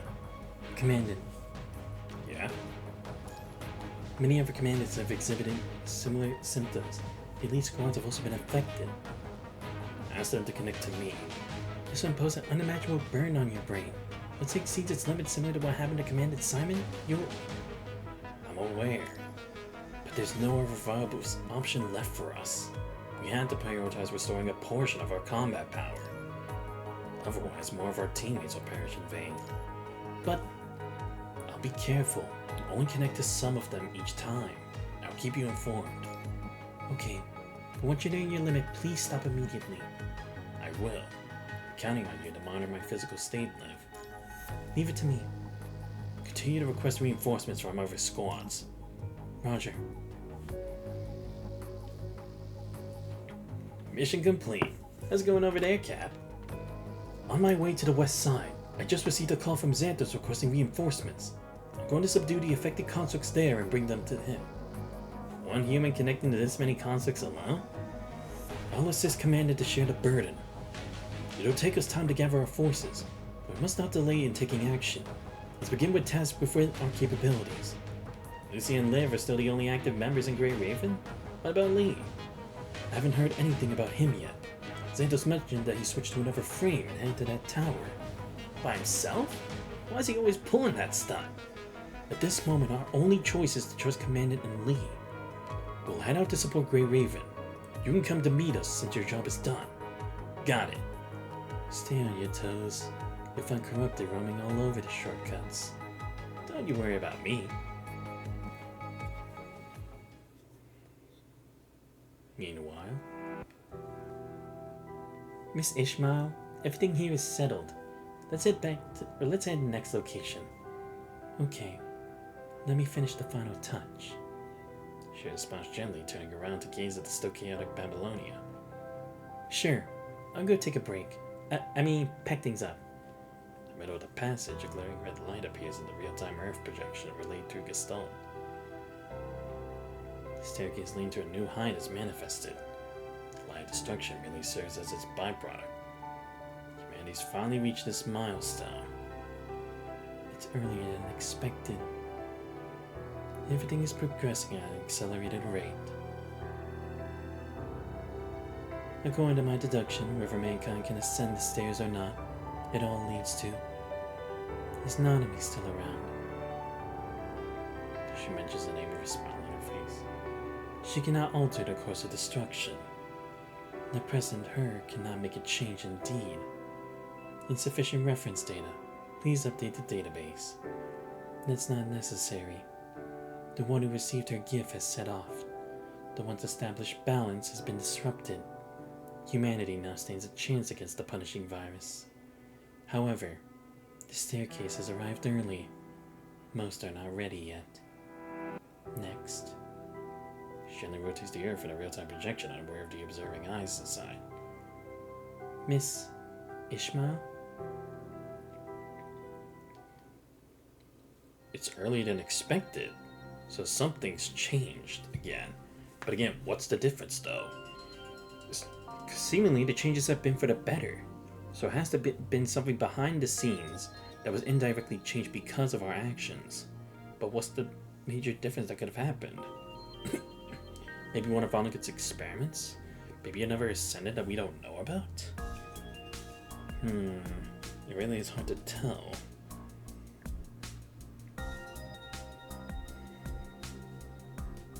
But fascinating that it's not the time yet.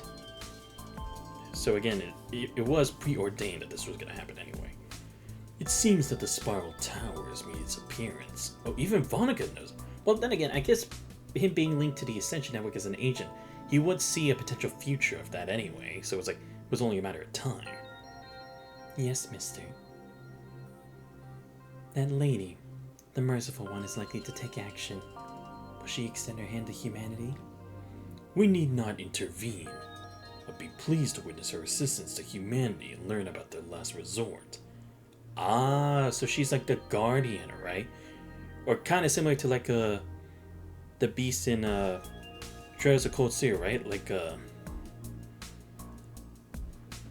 Emma's cat and the dragon from Trails in the Sky, and the wolf from the Crossbow series. They're like guardians meant to like protect the planet in the worst case scenarios. So that's where she is at this point.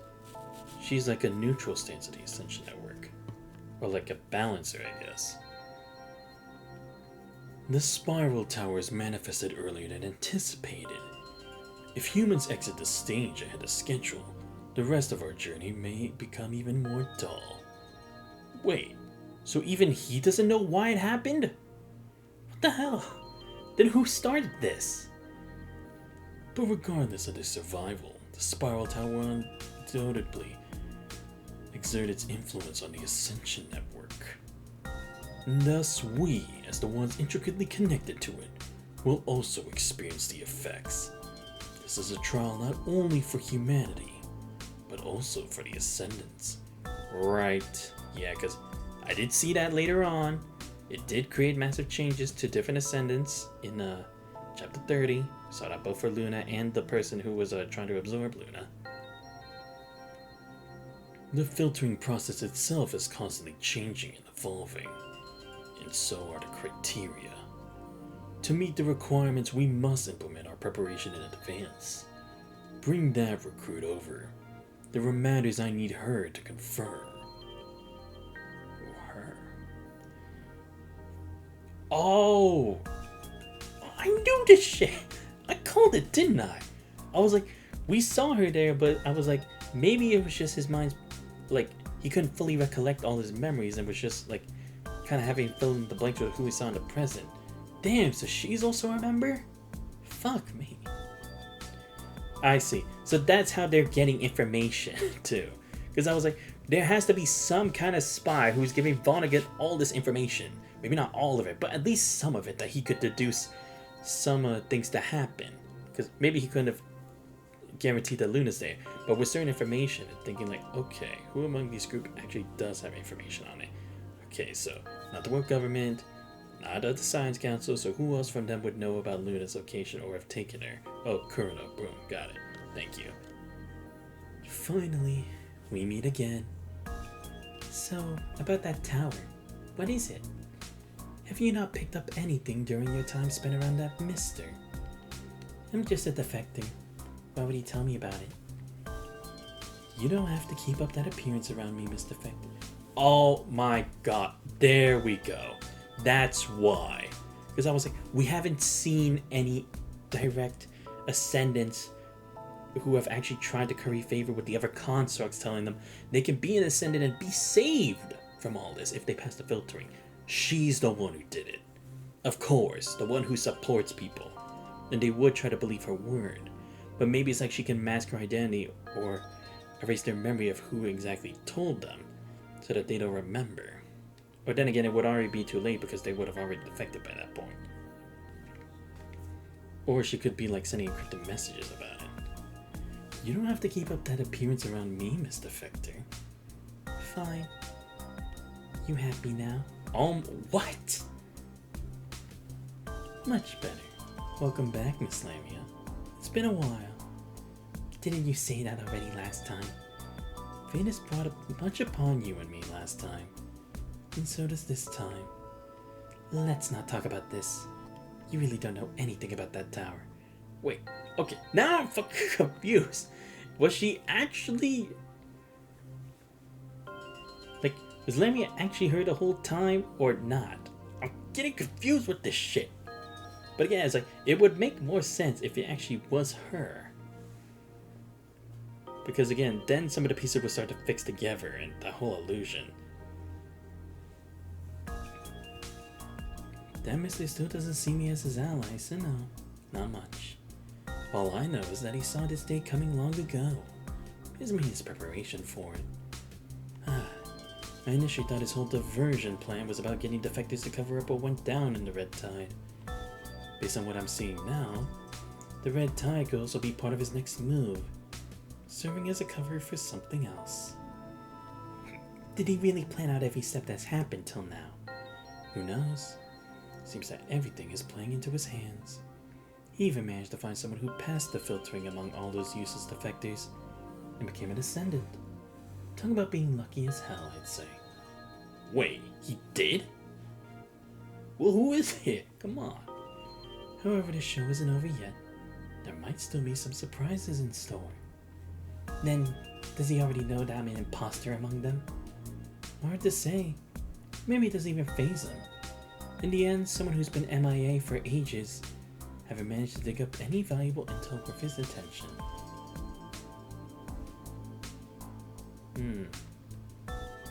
Wasn't it your idea for me to go on and cover as a defector? How have things been on your end after we separated? Wait, what? Oh, wait. Okay, so let me see if I'm actually getting this straight. So the real one actually is a defector, but she's pretending to be her now to get information. I think. Damn, this is all too confusing. Whatever. We'll probably get to that later. He filled me in on the details about Luna and left the decision making up to me. Then I passed the options along to Luna. She should have already left the moon by now. Well, as I was caught up with Luna, were you busy entertaining Lithos and his special guest the whole time? Most of the time, I was just roping in some defectors for him. But later on, even he didn't have a clue what to do with that guest. Oh, okay, so that was her at the time. The one who was over there with no one. Fascinating.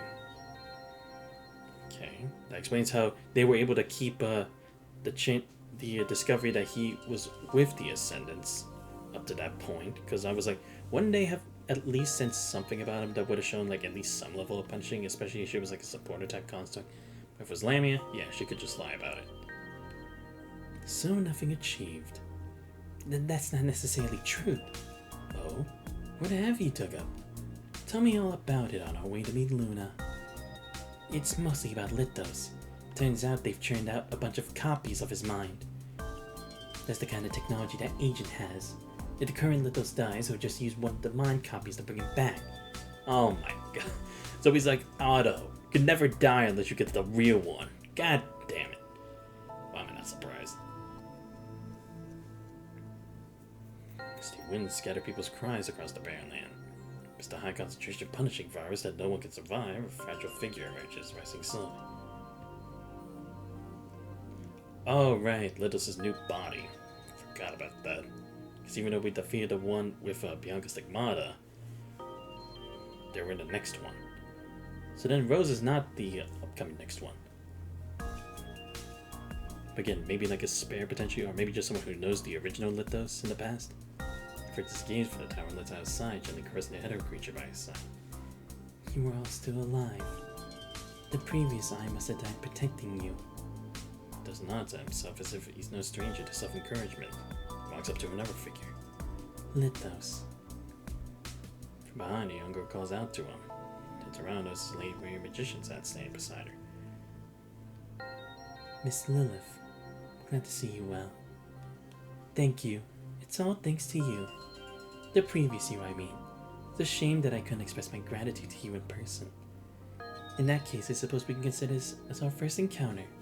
The pleasure is all mine. From now on, I'll be your allies and new Ascendant. Ascendant? Was it Mister's decision? I don't recall any of that. The previous you posed the same question. Worry not, for I made this choice of my own volition, and willingly accept the consequences that may arise. Is this really okay? Certainly. Most thrilling joy is often intertwined with great risk. I begged Mr. Vonica for a long time to secure a VIP seat for the upcoming show. Not to mention you have all your hands occupied, don't you? With the future that Mr. predicted right in reach, he indeed requires a more resourceful helper. Then, a warm welcome to you, Miss Lilith. I appreciate it. Mr. Vonica has a task for me. We'll be going. Alright. Lithos, I have a message for you from Mister. Do not squander more time here. You've unveiled the possibility beyond ascendance and transcendence. Your mission stands fulfilled. Linger no longer upon those test subjects. Linger no longer. Casts a fleeting gaze at a nearby figure remains silent throughout. Should I get rid of him? Mister says Lithos can keep him if that's what he wants. We have other pressing matters at the moment. I see. I'll ask one last time before I seal it up. Beneath the crimson sky, only Lithos and that tattered figure remain. You've heard it. This will be the last time I ask. This tower has validated all of Mister's predictions. No one is able to make a difference facing such calamity, be it humans or constructs. Just like what you've seen before, only those who hold power can call the shots. It's been a long time since you were thrown off the train, and I'm the one who's been taking care of you so far. It's time for you to make a decision, Mr. Monster. Oh, wrong person. I bet. Damn. Shit, I don't want to end it like that, but I think this is a good point because it is already 10:30. But alright, we are almost halfway through. Damn, I'm gonna need a longer session if I'm gonna get through all of this next time. But yeah, that'll be the end of the stream for tonight. I'll see if 夜更かしはダメ。子供でもわかるよ。はい。アメちゃん。今日もお疲れ。食べたら休んで。あとはやっておく。